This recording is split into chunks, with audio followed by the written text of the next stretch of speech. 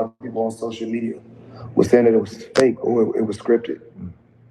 Absolutely not true. You see that it was fights all around the arena, so you know when something like that happens, it can't be fake or rehearsed. Emotions were definitely flying that night. Um, Probably so. I was cool. I really wasn't tripping. yeah, yeah. I mean, when something like that does happen, I mean, obviously you were putting on a show, you were entertaining the fans, but does it leave kind of like an empty space there where maybe you're like, ah, man, might have to run that one back. Well,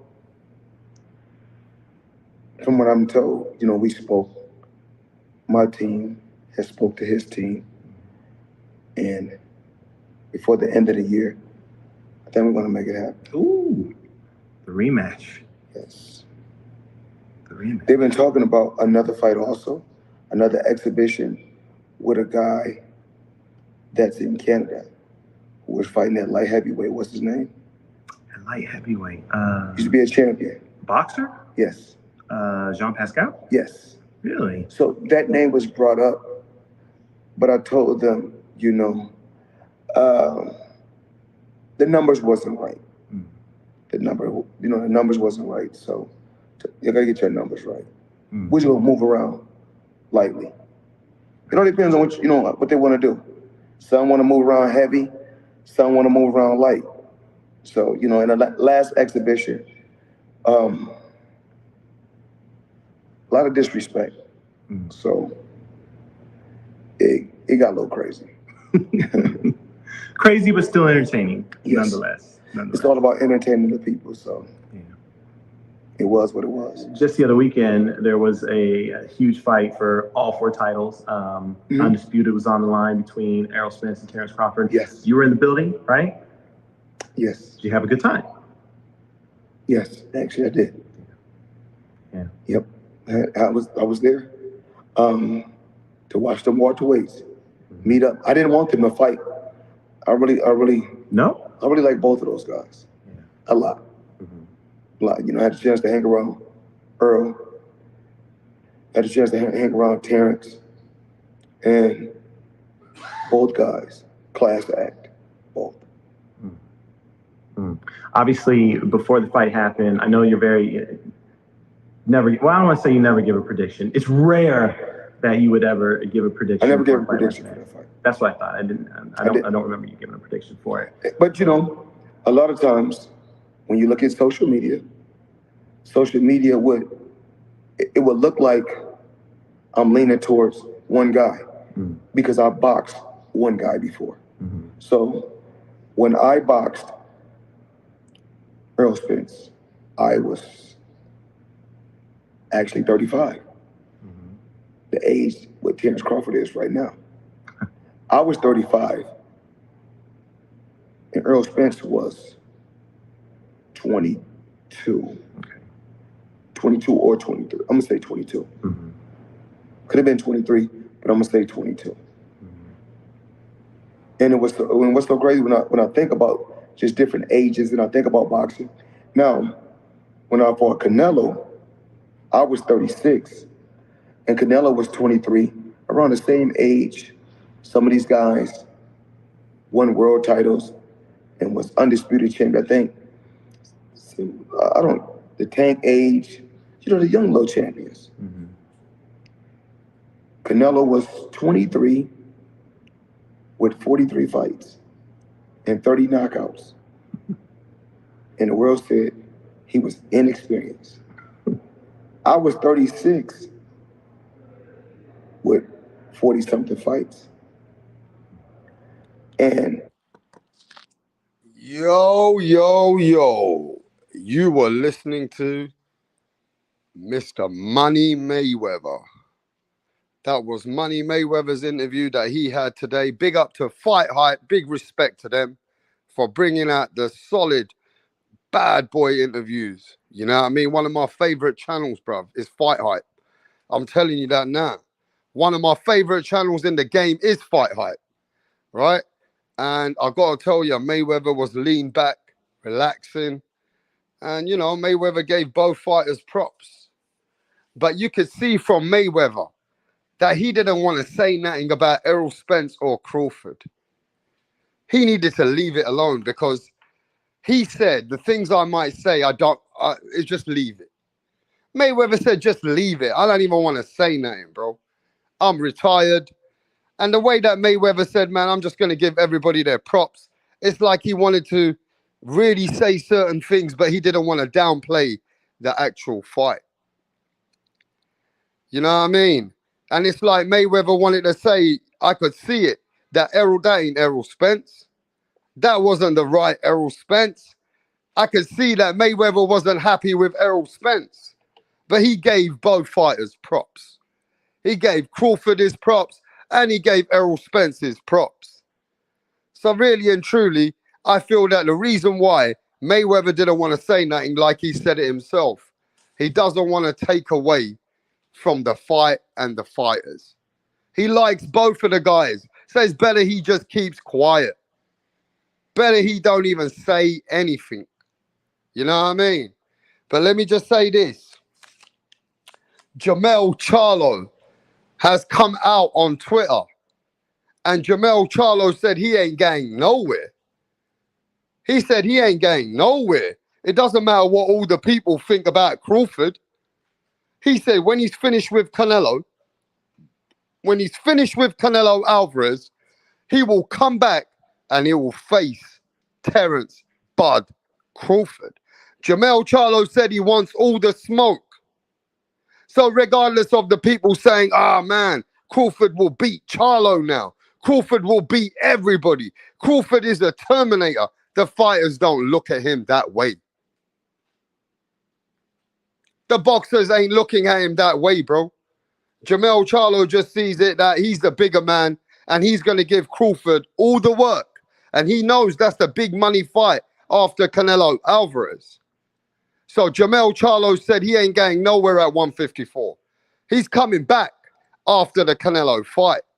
But how justifiable is what he's saying?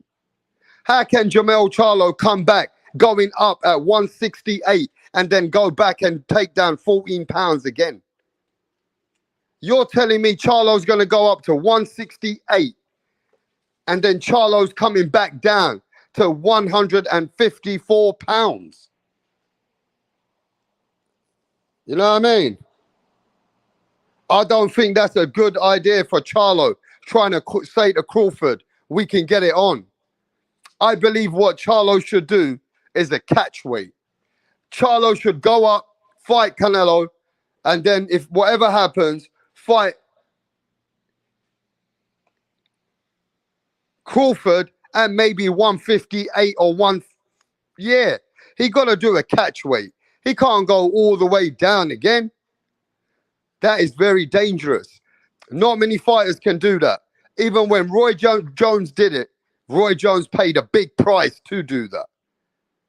You know what I mean? You go up and down and fluctuate with your weight and you're playing with your weight. That is not a good thing. You don't want to be doing that to your body in your 30s, bro. You don't want to be doing that to yourself in the 30s. Because in your 30s, you still got to recognize you're not in your 20s. You go up, you come back, you're going to be weak.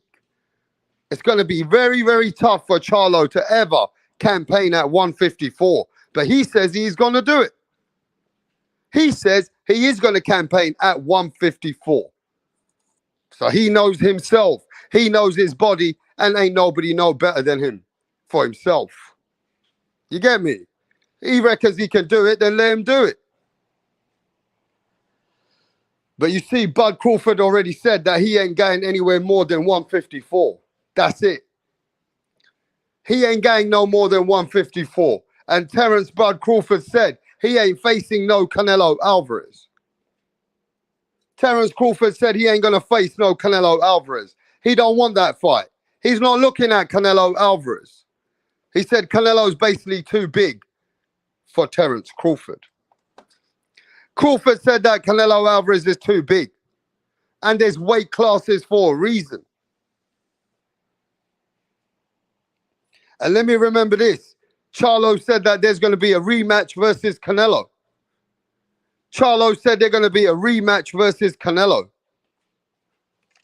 All right. Charlo said they're going to be a rematch. If he beats Canelo, there's a rematch versus Canelo Alvarez. So, hey, I mean, he's got big hopes. Charlo at least is very confident. At least Charlo's going in this fight to do some great in his mind. He ain't going just for a paycheck. Charlo believes he can beat Canelo Alvarez at 168.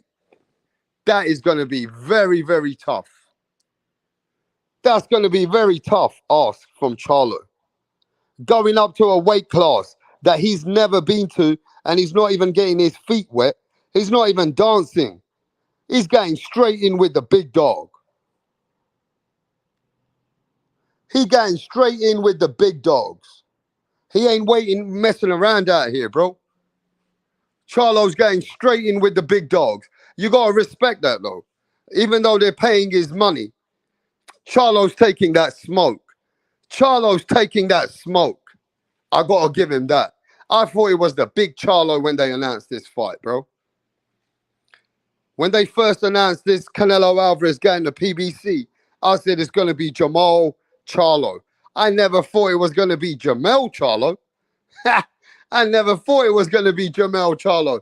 But it is JERMELL CHARLO taking all the smoke. It's JERMELL CHARLO.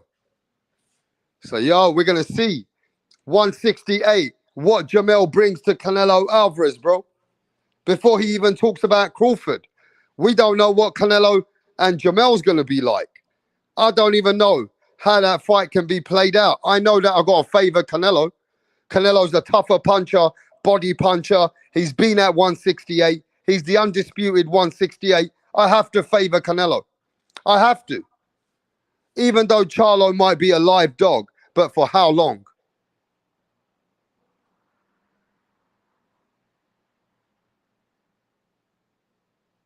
I'm just asking you, how long can Charlo really be that competitive?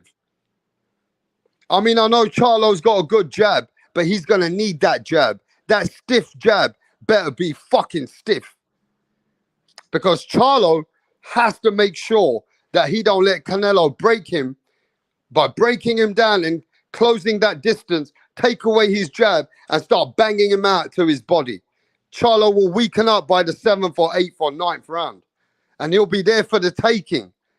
If he doesn't have that strong jab, the bad motherfucking jab that he needs, then he could get stopped like CANELO PLANT. Charlo could get stopped like CANELO PLANT. It can happen. Think about it. CANELO PLANT was really good in the beginning, but then he just couldn't keep it up. Canelo Alvarez will keep coming, put on the pressure, try and take away Charlo's jab.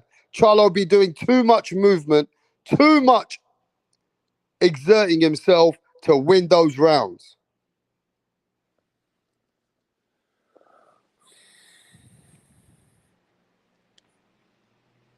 And it's crazy, yeah, that Charlo needs to leave Crawford alone.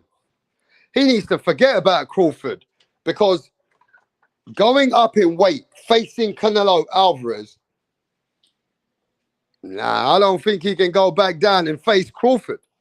That's going to be too much pressure, too much on your body. That is not going to help you. That can fuck you up. I think Charlo going up and he goes up in weight, he come back down after Canelo. If he loses to Canelo and he goes down to face Crawford, I don't know. I don't know. I don't know. I don't think that that's a good idea for him. He'll be too weak in order for him to campaign back at 154. He needs to call 154 on the head. He needs to let that weight class go and give up the rest of the belts. Just give up those belts. Because him going back to 154 is dangerous for him.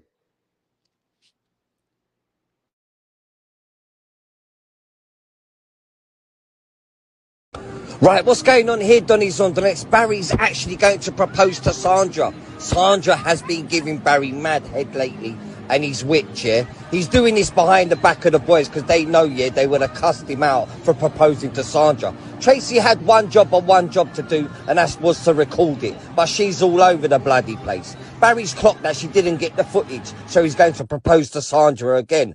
Oh, for fuck's sake, Tracy. What's going on? What's going on, Tracy? What you doing, Tracy? Nah, for real though. You know what I mean? Charlo needs to give up those belts.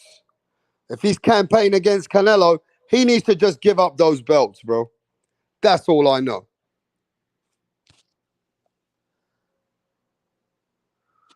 But give me a second, and I'll be back.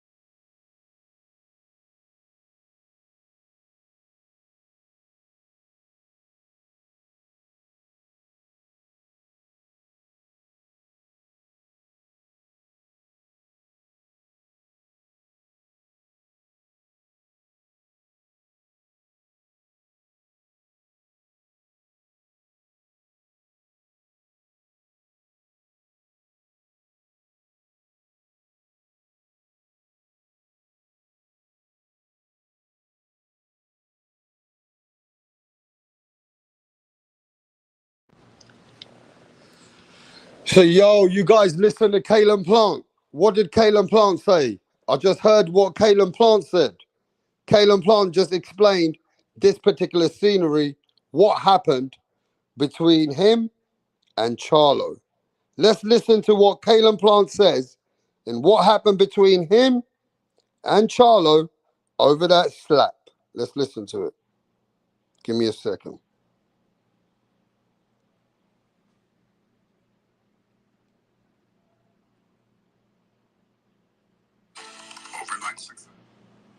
Let's listen to this.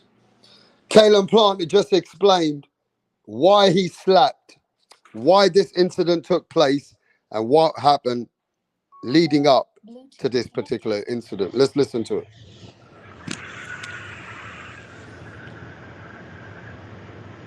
Why they say your wife got smacked? No, my wife didn't get smacked. Nobody touched my wife. No. I mean, it was just me and old buddy. I mean, a man's got a right to, defend himself. Grown man touched another grown man in his face, pulling on his beard real hard. And, I got the decency to tell you not to do that again. I don't spaz on you right there.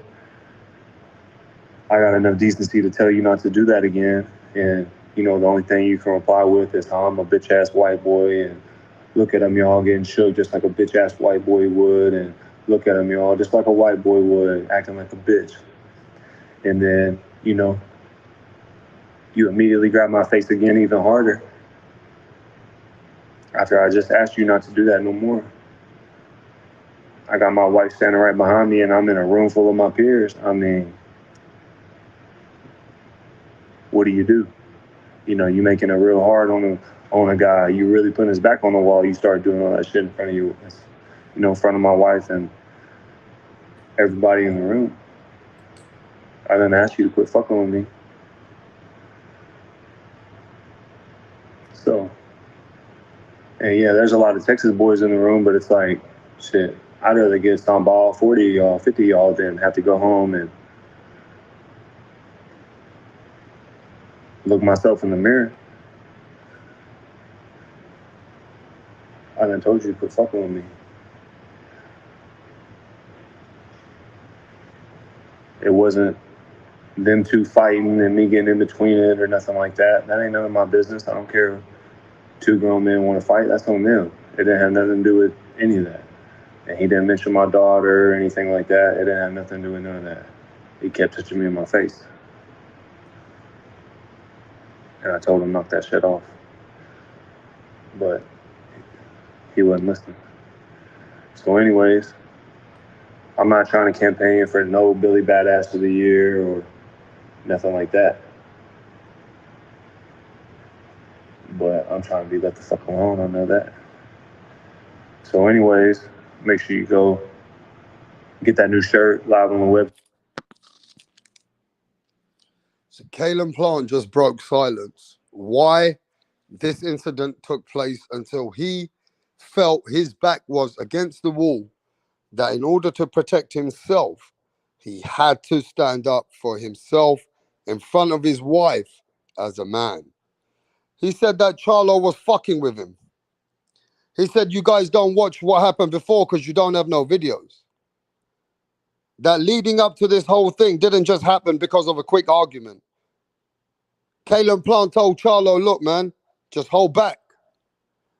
And Charlo said to him, you're a soft-ass white boy. Charlo said to him, you're a soft-ass white boy, man. And went and grabbed his beard. And said to him, you're a soft white boy. And Caleb Plant was like, what the fuck, bro? And then Charlo went back to Caleb Plant and grabbed his beard again. What? He grabbed his beard again and told him, you soft white boy. Wow. Wow. What has white boy got to do with somebody thinking that the white boy is soft? Somebody thinking that the white boy is soft and the white boy ain't going to roll like that. But yo, Charlo grabbed him up. Charlo called him a soft white boy. And then Caleb Plant just took it upon himself.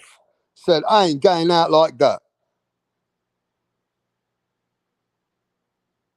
Caleb Plant told, Caleb Plant see all of Charlo's people, all of Texas, a whole bunch of motherfuckers over there. And Caleb Plant said, I ain't going out like that. I'm putting hands back on you. I'm putting hands on you about you say that I'm a soft white boy. Ain't nobody soft because of their color. That's how Caleb Plant felt. Ain't no soft white boy like that. Oh shit. Caleb Plant took it personal, grabbing up his beard and calling him a soft white boy. Wow. Wow. Man, oh man, oh man. They thought that Caleb Plant is just going to eat it. They thought Caleb Plant is just going to eat it. But Caleb Plant said, fuck you.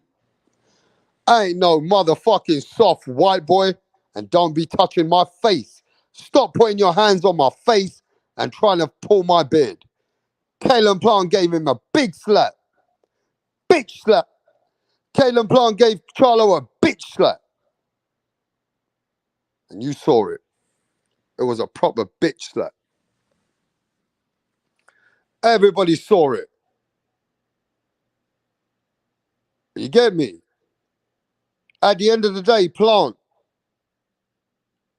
did tell Charlo, hold back. But Charlo didn't want to listen. And Plant's back was up the wall. And his wife was there. And he said, no, man, no, man. You did that to me. You better not do that ever again. And made sure that he gave Charlo a big bitch slap. And that is Caleb Plant's story and why this incident went down. Now let's talk about it.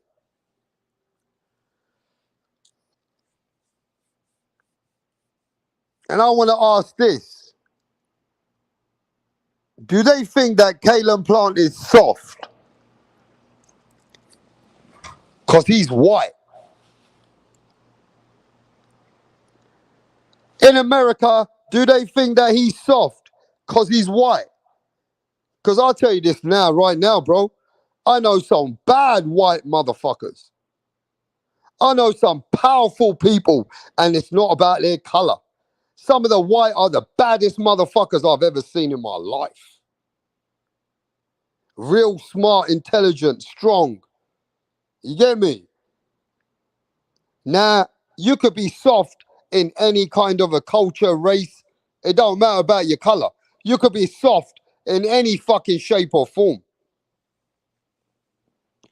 But what do they think, that American white boys are soft? Is that what they think? That the American white boys are soft? Can somebody answer that for me?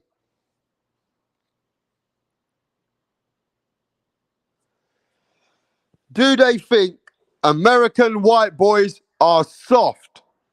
Yo, big up to everybody in the chat. The boxing kangaroo said he slapped the shit out of that boy. Gabriel said Charlo looked surprised, like he wasn't expecting it. Salute to kangaroo. Kalen Plant is soft as vanilla custard. Okay, he's fronting, says John McSmith. Slide encounter, what's going on? Adam says yes.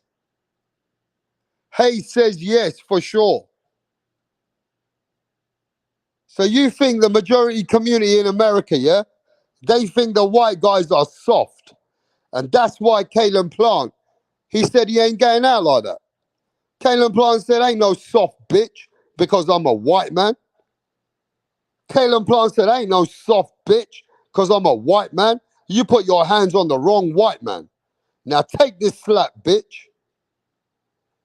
Kalen Plant basically saying that he ain't no fucking soft white man out here. And that's how Charlo portrayed and actually judged Kalen Plant as a soft white man with a beard. And that came back to fucking slap him.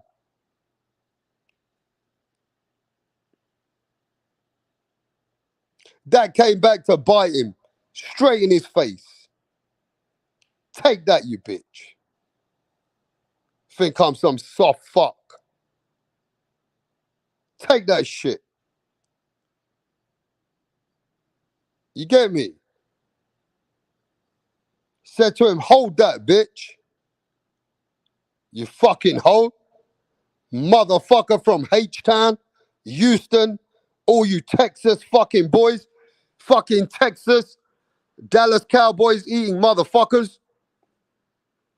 Fucking, what's his name? Errol Spencer's man down, and you giving it some big shit. Man, Kalen Plant said, take this, you bitch. Fuck you. Think I'm some soft white boy. Now watch who's soft. Now who's soft? Now who's soft? Am I soft or you soft? You get me?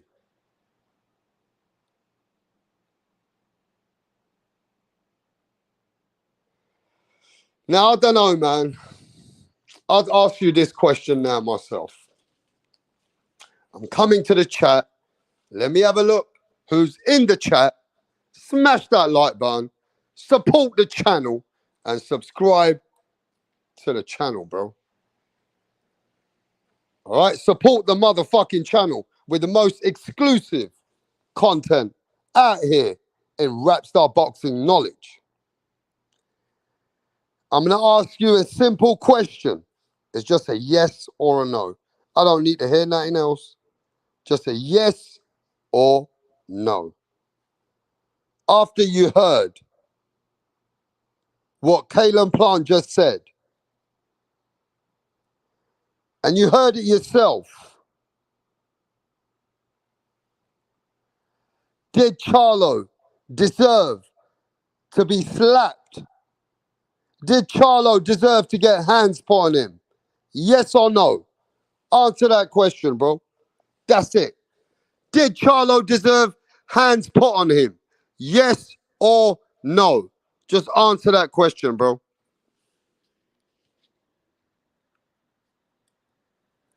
Yes, says Slide Encounter. Yes, says Peter. Adam says yes. John McSmith says no. John says no. No, says John. Eric says yes.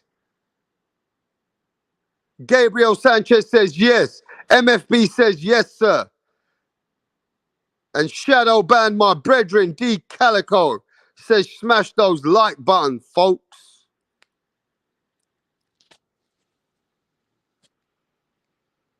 Now, I don't know how you guys feel about this, though. I don't know how you guys feel about it.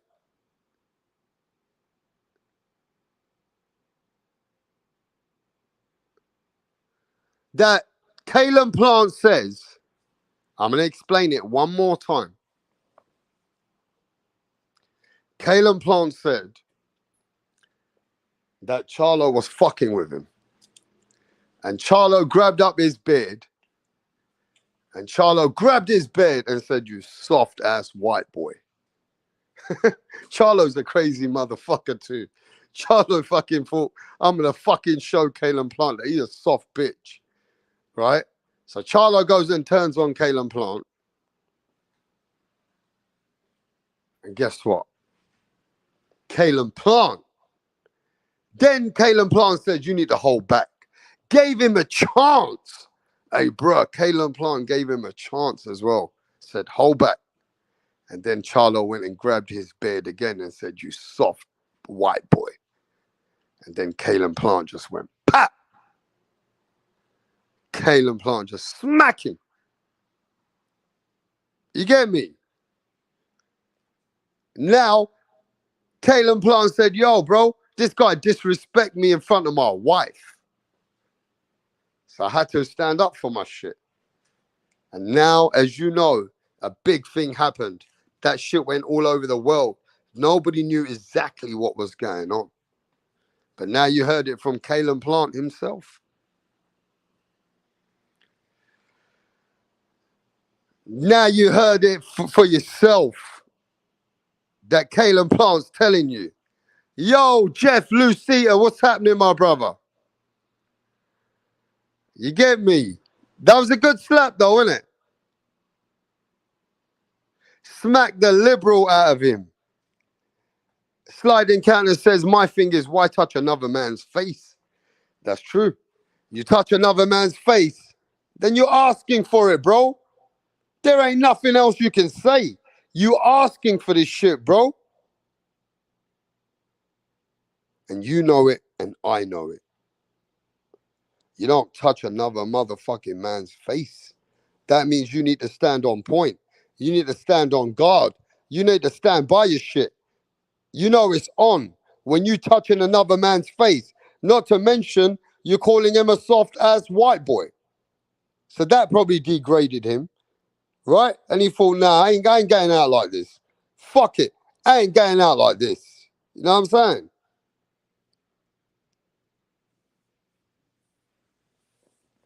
At that point, it is what it is. At that point, it is what it is. And Caleb Plant took the chance to put hands back on Charlo and said, let's go for it. Let's go, man. Now you're talking street fight shit. But obviously, there's security and anything else could have happened. But Charlo got shook. Charlo was shook. He never expected it. He never thought Caleb Plant will come back on him like that. Maybe he was just so confident and he thought that he shook Caleb Plant up. He was wrong.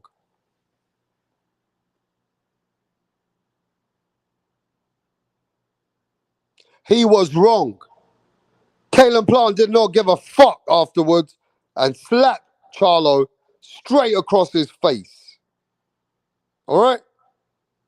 And told him, don't you ever put hands on my face again. Don't you ever fucking put hands on my face again, bitch.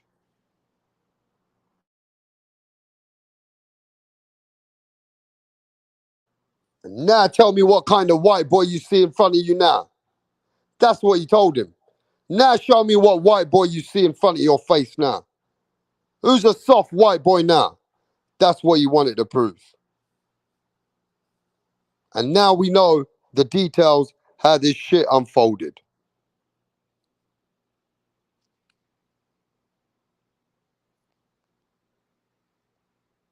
What up? How are you? I'm great. Can we meet you? My name is Tunde Tupac, aka the Rap Killer, Tunde Tupac. the Rap Flexer, kill them all. Your Rappers. name, your name. Your name is Tunde Tunde. Tupac. Tunde Tupac. You can write the Rap Killer there. But Tunde is your It's name. okay. Yes. Okay. Thank you.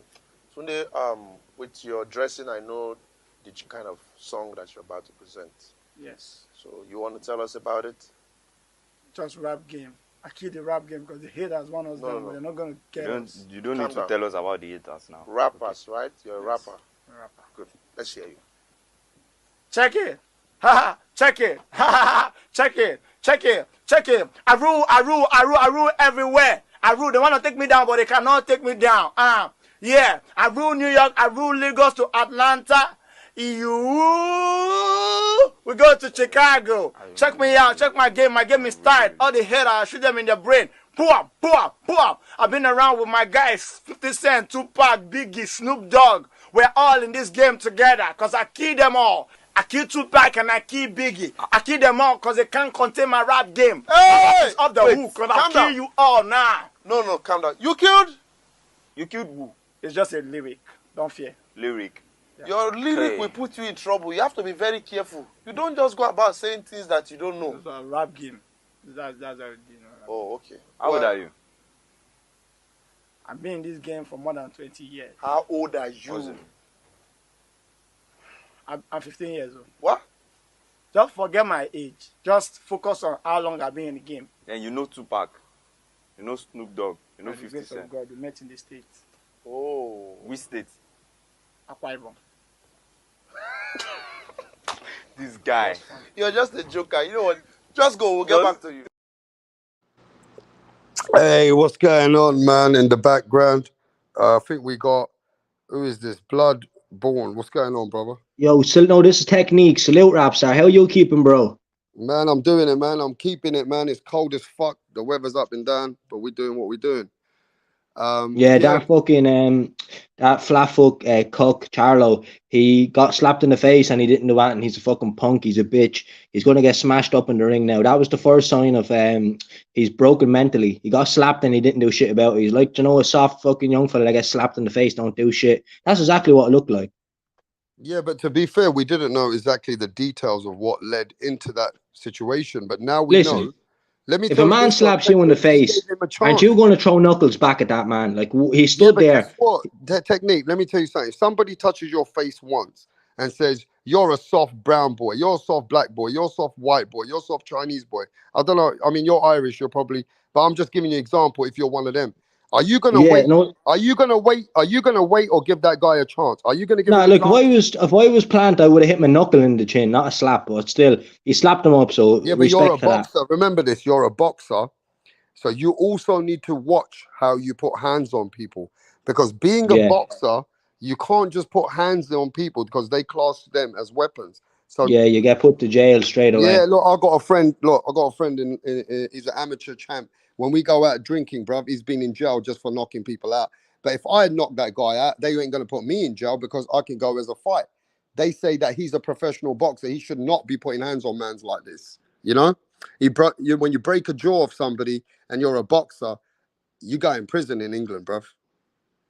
Yeah, no, 100%. And anywhere in Europe, if you're a boxer and you hit someone, you might never box again. If you hit someone outside the ring, you might get banned and all that shit. 100%. That's a good point you made there, because certain foundations of boxing federations do not allow you a box. They have to put you on a program. If you've punched somebody with your hands and you ain't got 100% great explanation, they can take your fucking license away. Yeah, and even if you're just a local club boxer or something like that, if you get caught fucking fighting out in the street and that, they could throw you out of the club and shit. That happens too, like. 100%. Yeah, you know your shit, bro. In England, even if you're a club boxer and you get in trouble and you get into any kind of a fighting trouble, ABH, GBH, you're getting thrown out of the club probably. Especially GBH, yeah. Yeah, that's a very, very good point. It's fucking always when you put hands. But look, Charlo provoked him. And guess what? Kalen Plant said he already held back once. But the guy went and put his hands on him again. Yeah, no, listen, if someone slaps you in the face, or someone even not slaps you, someone touches your face, that if you slap them, that's self-defense. But the thing with Charlo is or Plant, he came back a few minutes later and slapped them. So he might actually have a case there, to be honest. I don't know, you know, I don't know if there is a case. All I do know is that we know what actually happened leading up to it. Charlo put his hands on his beard and called him a soft ass white boy. Now I know in America there's a lot of this white, black, and all that shit in America more than anywhere else, to be honest. And you've always see it over there. And now I'm hearing from the chat, like Plant said the same thing, that some people think that white men in America are soft. They're not street minded, or they're not those kind of people that want to get into street fights. I'm not sure, because there's a lot of guns. And I know that no matter what color you are, you're going to shoot the fuck out of someone in America. That's the way they live. If somebody's coming in your space. Yeah, no, I agree with that. America is a dangerous place. Everyone is packing guns and all that. But look, we know what happened to the last black boy that said... But why I want to say this, because I know the Irish are majority, a lot of the Irish are white, but they're fucking tough motherfuckers. A lot of the British in England, there's a lot of white guys, they're tough motherfuckers. It's not about the color over here, though. It's not. No. People respect you if they know your background or they know where you're from.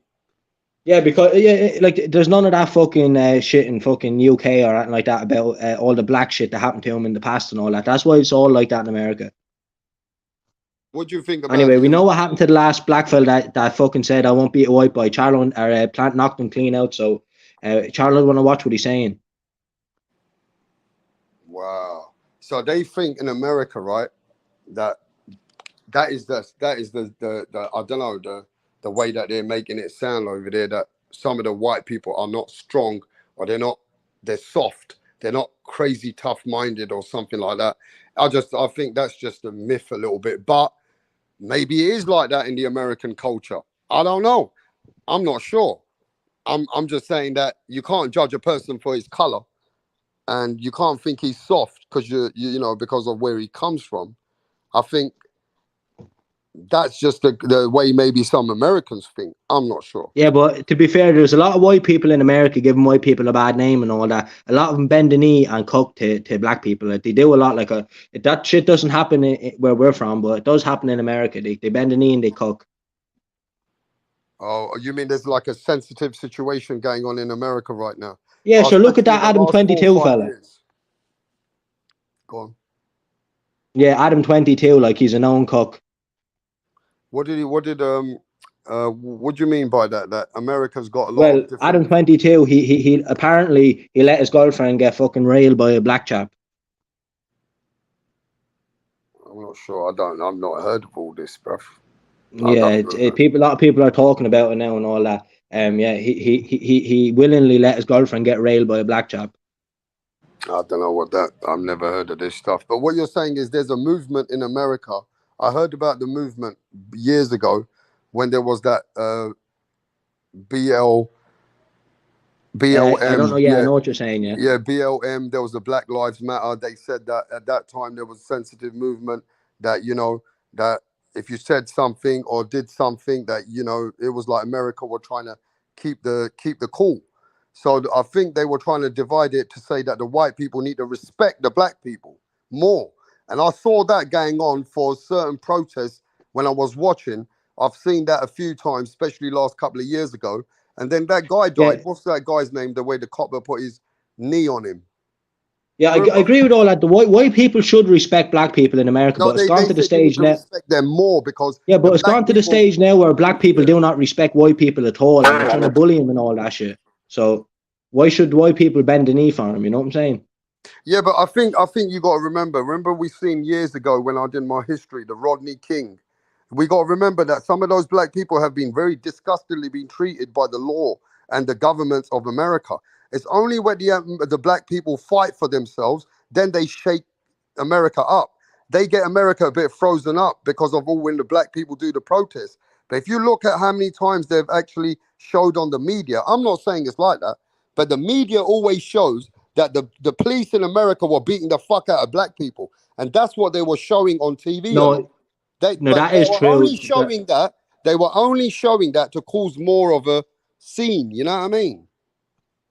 Yeah, they want separation and shit like that. There has been a lot of shit fucking in America with racism and all that, but I think at this stage now, there's no real race. The only race, the people like black people aren't being targeted like they used to be, but they're still pissed off over the history and all that. But a lot of people who just want to get over themselves and start working, get a job and shit like that. Yeah, but I think there's that big time that was going on for years, technique, when they were showing that the black people were constantly getting stereotyped in America, where the cops were. I don't know why they were kept showing that, because I'm sure the cops were doing that to other races as well. But it's how the media kept showing that's what caused a big friction in America for a while, and it probably still is. Well, look, I'm not racist, so I just look at this like everybody just want to get over themselves and stop bitching and shit. You know what I mean? Yeah, Mastermind. What do you think about this, Mastermind? That you heard what we're talking about? Yeah, you talking about the slap, right? Talking about the slap. What we've been talking about? Why the white people are looked soft in America? That's what I'm hearing from the chat.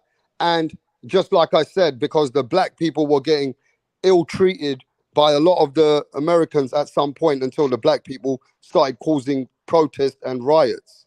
Am I right? I'm not going to lie though, black people in America, they're gone kind of soft these days. Like 20, 30 years ago when they were going through all the struggles and shit like that, there was a lot of tough fucking black chaps and stuff like that, but they're gone pretty soft now with their life is easy now. What you're saying is the black people are not hungry like they used to be, like they were. Yeah, no way they're not. You mean they were out there to fight for their people more than the people today? Now I think they're gone soft and they're just bitching and moaning about racism and all that kind of shit. But back in the day, 20 years ago, you saw all the black fighters that were coming through and all that. What do you think about that, Mastermind? Oh, nah, I ain't got nothing to do with the slap. He just got slapped because he touching on that man's face. No, but the slap has nothing to do with race and nothing like that. That Charlo told him that you a soft ass white boy, and Plant told him just hold back, and he touched his face and he done it again to him, said you soft ass white boy, and then Plant just had to. But Charlo is a proper bitch. He's snitching and all that shit. Like he's a low down piece of shit. That's why somebody bet his girlfriend up and shit like that, because they're just a pack of cooks.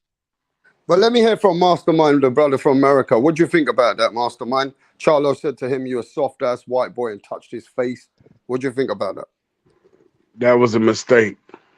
He shouldn't have did that. He paid the price. Do you see white people more soft than other races in America, Mastermind? Nah, soft in other races. Like soft and away from the streetwise, street kind of people, the crazy people. Is it true that Charlo, by saying to Plant, "You soft ass white boy," is that a common phrase in America? Because I haven't heard that phrase over here. So is that a common phrase in America? Well, if you underestimate your opponent, you know that was a bad you can't. I mean, that's a bad decision. You just looking at somebody based on their race. America has gone good. Like black people are getting corner offices just for being black now. So like, I don't think racism is even exists. How long you lived in America? I just know from what people say. Listen, if you're educated, if you're an educated black man, you ain't getting oppressed for that, and you're going to get a corner office in a job, and simple as that. And the police still knock on your door and blow your brains off. Listen, I don't know about the police or anything like that, because I don't live in America. But other than the police, you're talking like you from here though. But I'm saying he just underestimated. In the country I'm from, black people are treated just as good as white people. But I don't know. Do you think black people are oppressed in America? No, I'm saying so. In your country, the leaders are black. The leaders of your country are black. Well, there's black people. Yeah, there's black people involved in the country. Yeah, like the president, black over there. No, the president isn't black. Oh, but they get treated like everybody else. They do. They get treated very well. We call them, not just black people. Like, other people like fucking Ukrainians and stuff like that. Foreigners. They get houses when they come to my country, because my country is rich. So they give him houses and they give him benefits, and without working, they get more money than they would get working in their own country. They get everything for free because my country is rich.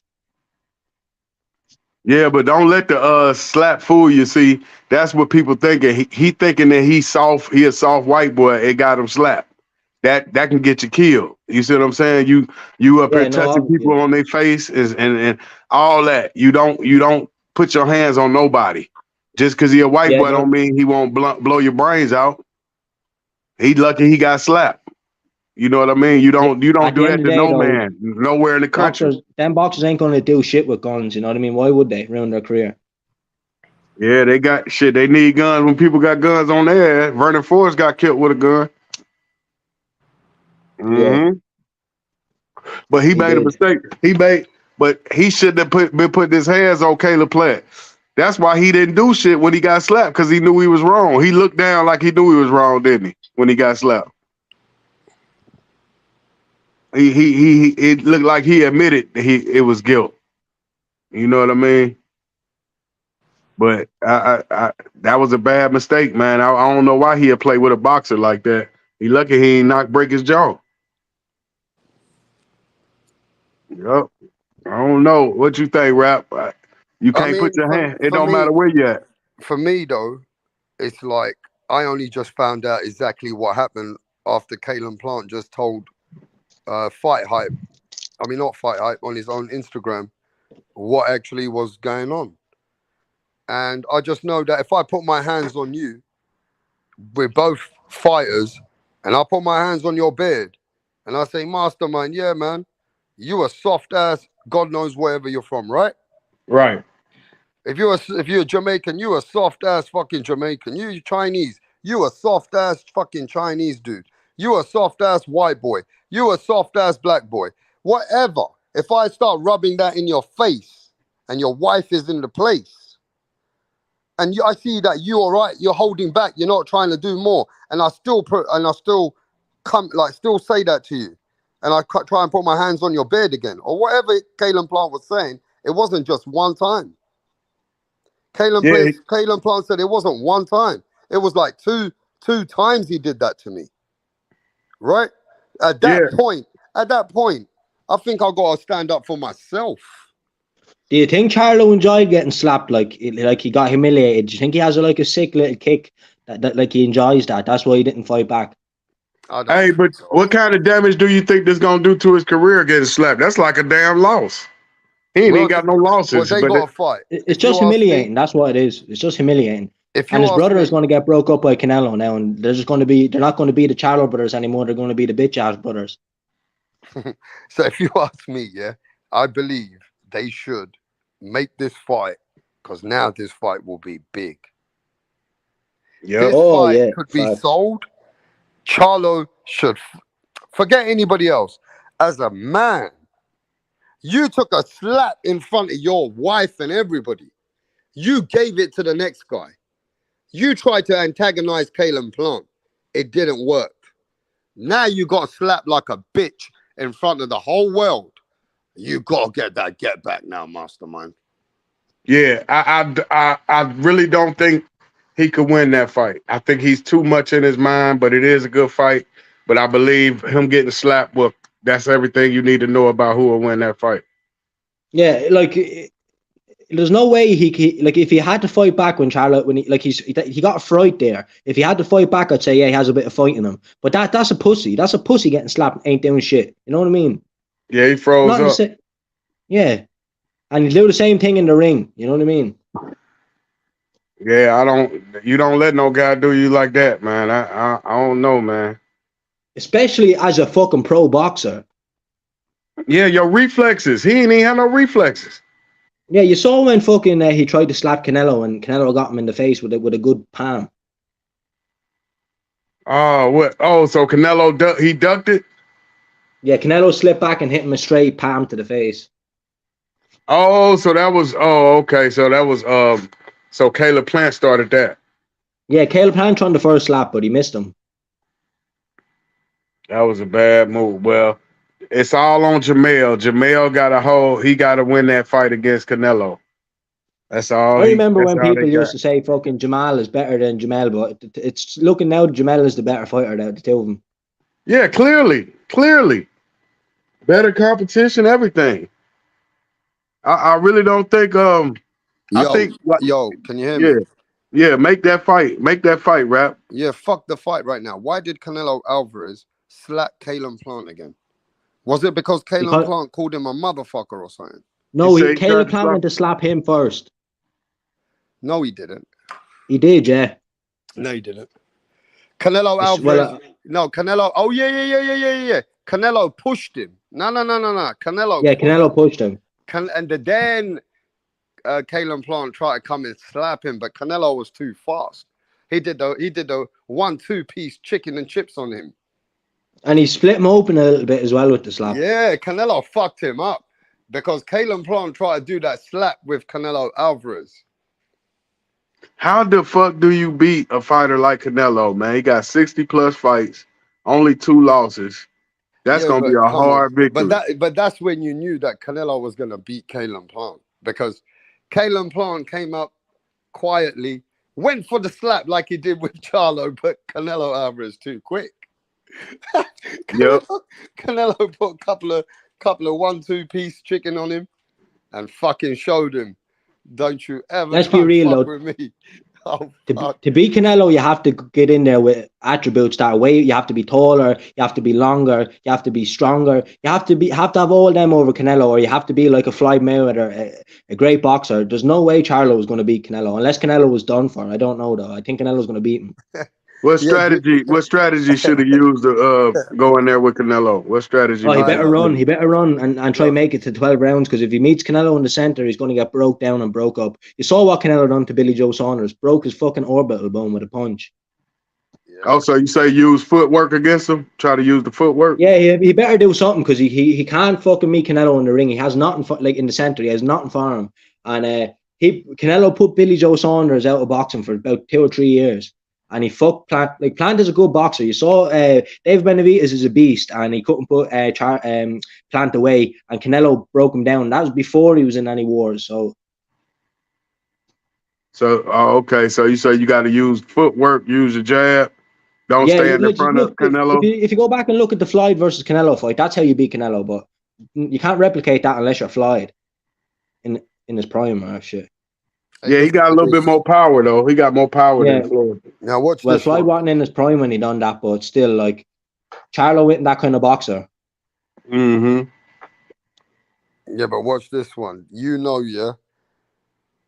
can't just go and do that to certain fighters, is what I'm trying to say.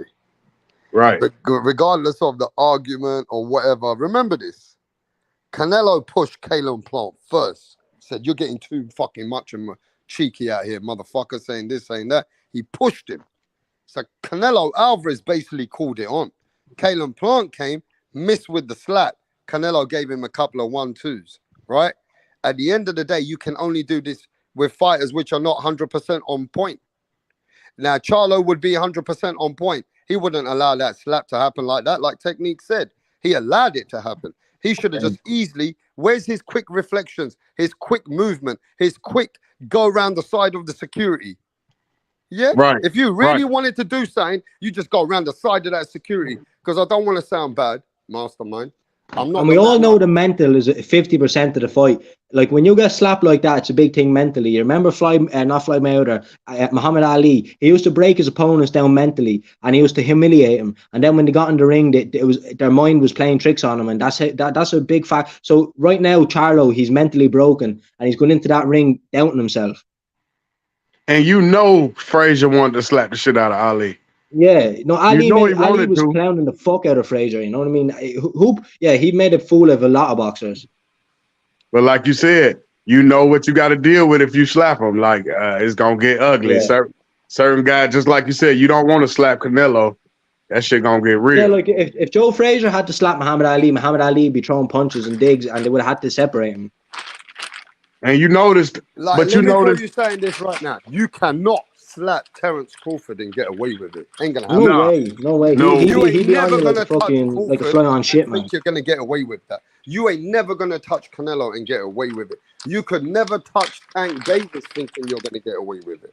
I'm letting you know now. There's certain fighters that you can look at their body language and how they roll. You can tell these guys will never take that. Right, Yeah, right. but if you look at Charlo right there, he looks so passive. His hands are down by his side, and he just looks like a fucking punk. But you got to think, if you slap a guy, just imagine slapping a guy like Canelo or like Floyd Mayweather. You could possibly die behind that because there's too many people involved. It's too many people making money off of them guys. Somebody will kill you over that. Yeah, Humiliating them he like that. probably wouldn't land the slap on Floyd anyway. Yeah, exactly. And because you know you're going to get beat down for slapping Floyd because he got so much security, they going to get you. Yeah, well, you know, fucking Jake Paul took his hat and made a clown out of him, and nothing really happened to him. He got a few slaps on that, so nobody's trying to fuck you up too bad. No, I'm talking about if he slapped him, though, it'll be different. Yeah, maybe. Yeah, just like Canelo. But all them you witnesses and all that, though, you know, the only way he get killed is by accident, probably. No, I'm talking about you gonna have. I'm talking about okay. You slap Canelo, the aftermath of that. How you living? Yeah. You thinking you gonna be watching your back? Well, It ain't not if you're a over pro just then. boxer, probably not. Like, Yeah, well, if you're a randomer off the street, like, there might be consequences. right, exactly. I see what you mean. Yo, Yeah, what are you saying to the brother over in the back side over there? Is that Eric Gutierrez? Yes, sir. What's happening, brother? What's up, Red? You talk to me, man. I was just saying about the slap and Charlo and stuff. I think Charlo, you know what I'm saying, he's just looking for a paycheck and stuff. You know what I'm saying? Like, he's already up the ass with attorneys and stuff, and he's already a lot of cases on him and stuff. I think his attorney and lawyers. I'm just saying, because I've been there, done that. My attorney said, like, don't get into more trouble and shit. But, you know what I'm saying? But he's looking for trouble and he gets it. Shit. You know what I'm saying? I'm right or wrong? It's not like, look, any judge that's going to look at this case ain't going to give much sentence to, because they're both boxers, and you can see that fucking Charlo touched his face a few minutes before that, so he'll probably give him a strikeout. It'll probably be not, if he does go to court, there won't be any big sentences or anything like that, fines or anything like that. Well, besides that, I said, like, it gives her a reason to promote the fight, though. You can plant sells a fight. He said, you go back to Canelo and the Plant. You know what I'm saying? Like, it was at first it was a boring fight for me and shit. Canelo like gonna blow this dude out and shit though. But I don't know if you watched the fight and shit. Plant did, you know what I'm saying? He did some work and stuff. He did work Canelo out and shit. But Plant has heart and stuff. And then I guess Plant needs to Charlo needs to jump in and stuff into the ring because he been on the sideline and stuff all the time. Charlo not doing nothing and shit. So I guess that's a good fight. He's a fucking pussy. Why are all these people like not fighting? Like fucking Tank Davis has a lot of talent and he could be a great fighter, but he's destroying his career fighting nobody, talking, getting in trouble, going to jail. It's a fucking disgrace. You see all these people with talent and they're just throwing it away, wasting it. Yeah, too many distractions. Going back to the red card and shit, you can slap a black guy, purple guy, green guy and shit and stuff. It's like, as I was saying, it's going back and shit, like, you're a boxer or a fighter, you're a UFC fighter, you have a license and shit, you strike back or whatever, so you kill somebody, you get your license revoked and shit. I don't know and shit. Maybe like Charlo would. As I was saying, going back to it's pretty serious when you're a boxer or a UFC fighter and you hit someone. I have a friend there, he's a boxer, and he hit a fella a punch in the street and he ended up getting like 2 or 3 years in prison. But if he was just a normal randomer off the street, he probably would have got like a suspended sentence instead. Yeah, you go back to the push, the Haney push, Loma and shit. How much fine? How much he got fined for there? Just for the 400,000. What they hit him for 400,000, man? You got to be smart, bro. You got to be smart and shit. One little push, one little slap, or something like that, it's gonna cost you shit. It's gonna cost you. Even though I don't think well, maybe Plant has some money or Charlie has some money and shit to just throw up in the air and shit. But you know what I'm saying? But that $400, you know what I'm saying? That's like a rent money. You know what I'm saying? I respect Plant a lot more now for slapping the shit out of that boy because he was getting disrespected a lot and he had to do what he had to do. Well, I was just seeing like that. People saying like he got disrespected and shit or whatever like that, but Plant too and shit. I give props and shit. You know what I'm saying? Like slap the shit out of this motherfucker, but you know what I'm saying? But there's consequences and shit.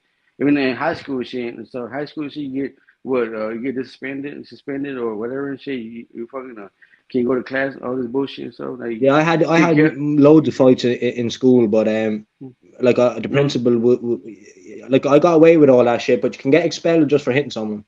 Yeah, little things like that and shit. Like the teacher and the principal and shit. They're gonna like sit you down and shit and make you understand and make open your eyes and shit. So that you can't be doing that. Yeah, I had an incident in school where there was this black fella. I was fighting with him and all that. I was punching the head off and jabbed the face off and stepped in with the left hand, and he moved out of the way and hit a teacher by mistake, and then he got expelled for that. Yeah. Or like, I was just saying this shit like. You beating on blacks and educators. Look at you, beating on blacks and educators. You bet. So you ain't like black people way back then when you was going to school, huh? Do you know what's funny? I have loads of black friends. I mean, when I was back in school, my group was there was even one of my best friends from school was a black Muslim. So I don't care about all that racist shit. You know what I mean? Because it doesn't go on where I'm from. But it goes back to it doesn't matter and shit. Black, green and shit, purple and shit. A slap is slap and shit. And there's consequences and shit and stuff. You know what I'm saying? Like you know what I'm saying? Like it does consequences and shit. Maybe not and shit. Well, the good thing is shit, it was backdoors and shit and the background and shit. It wasn't like in front of everybody and shit. You know what I'm saying? Like you know what I'm saying? In front of the white people and shit. You know what I'm saying? Because white people were gonna judge and shit. It was back there and shit, and the backstage. It's only thing good about it and shit. Everything goes backstage shit. It goes down and shit. But anything in front and stuff. Well, the only thing with that, it's just a different culture. Where I'm from, when the black people come, they study and they do everything they can to get good jobs, and they don't go on about all like being oppressed and all that. They work hard and they get good jobs and stuff like that, and they make good lives for themselves. That's what they do where I'm from. As I'm saying, the other thing that was good about it was a backstage though. It was a backstage. It was in front of. It's not a big deal. He slapped them. So what? They're both boxers. No one got knocked out. No one hit concrete. It's not a big deal. Nobody. What they was like went down like the Charlo's wife got beat down for the other Charlo's wife and shit. Do you see that and stuff? Yep. His wife got beat up bad too. Yeah, but that's in front of everybody. I'm saying that's a different story and shit. That's a different story, I guess. Now that's where the lawyers and stuff gonna get involved. You know, the women gonna sue. Well, I guess it's a different story, same story, but. And at the end of the day, listen, I'm Irish. You can't call Irish people racist because they're after being oppressed. They're probably the most oppressed people in the world. So we recognize that shit. So that's why we don't care about all that shit. When you say, oh, we're after going through all that shit ourselves, famines, fucking the Irish Holocaust, all that shit. I'm the type of guy, you know, say like keep it backstage and keep it backstage and shit. Like, luckily somebody was filming that slapper thing and shit. You know what I'm saying? Like it was backstage shit, and like.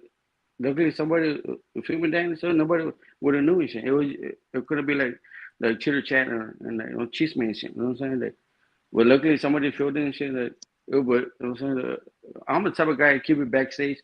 Let's take it outside and shit. You know what I'm saying? That type of guy and shit. It's on film for everybody to see. Everybody looking, laughing at him. Well, yeah, because it's on video and shit. It's on video. It's like the bad thing about it, like somebody videotaping like the whole world to see and shit. So no matter like okay, what happened to the ticket outside? You know what I'm saying? Like no guns and shit, like no fucking like no guns and killing and shit. It was like hand to hand, mano a mano and shit. Like I guess somebody's gonna get. You know what I'm saying? Somebody's gonna pay the price and shit. Like Lord Wines or fucking like fucking videotape and shit, or like hopefully. This shit jumps in the ring and shit. Charlo needs to jump in the ring, bro. That's it. He need to fight him. And I'll be surprised. I'll be surprised if he could beat the guy that slapped him though. That'd be impressive. Okay, there you go. They're going like if they go in to fight, Plant is going to try knock him out with all he can to knock him out, and he will probably knock him out. Well, there you go and shit. As I said, Plant. You know what I'm saying? His white ass can sell a fight and shit. Plant can sell a fight and shit. Run a story and shit.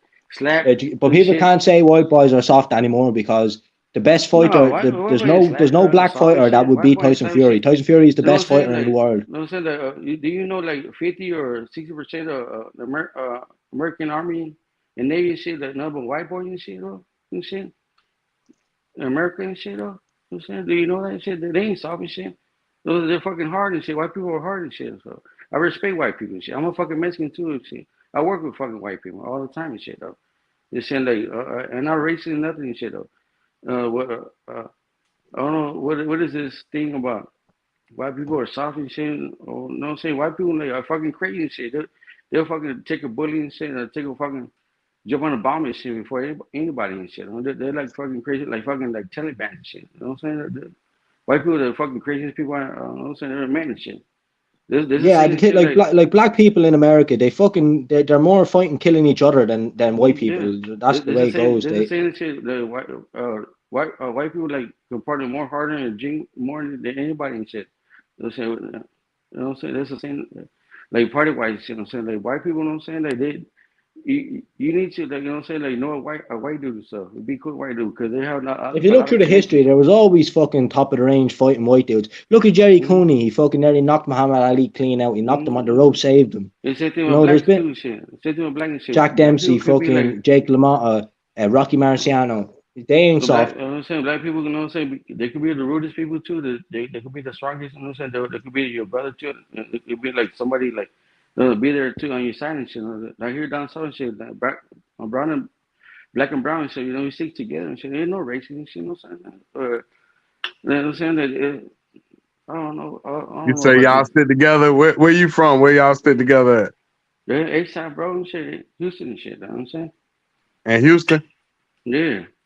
Hell yeah. You know what I'm saying? Like black and brown, ain't no fucking racism and shit, nothing and shit like that. Like, I know, like some people be, well, you know what I'm saying? Some people would hating like Mexican fighters and black fighters, all this shit like that. You know what I'm saying? John Smith didn't get his crack today. He's strung out, so he's just going to be hating in the chat. So just ignore him. He's a strung out junkie. He wants a crack rock, but he can't get it. I know. I heard you. I've been hearing this shit and stuff and shit, but down here in that sound shit, like it'll be like that California and Texas and shit, hating, going back and forth and shit. But you know what I'm saying? Like we talking about boxing shit, bro. Same thing with But Mayweather and shit. What do you think about Mayweather talking about he's better than Holyfield and shit in this video, whatever and shit. You hear about that and shit? who you think better, Australia, Mayweather or Holyfield? I think I'm gonna go with You can't really Holyfield and shit. compare them, but Holyfield probably. No, and no comparison shit. I don't like that shit. Like Back to the Future shit. I don't like that Back to the Future shit, bro. Like let them be in shit and let the dude that's fighting right now and shit. You know what I'm saying? Why you want to compare this dude here and the dude in the past and shit? You know what I'm saying? The dude in the past is dead and shit. Let the rest in peace and shit. And let the dude right now and let's praise him and shit. Whatever and shit. What he's doing and shit. You know what I'm saying?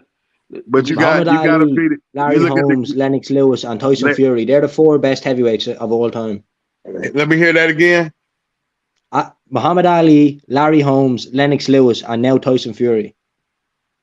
You said them the top four. You got Tyson over Rocky. Well, he's not finished his career yet, but as in, do I think he'd beat him in a fight? I think he would beat him. Yeah. That Rocky Marciano was something else, boy. 49-0. But he ain't fought nobody bigger than Tyson. But see, Tyson Fury has advantages over all them people. 6'9", his reach, and he can box. And look what he done to Dillian White, man. That he only thrown one uppercut in that whole fight, and the uppercut that he knocked him clean out with. That was perfection. And Dillian White is a good contender. Like, I'm not saying he's championship level, but he's definitely a good contender. And nobody beat him like that before. I had money on that fight. I bet that it go the distance and lost. Yeah.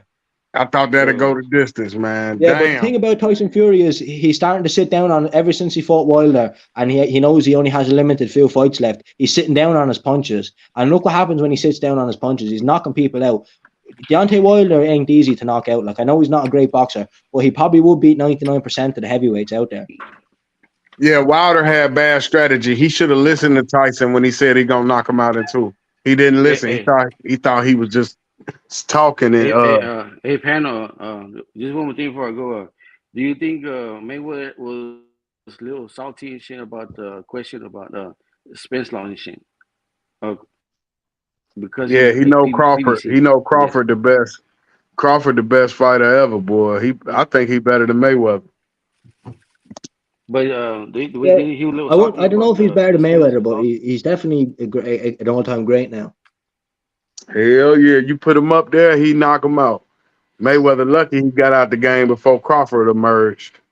Yeah, well, at But 135, Mayweather would have You destroyed know what Crawford. the problem is, yeah? Just because Crawford's done something really great with one fighter, which is Errol Spence, that's his whole fucking resume, legacy, and everything is one guy. One guy, 40. 40 right? people.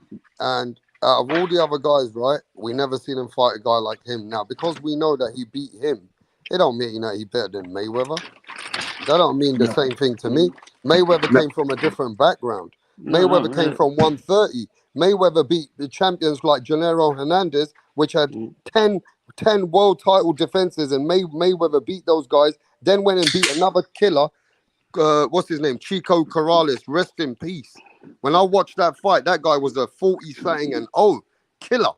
That killer 30, was the no. Errol Spence of that I know, I time. know, I know, I know. Yeah, But that guy was 33 the and Errol 0. Spence of that time, and that guy Mayweather beat the fuck out of him, bro. So I know, Mayweather but came up. Mayweather Yeah, came up Mayweather the was lucky hard he way, caught Pacquiao and he and was after then slowing down a bit yeah, too. but Mayweather then doesn't matter where he met those guys.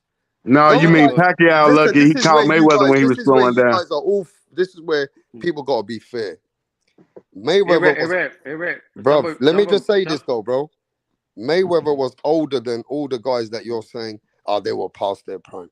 He was older than them.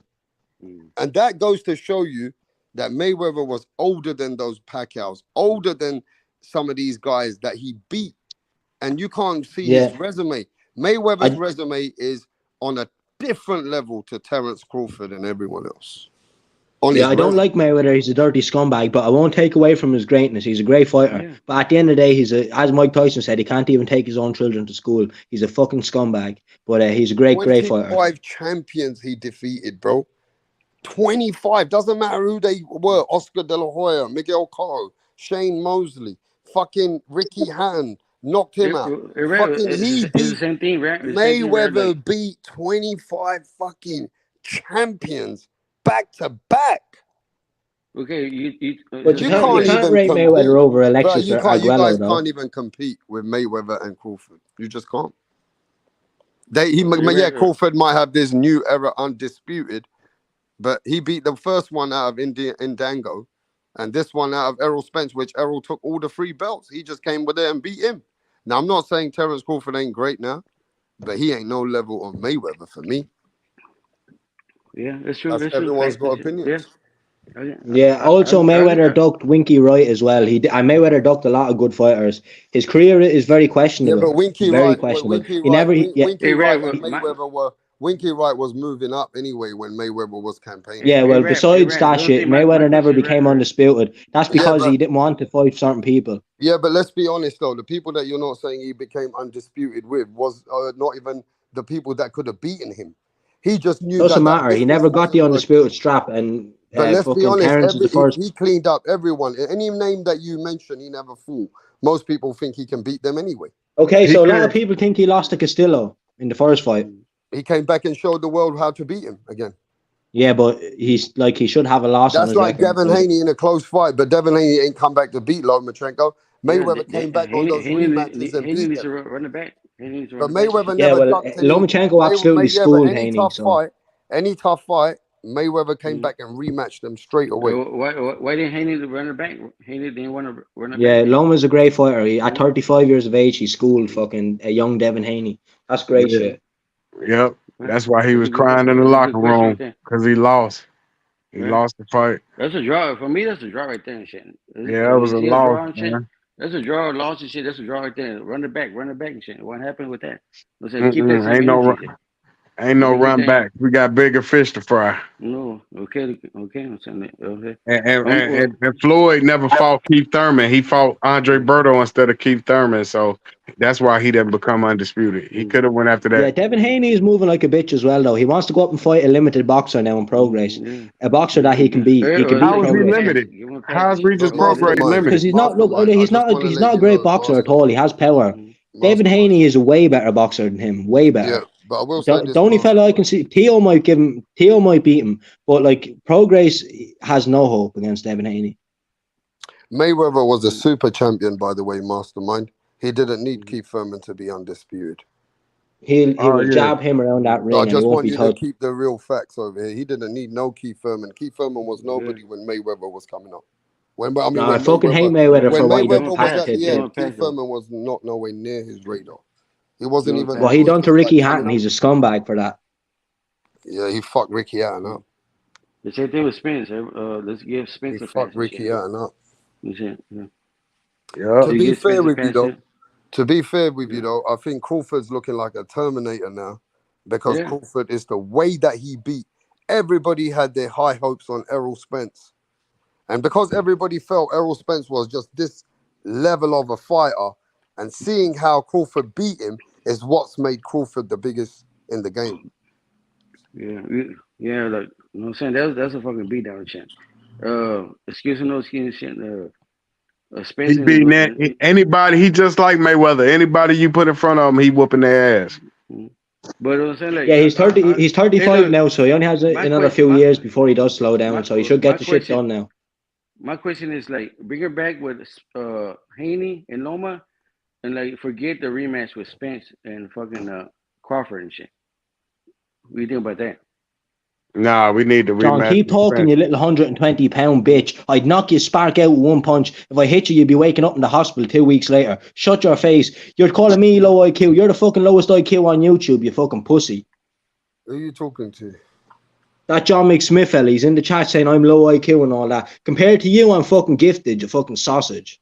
Wow. John, come on the panel, mate. He won't come on the panel, he's a fucking pussy.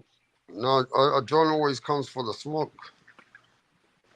But yeah, that Devin Haney. Listen, John has nothing on me. I can cook him any day of the week. Anyway, I just want to let you guys know something, right?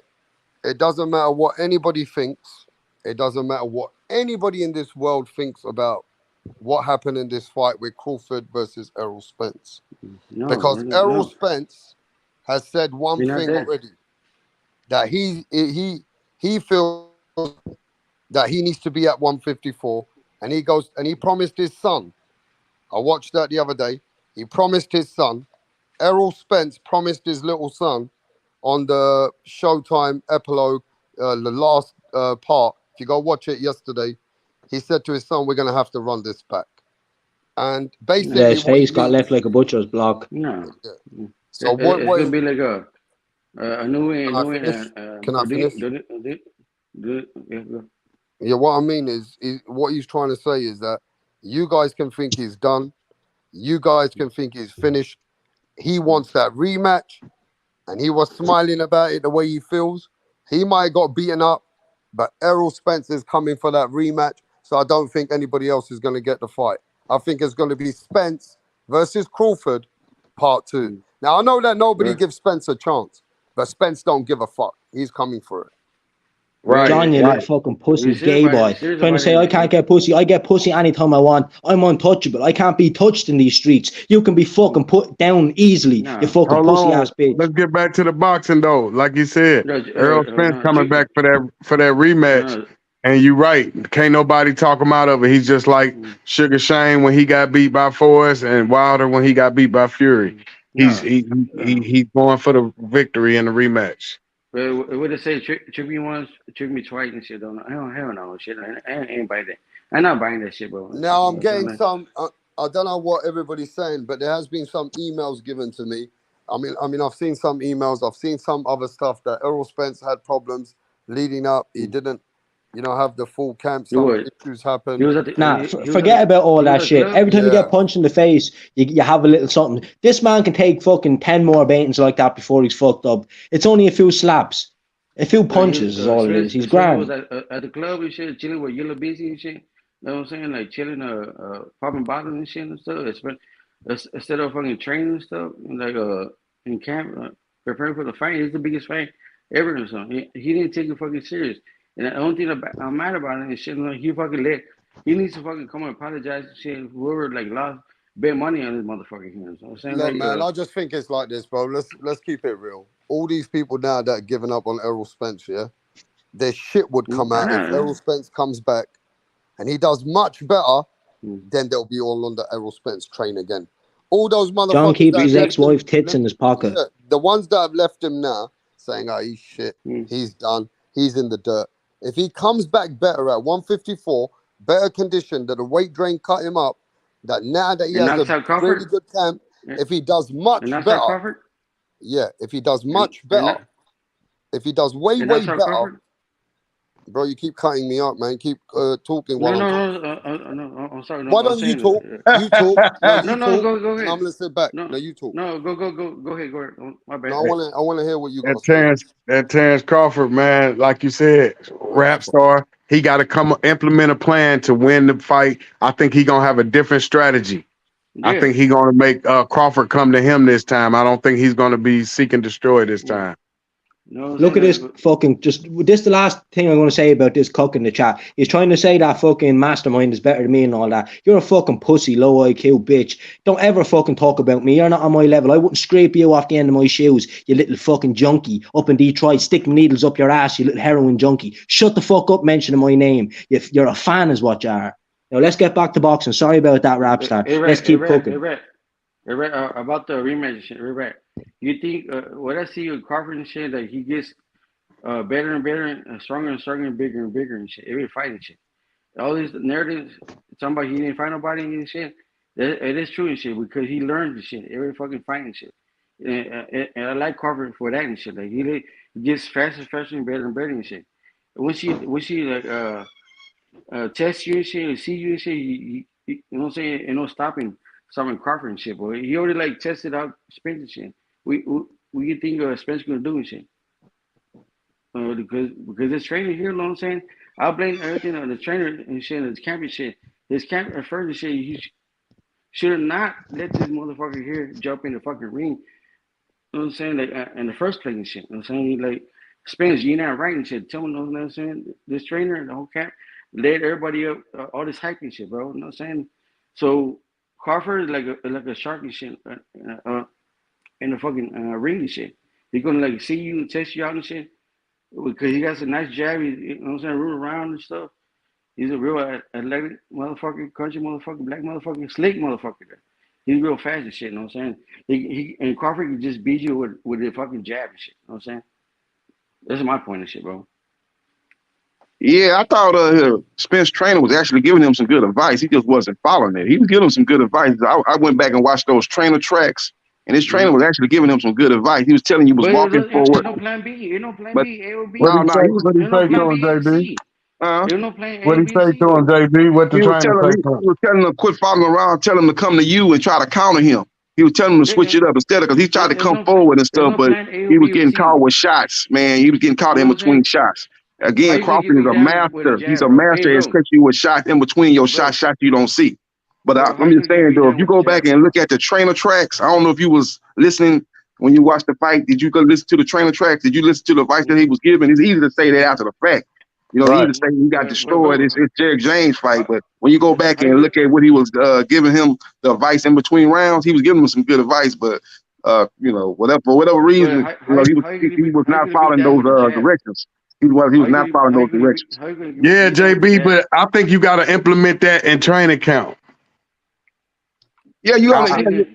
Yeah, you got to implement that in training camp. But like I said, though, he was giving them some advice. I think they did. Now before the fight, he said they was training for different scenarios. They weren't coming there with no one track game plan. They were saying they was trained for different scenarios. It's just that he got dropped early, and I think he tried to get his get back, and that was the wrong decision by Errol Spence Jr. Spence he didn't went to plan A or B or C. He ain't no planning shit, bro. Of course, it's like I said, it's easy to say that because he got destroyed. But I'm telling you, if you go back and look at the training tracks, I don't know if you went back and looked at it. Go back and watch that epilogue, the final epilogue of Crawford Spence. Don't go by the results. It's easy to say that right now. I guess you hating because a lot of people was giving Derrick James a lot of love being trainer of the year, this and that. So it's easy to shit on Derrick James right now. But if you go back and watch the epilogue, it came out this past Saturday on Showtime. They showed the training tracks. He was giving them some good advice, but Earl Spence Jr. for whatever reason wasn't following. Okay, what about Spence? Did he adjust? Did he stick it in? All you can do is tell the fighter what to do. If you don't go out there and adjust, it's on the fighter. Hey JB, but I think they implemented a good strategy for us working on that stiff jab from Crawford. That helped them win the fight. That stiff, strong jab. Yeah, they worked on. That's what I'm saying, bro. That's what I'm saying. Okay, you get beat with the jab and shit. Plan B and shit. Move around and shit. Move around all like fucking. It ain't no plan B when you get. But I'm just saying. Listen though, you can have the best instructions in the world. If you get your ass whooped, you just got your ass whooped. It ain't no. You can't say I ain't got no plan B if I got my ass whooped. I tried to use all the strategies. So why stand there? So why stand there in front and take the fucking? He wasn't standing there, man. He was trying to implement it, but like he said, he got knocked down and tried to get his get back and got hurt worse. It's come down to everybody got a plan till they get punched in the face. Yeah, you need to move and shit. Move out the fucking way and shit. I was jumping up and down my fucking couch. You not getting away from Crawford. You not. Where you think you gonna go? Where you think you gonna go? You can't beat this motherfucker. Is a genius, man. He's a fucking genius. You can't beat him. It don't matter who you get. You can go get. Yeah, you can go get Emmanuel Stewart. Mm-hmm. Yeah, so it's like a bad time if they match up with What about the legs and shit? No racist, no race or nothing. But black people were like slick. You see, move around and shit. Has fast legs and shit. You know what I'm saying? Basketball or football movement and shit and stuff like. Move around the. It's two black people in there. What you talking about? Crawford black too. He got the movement. He got the rhythm. He fighting a black fighter. Yeah, I guess I'm saying. Well, I'm saying I guess Spence didn't have no power then and shit to keep him off him and shit. Yeah, Spence needs to move up to 154, man. Spence needs to move up to 154. It's obvious. He's been at welterweight his whole career. He was at welterweight in the Olympics, and you know the Olympic weight is higher than the professional weight. The Olympic weight is 152. Professional weight is 147. So he actually had to drop weight to go to a welterweight professionally. He's been at that for 11 years. He stayed at the weight too long, trying to please his fans and please the boxing world, trying to make the fight happen with Crawford. He actually should have moved up after the Ugas fight, really. Yeah. Yep. And Crawford told him, he said, when I finally fight you, then you're going to say you stayed at the weight class too long, which is true. Yep. But like you said, some of these people can't be beat, man. It's, but like we don't know we don't know if he can't beat him in a rematch. We got to see the rematch. Mosley, like you said, Mosley went right back in there with Vernon Forrest, didn't he? Yep, and he fought better the second time he did. The first time he still lost, but he fought much better. It was a much more competitive, much closer fight the second time than the first time. I don't think he can beat Crawford. Don't get me wrong. Crawford's style is all wrong for him. But I just think maybe at 154, his punch resistance going to be a little bit better. He's going to be a little bit stronger. His timing was off because he hadn't fought in 16 months. That was part of a bad move by him and his team. They should have took a fight in between. Once Crawford signed the fight adversary, he should have fought Thurman or somebody to stay active. He didn't do that, and that cost him. That and being weight drained. Yeah. What you think about this, JB? Yeah, I did. Yeah. Scientific, going there scientifically strategy, because he went in there with the old school Texas backyard. I'm gonna pressure you. I'm gonna bend you. So do you think scientifically that was a bad strat? Maybe he should have went in there with a more strategic, instead of trying to pressure him to death. Do you think he should have tried to be more, try to use a different strategy for as the non-pressure? Yeah, that's been his style. Come forward behind the jab and stuff. It's gonna be kind of hard to change that. But he has shown that he could box off the back foot, jab, and stay out of range. He did that in the Michael Garcia fight, but Michael Garcia ain't Terrence Crawford, man. So Terrence Crawford is a harder puncher, faster hand. So it's gonna be a little bit more difficult, because Crawford he excels in any style. He can fight going backwards. He can fight going forward. Spence don't seem like he's as effective going backwards as going forward. So he's gonna have to change it up a little bit. He's gonna have to disguise the jab a little bit more because the jab was kind of predictable, and Crawford was able to basically time his jab and take his jab away. So he's going to have to definitely double up on the jab. He can't be reaching. He was doing a lot of reaching in that Crawford fight. He got to be a little bit on. When you're reaching like that, you're going to be off balance. He catch you with a counter. That's how he dropped him in the second round, man. We caught him off balance, reaching. So he's going to have to be a little bit more stable on his feet, man. Be a little bit more fundamentally sound with his footwork to beat Crawford. Right. Like you said, you use your God-gifted talents and you slow the fight down. Don't bring it to him. Yeah. But he going in there like you said, man. He did better with Vernon Forrest, and he did better with Winky Wright rematch. Yep. Look at Wilder in the third Fury fight. He got beat in the second and third fight, but he was much more competitive in the third fight than he was the second fight. So we didn't have examples of this in boxing that fighters have come back from getting dominated in the first encounter and then doing better in the second encounter. So that's what Spence gonna have to try to do at 154. Yeah, Wilder, he just made the same exact mistake from the rematch when he came in there bigger than he did in the rematch. I would have loved to see him go back to the slim Wilder for the third fight. Yep. That's what he did in his last fight against Elanius. He came in slimmer. So right. You got to use what is his attributes, man. He's probably the most athletic heavyweight in boxing, man. You got to use that. Don't take away your athleticism trying to gain weight. You ain't never be bigger than Fury, man. You got to use your athleticism, man. That's what made Wilder the bronze bomber, man, when he was knocking everybody out, man. He's very athletic, man. And he can get from point A to point B, within a split second and drop a lot of guys just on that sheer athleticism. So you got to get back to that. Exactly. You put on weight for no reason because it wasn't no COVID. Remember, his fight brought on the COVID. Yep. COVID started right after. So you put on the weight. Now that didn't work for you. Go back to the slim when it got you the draw. Yep. And like you said, his athleticism what made him successful in the first fight. Yep. And Wilder making the same mistake Errol Spence Jr. made. He's out the ring too long. He ain't fought since last year, and he gonna let AJ get a fight in this Saturday, and he gonna try to fight AJ in December or January, and he could have the same problem Spence had. He get beat by like, oh man, my timing was off. I just couldn't get into no rhythm. Yeah, you couldn't get no rhythm. You ain't been fighting. You got to fight, man. You can't be waiting on these fights that probably it's gonna look like it's gonna happen this time, him and AJ. But you can't sit around till December, January.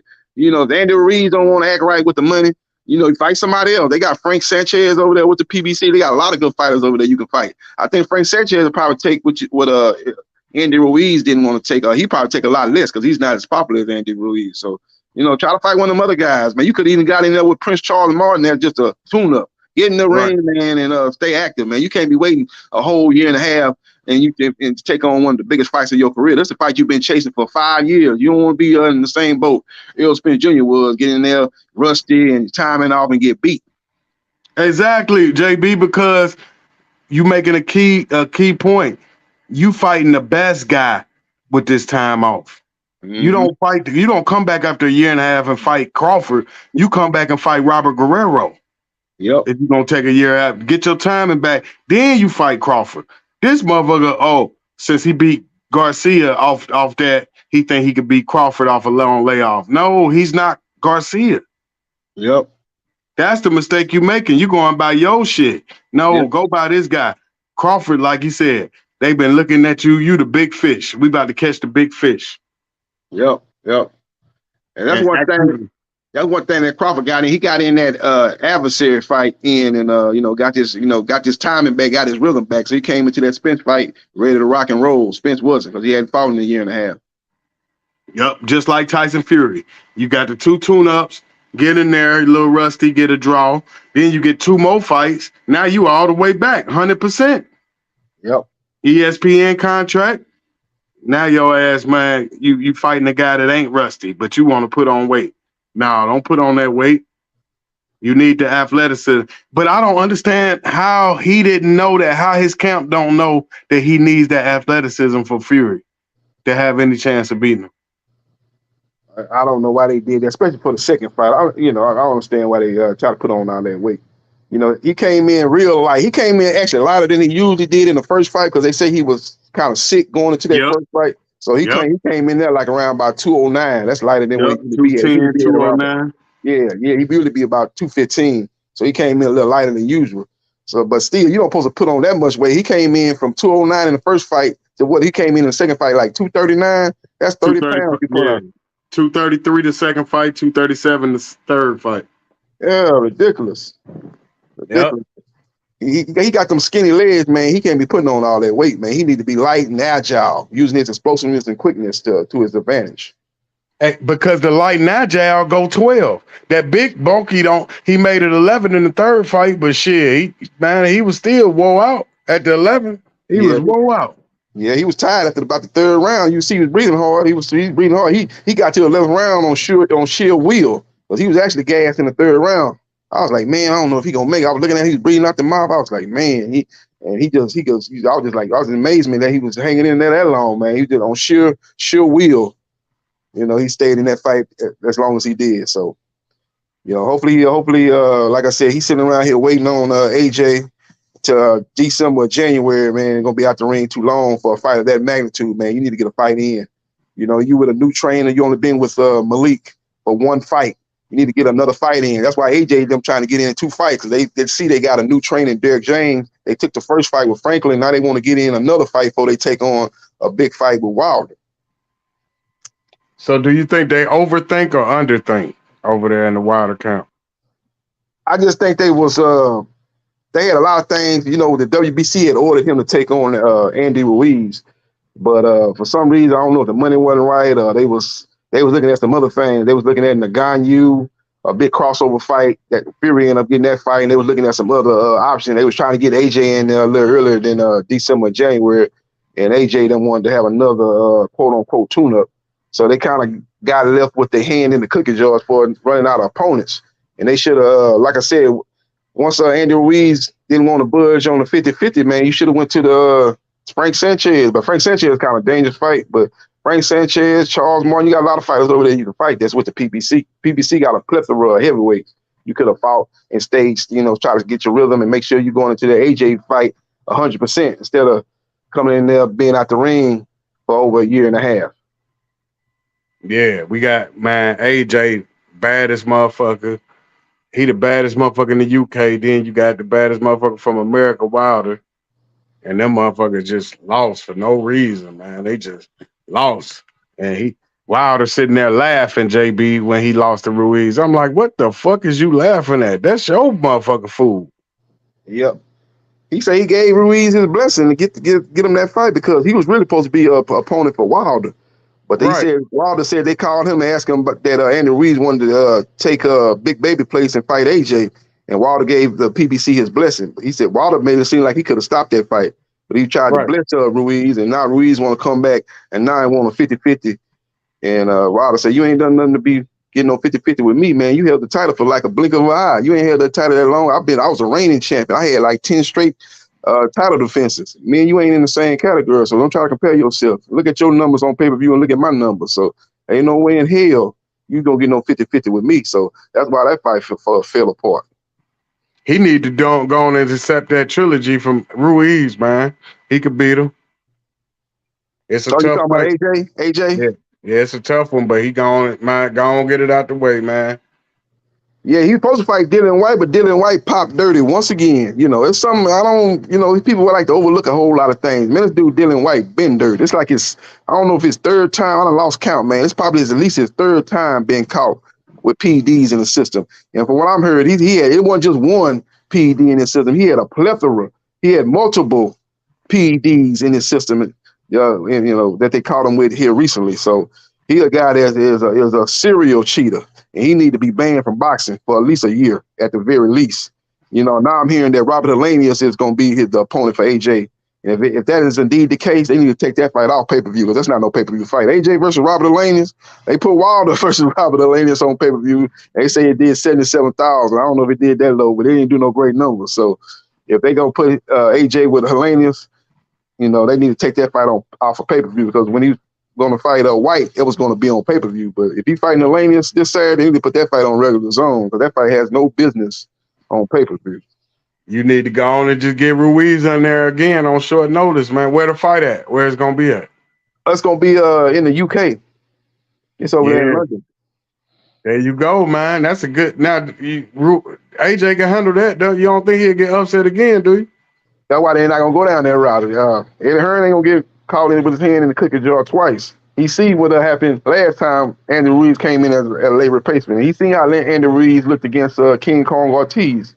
He dropped him twice, and he dominated King Kong Ortiz better than anybody I seen. Because you know you got to understand, Wilder knocked Ortiz out, but he was losing that fight. That second fight, I think I gave maybe Wilder maybe one round. Luis Ortiz was outboxing him the first 5 to 6 rounds. But he got caught, you know, on them ropes, got hit in the top of the forehead, and that was all she wrote. But even the first fight, you know, it was competitive. You know, you might have thought King Kong Ortiz was winning that first fight. It was closer. The Wilder won some rounds. He dropped him earlier in that fight. So that fight was a little bit closer before Wilder stopped him. So you could have had Wilder ahead, or you could have had Ortiz ahead. It was a close competitive fight before Wilder stopped him. But outside of that, man, Andy Ruiz dominated King Kong, you know, better than any other opponent had. So because he was ahead in that fight and won that fight by decision. So you think Andy he'll beat him again on short notice, or you think AJ got it this time if they fought? Yeah, I think he got a chance against AJ, man. AJ gun shy. He gun shy. He is gun shy, and Andy Ruiz in that second fight was grossly out of shape, and he wasn't professional about being the champion, and he came in that fight not ready to fight. Basically, he didn't prepare properly. So AJ was able to employ that Klitschko tactic of jab and grab, stay out of harm's way, and he boxed himself into a decision win. So. That was what he did, man. But I think Andy Ruiz is in better shape this time. He'll be more like he was in that first fight. So if that's the case, that'll be a lot of problems for AJ. Especially on short notice, they're not gonna take a chance. I mean, they got that fight with Wilder at the end of the year. So, you know, White, you know, he had the name, but White probably shot anyway. You saw how he looked against Fury. He's a knockout, a victim waiting to happen. So they figured they could beat him, you know, and so that's why they probably gonna take Robert Elenius. Robert Elenius just fought like last week. I think in his home country he won. I don't know who he fought, probably some nobody.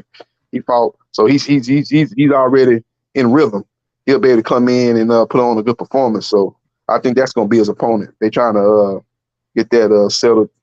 You know, maybe he might get announced maybe tomorrow that it's going to be Robert Elenius. Oh, so you think Andy prepared right now to fight? So you saying you wouldn't catch him off guard?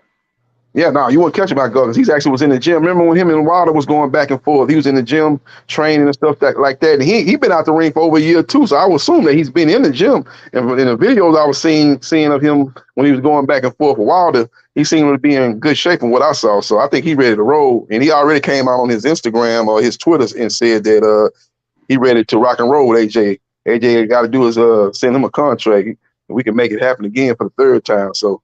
And there wasn't no response from that Matchroom. You know, Eddie Hearn, they ain't getting no response to us. So I don't think they're trying to revisit that fight right now. I think they're looking for somebody a little bit less threatening, and that's where Robert Helenius is coming in. Yeah, and Helenius, he gonna give you some good work though. He a good fighter. Yeah, we get the Helenius that fought Kanaki, but you know, Kanaki is, you know, the overachiever. Kanaki, big old Polish guy, got a little power, but he can't get out the way of no punches. He a punching bag basically. So he's able to beat him, and then he fought Wilder, and he got caught reaching, kind of like Errol Spence got caught reaching in that second round. He reached against Wilder. Wilder was kind of on the ropes. He reached, and Wilder timed him with that little ankle punch, like Muhammad Ali timed Sonny Liston in that rematch, coming in with the ankle punch. That's the same punch Wilder caught Elenius with and knocked him smooth the fuck out. And Robert Elenius can't do that, man. I hope he learned in that Wilder fight. Don't do that with guys that got power. AJ got power too when he let his hands go. Yeah, man. I'm like, man, you know, Eddie Hearn, he don't mind, boy. He don't mind throwing you in the fire, boy. Yeah, Eddie Hearn ain't no good. The best matchmaker I seen out there is Top Rank. They know how to match their fighters real good. Oh yeah, they the master showcase fights. They do a great job of putting their fighters in showcase fights. They do a good job of putting their fighters in fights that they have a 95% chance of winning. You know, PBC don't do it as much as Top Rank. They put their fighters in much more dangerous fights. You know, so that's what I like about the PBC. Top Rank, man. Now they got a good fight coming up this Saturday. Give them credit for what they're doing this Saturday. They got Oscar Valdez going against Emelian Navarrete. That's a 50-50 fight. All right, so I've got some information, JB, that Dillian White failed a few tests, not just one. He failed a few tests, and this has happened a couple of times in his career. He got away with it one time by appealing, and something happened with his B sample. But at this point, fucking up the biggest fight And now Eddie Hearn's all over the place like a cockroach, trying to get a fight together so they don't lose all this money they put down on promotion, media, tickets, and everything else. You know what I mean? So at this point, they're looking at Otto Wallen. They don't want to take Andy Ruiz. I don't think they want to make that mistake again. And I think they're looking at maybe Gerald Washington, I heard. I don't know what's going on. I feel like we ain't heard nothing. It's Tuesday here. So I don't know what's going on. Because for me, I think that the event's cancelled. But what should happen to Dillian White if he does get found guilty? He need to be suspended for at least a year. This guy is a serial cheater. You know, we still waiting on test number B. In that whole look, that just shows how good Tyson Fury is. Dillian White is a fucking juiced up steroid head. Sorry, Rapster, were you talking, bro? Go ahead. Yeah, sorry, bro. What I'm saying is, Dillian White is a guy, that I know what JB's saying. He's had some conspiracies before. If you go on Google, go check him out. He never got convicted for it. They said that the B sample was corrupted.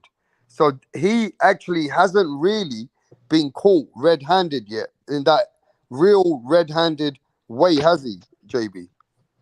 You saying that the B sample was corrupt? We never got the B sample. They never opened up the B sample. The A sample came back positive. Yeah, but he hasn't been convicted, has he, before?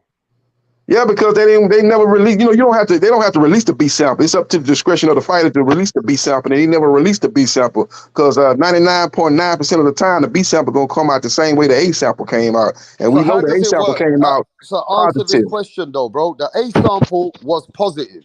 Yep. There was no B sample. They could have took a B sample. Why they didn't take it? But there was no reports or nothing was actually said anything about a B sample. All you heard is Dillian White being acquitted. Yeah, they swept it under the rug. Rap Star. Yeah, that's what you call sweeping it under the rug. That's exactly what they call it. Yeah, Rap Star. That's the problem, right? It was Oscar Rivas, right? Yeah. And like you said, they covered up a cheater. We knew in the States that he was caught red-handed when they said the B sample disappeared and they swept it under the rug. So we knew he was guilty. But look, Dillian White has been cheating since the start of his career. A lot of boxers are cheating, but they're getting away with it. You can tell. Look. The Americans are cheating too. It's just that even worse. The Americans are even worse. They're getting all their shit from across the border and shit. The Americans are number one at cheating too. So do the Mexicans cheat. So do the British cheat. Yeah. So do fucking all over the world. No, we talking about Dillian White. Don't put it on everybody. Let's talk about don't get it. Though, you can't He's the very same as Big Baby, but he got caught before he did. He was one caught. And anyone that associates with him will be caught too. I'm just saying that it's all the people. No, I'm just saying to the chat as well. It ain't just the people. It's people all over the world who they got. Look at Victor Conte. Victor Conte hanging out with Terence Crawford. And let me tell you guys this, there was no VADA testing, I'm sure. You talking about for Spence and Crawford? It was drug testing for Spence versus Crawford. Was it? Yeah, but let me say, was it VADA testing for Spence and Crawford? I believe it was VADA. I think that's what the Nevada Boxing Committee used. Back to me, JB. Y'all have to check it out, though. Yeah, you got to check it out. You got to check it out. But you got to remember, AJ never failed a drug test. Victor Conte is the biggest drug cheater in the world. AJ is the biggest drug ever. Conor Benn is the biggest drug cheater in the world. Nobody can hold a counter to Conor Benn. Yeah, you could tell he was cheating even without testing him. You see the size of his neck and everything. The size of the man, and he's only a fucking 147-pounder. Man, look like Hercules. Yeah. Hey, yo, big up to everybody in the chat. Big up to John McSmith. Punch, fuck that little cock. Don't big him up. He's a pussy. House. TY Garcia, you're a fucking troll. You always trolling people. Speak boxing, bro. You're fucking obsessed with some other shit. Gabriel Sanchez, the boxing scientist. Pound for pound king, you know what I mean? John McSmith, yes man. Peter Von Ox, yes but man. Hayes, let's talk. Hey, Rap Star, you got to give credit. Troll bullshit. Yeah, go on, bro. Hey, give credit. Look, White got caught cheating, not AJ. So we can't put it on everybody. Now, if it was AJ, we'd be on his ass. This ain't the first time for Dillian White. We knew after he said with the B sample, oh, y'all just gonna cover this shit up because that was Oscar Rivas' first loss. That would have been a no contest if they would have they didn't want to get at a no contest. So y'all covering up. We're saying, I'm not gonna say everybody cheating. I'm saying everybody that get busted and get a failed drug test, they cheating But I'm not. If you never failed a drug test, I'm not gonna put a cheater on you. Yeah, but Yeah, but Anthony Joshua is 100% cheating. He's on the same drugs that Russian fella and Rocky and Clubber Lang. Honest to God, he is. Look at him. He's drugged out of his mind. See, like the mastermind make a good point, man. We can't put that jacket on him. yo, Man, he bro, never failed a Anthony drug test. Joshua We look can't even like put he that jacket taking on him. something. No. He look like it, but we don't. He took all the tests and passed all the tests. He has not had a positive drug test Yeah, but come he back passed on all him the yet. Because tests he has the because money. He he has the passed best all in the the world tests because facilities, he best doctors. he passed all the tests because who knows who's giving Rolexes and donations and God knows what we know. What do we know? We don't know who gives donations. We don't know how people can be corrupted. We don't know what really can be going on. We don't Okay. know what I can tell doctors. you now they're Hey, all on listen, drugs. Every single one of I've them. done my research. You say they all on drugs. Man, listen, I've Why done do you my think? Why do you research. think some people's performances are really good and then their performances drop next fight? It's because they didn't get their fix. They're not juiced up like they were in the last fight. They get juiced up and they win a few fights. They get confident and think they don't need the juice. Then when they don't have the juice, they get broke up. And they're taking shit before fights as well to keep them stamina, keep them going. There's loads of look at the shit that fucking Aaron Pryor was drinking versus Alexis Arguello, and that was like fucking 30, 40 years ago. Yeah, but then he ran it back in the rematch for people was talking about that. He didn't have nothing in his cup. He beat him worse the second time than he did the first time. That's Aaron Pryor, the Hawk. Hey, So everybody always gonna come I up with like that excuses. I'm saying not for my respecting that friend. win. Alexis Arguello was a way better fighter than him. Yeah, but I No, like he wasn't. Better fighter No, than he Aaron wasn't. Pryor. Then why he didn't beat Yes, him he twice? He was. got dominated both times. He got beat worse in Yeah, the but second look at fight than their he did the both. first Who had a fight. better career? Who was the better fighter between the two? Okay, Yeah, Arguello wasn't at his best. Okay, you want to Hey, make you got to for him. think they both legends. People look. Hey, Mayweather be bringing up Aaron Pryor name. They both legends. They don't look at Aaron Pryor like he a one hit wonder. He a legend. Tell him, No, JB. The Aaron greatest Pryor junior is a great welterweight fighter. He ever. smashed up what's his name, fucking Hitman Hearns in the amateurs. That was a good fight as well. Yeah, he knocked out Hitman Hearns in 3. Oh yeah, I wanted to see him fight Sugar Ray, man. That's a fight No, that I we thought get. that fight went the distance in the amateurs. Yeah. I wanted to see him and Sugar Ray fight in the professional, man. That's the No, only he fight we stopped didn't get. Tommy Hearns in 3 rounds. Man, look it up. All right, no worries. Oh, in the amateurs? Yeah, he stopped him. No headgear. Yeah, Aaron Pryor was the greatest junior welterweight of all time, man. Junior Yeah, beating welterweight. up on. And that show you he beat that motherfucker in the amateurs. You know, he ain't lose until he was about 30-0 when he lost to Sugar Ray. Yeah, he could have fought Sugar Ray, man, but he outpriced himself in the Sugar Ray fight. He could have got Sugar Ray actually professionally, but he wanted more than what they was offering. He should have just took what they offered. Yeah, Sugar Ray would have schooled and then him he would have made his money in a rematch. Made more money in a rematch. What's Aaron Pryor record? You know his record offhand? How many losses he got? No, I don't. What's his record? He only got 1 loss. And who beat him? I can't remember now. He came back after 5 years, lost to nobody in Miami. Yeah. They No, just I brought him see. back to I lose. looked at like so many 39-1. boxers' careers, so many fights. I can't remember all of it, but yeah, I think Arguello had a way better career, made more money and everything. Took more he's damage, shown gave to be more the better damage. fighter Had a great though. career. He might have had an overall better career in your mind, but we know when them two guys got in the ring, who was the better fighter. People want to say the same thing about Pacquiao and Mayweather. Oh, Pacquiao had a better career. All I know is when them two got in the ring, that was one of Mayweather's easiest fights. So you don't miss me with all that resume stuff. When we found out when It they got in wasn't the an ring, easy fight because the fight was 50-50. It could have went either way. I'm talking about how the fight played out. Mayweather won that Yeah, fight the like Mayweather and 9-3. Pacquiao fight. That was a 50-50 fight. Why are you coming in here with your fucking bias? That's a No, that wasn't no 50-50 fight. 50-50 And fight. yeah, That there was wasn't no loads of 50-50 50-50 fight. fights with Mayweather. The fucking Oh, fight with Castillo as well that he got robbed. Yeah, No, we that talking fucking about Pacquiao fight was We're talking about 50-50. Pacquiao. Yeah, You 50-50. moving the goalposts. You talking about Castillo. That could have went Mayweather anyway. Them Pacquiao was judges were not no paid off 50-50 anyway. fight. Pacquiao just got put to sleep by Marquez. That was not a 50-50 fight. You need to go back and he lost. rethink that. And he lost. He lost to Tim Bradley, and he lost to Marquez by knockout in 6. Yeah, he got put to how is sleep that by 50-50? Marquez. Yeah, that wasn't no 50-50 fight. He was 4-2 in his last 6 fights, and Mayweather was 6-0 with a knockout over Ortiz. He knocked out. Yeah, that ain't 50-50. Where you getting 50-50 from? It ain't nowhere near. What the hell they was selling y'all over there? Wasn't no 50-50 fight. You know, you had them tell you what's Pacquiao 50-50. diehard. They I'm play going to for tell you what's Pacquiao, but that wasn't no 50-50 50-50 right fight. now if everybody just gives me a chance. Big up to my brethren, moi, MAW. Big up to him for the super chat.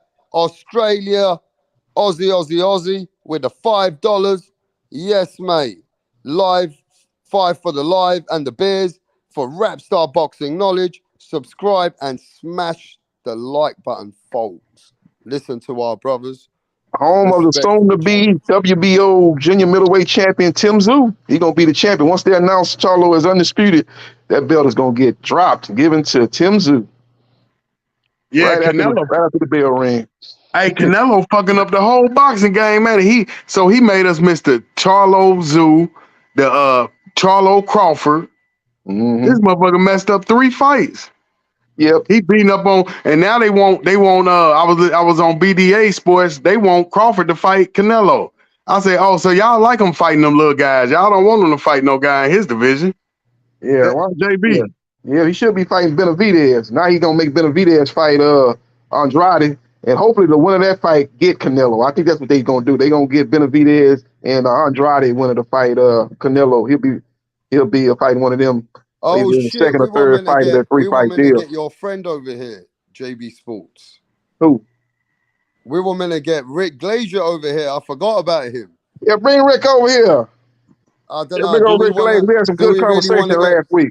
Do we really want to get Rick over here? Yeah, bring Rick on over here. I'd like to hear his point of view. Wait, let's ask the chat. I need at least 10 people to tell me they want to hear from Rick Glazier, then I'll do it. If not, we'll cut him right to next time. We'll have him next time. Do you want Rick Glazier over here? Yes or no? Because I'm sure he got a lot to say about this cancellation and Dillian White and Eddie Hearn's fighters. You know that Rick Glazier don't really look eye to eye with Eddie Hearn, I think. But he got a lot to say about these things. Yeah, Eddie Hearn got a lot of enemies in boxing. Hey, Rick don't like Eddie. I don't know. He don't really like. I think his main people are Bob Arum and that. Like, get in line. You don't like Eddie Hearn, get in line. Bob Arum don't care for him. Larry Ellaby don't care for him. There's a whole lot of Frank Warren don't care for him. Oscar De La Hoya don't care for him. Get in line. Eddie Hearn, he done pissed a lot of people off, man, with his arrogance. He thought he was going to come over here and take over boxing, which didn't happen. And now he's got to eat that crow, man. But I like Eddie, man. I call him the P. Diddy of boxing promoters, always in the video. You know, we only got 6 people said yes, and 1 person said no. Now we got 7 people said yes, and 1 person said no. So ain't that much of a demand today, it seems. We need 3 different names. Hey, Rap Star, that boy Eddie Hearn, Can't be the same names. Hey, Rap Star. Yeah.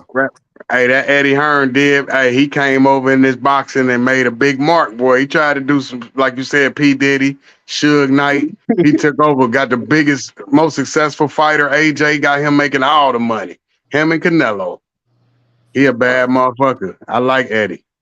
He doing a good job. He definitely number 1 promoter over there in the UK. He definitely number 1 guy over there. I just don't like what he did to Kell Brook, though. That shit hurt me right there.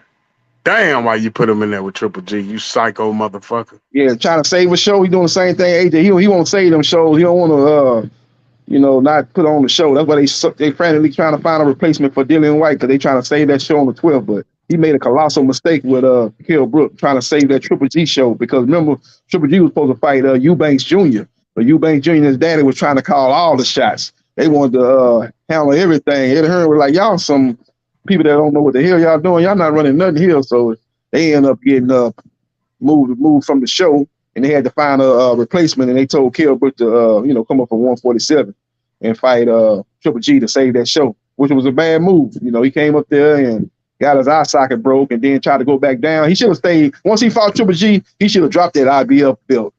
But he tried to come back down there, honor the mandatory, and take on Errol Spence Jr., which a true champion should do. It was probably a bad overall move, but give him credit for being a warrior. And he went down there and fought Errol Spence Jr. and got his other eye socket broken. He never been the same. Look at the corruption, though. He gets to go up and fight, and he gets stripped of his IBF. I mean, he gets to keep his IBF, right? But then when Rigondeaux go up to fight Lomachenko, they strip him soon as he lose to Lomo. What the fuck? Like the same organization. Yeah, he never had a backing. He never had he don't have no crowd pleasing style. So he ain't not gonna get no kind of preferential treatment at all. Because he ain't no sight fighter to watch, and he don't really have a huge following. He ain't got no big fan base. So he really brings nothing to the table. So if you could strip him and set up something better, you're gonna do it. Nice catching up with you, Rick. Okay, buddy. Thank you. All right, mate. Bye. Yeah, so that was Rick Glazier, people. And he said he'll be here tomorrow night. But he gave me some numbers. You want to know his numbers? And he told me who's the Anthony Joshua's next opponent. Robert Helenius. Remember, I told you that, Russ. I was about to tell you that when you were talking about the other fighters. I'm hearing it's going to be Robert Helenius. Well, let me tell you, Rick Glazier told me the opponent, and he told me his numbers. But, you know, that's Rick's version. And, you know, a lot of the world, they talk about what he says. So We're talking about the numbers for Spence versus Crawford pay-per-view numbers? Yeah. I guarantee you Rick got them lower than what they've been reported. Dan Raphael reporting that he did 650,000. I guarantee you Rick Glazier got the numbers, and their numbers are much lower. Rick Glazier's got the numbers, and maybe, you know, you'll hear from him tomorrow. Okay, I know they lower. I already know they lower than the 650.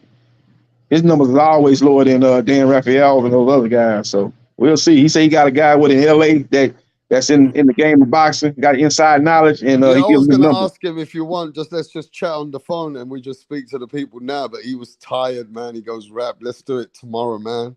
I got the numbers. He told me the opponent that he feels that's going to be Anthony Joshua's next opponent. So let me just ask the chat. Let's see who can get this right. If you get this right, you deserve, what's it called? We got to call your name out. Rick Glazier's numbers for Errol Spence versus Crawford and Rick Glazier's opponent for Anthony Joshua. Give me those two things correct, and you're going to get flowers in front of Rick to say you are Mystic Mac. Yeah, he probably said he did 550.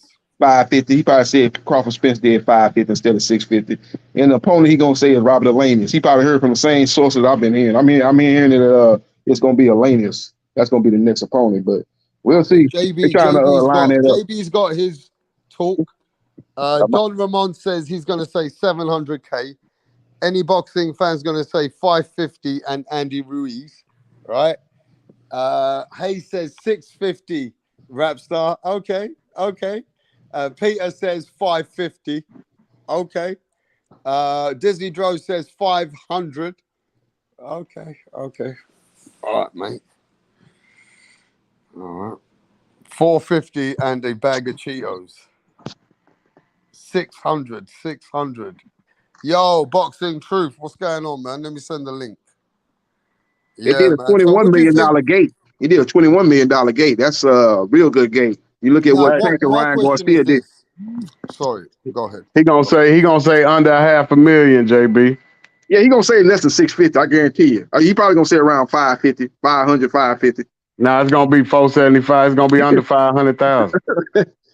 Anything involving the PBC, he ain't gonna give it no love. He gonna say, nah, it did. It ain't do what they said it did.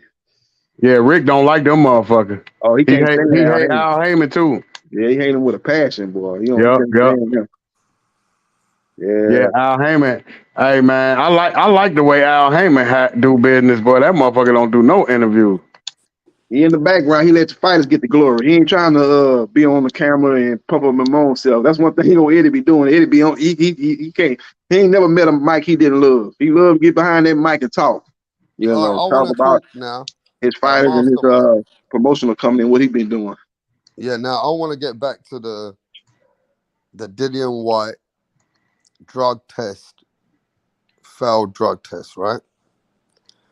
I want to get back to Oscar Valdez's failed drug test. I want to go back to all these fighters that get failed tests like Conor Benn. And then all of a sudden, things are gone missing from the B sample. All of a sudden, you know, things have happened where they can't finish the whole test, but things have got positive. Hey, bro, you're only cheating until you get caught. You're only cheating until you get caught. And then when you do get caught, there's ways to get out of this shit by appealing, getting scientific evidence, get doctors, and get all these people to try and break shit down. But what's going on behind the scenes? Now, look, I'm not biased, but Conor Benn, he's moved on. The UK's given him now the green light, right? So just certain things just don't add up. I feel like it's a weird situation within the Boxing Foundation that this test that get failed and not failed and how they get away from the next test and how there's no more, punishment and they pay some fines. Man, I don't know what the fuck's going on. But I do know this, that there's doctors out there today. And I can play you the video right now if you got time. While you guys are chopping it out, I'll get the doctor which interviewed out there that said that there's many, many enhanced drugs and many different versions of steroids that you can use as long as you use masking agents. And they have showed athletes how to use these things. You understand that? So as long as you got the money, you got the connections, you can get the right people in the pharmaceutical, the right people as doctors to work what you're trying to do, then everything's possible. Money talks, bullshit walks. But yeah, I think the punishments are too lean. What do you guys think about this? These punishments are too lean. Everybody wants to try and cheat here and there. What do you think? Yeah, you messing up your legacy, man, with that cheating, man. You got to put them in. Hey, the people that cheat, that's gonna go with them forever. But if the people that don't cheat, that's gonna stick with them forever too. They need to come. They need to come with more stiffer punishment. You got Dylan White got to be looking at least a year at the bare minimum. He needs to be out the game for a year because he's a serial cheater. So he needs to pay the cost to be the boss. And do at least a year, in my opinion, man. And like Rapstar made a good point about these masking agents. They've been doing this for a while now. Masking a lot of this stuff. And then these different people like Nevada Boxing Commission and the BOC, they got to constantly update their list of banned substances because there's always new things coming out that these fighters can take that's not on the ban list. So it's like the chemists, they always staying ahead of the boxing commissions, and you got to constantly update these banned substances. And they, like I say, need to get a good idea. But like I say, as long as they got these masking agents, they're gonna have some fighters out there always able to quote unquote beat the system, man. But they got I want you guys one day, right? Mastermind, I want you one day to go do some research, right? And just go check how easy it is to cover up the drugs that you take if you get these things done in the right time. Right? Look, at the end of the day, if you're willing to take a risk with your body, there's things out there to keep you, masking agents out there. So all those people that have never been caught because they took certain masking agents and it worked for their body in the right time as well. And we got to remember this. We got to remember this, bro. Ain't no one who ever been caught ever wants to admit they got caught either, do they? No. They don't like ever to admit they got caught. They always make excuses for what's happened, right? But most of these businesses, and I'm sure, JB, you're a wise old man. I'm not saying old man, but that phrase they use, that a wise person, is that you can remember businesses were out there years ago when certain fighters were a little bit over the hill, that promotions and promoters would be like, okay, look, my fighter's got to get into this fight. We can't have no VADA testing. I got to get him going for this fight. So they're going to say, all right, we'll get him going or we get this fight going. Some people in the business are quiet about what happens. Yep. Remember that.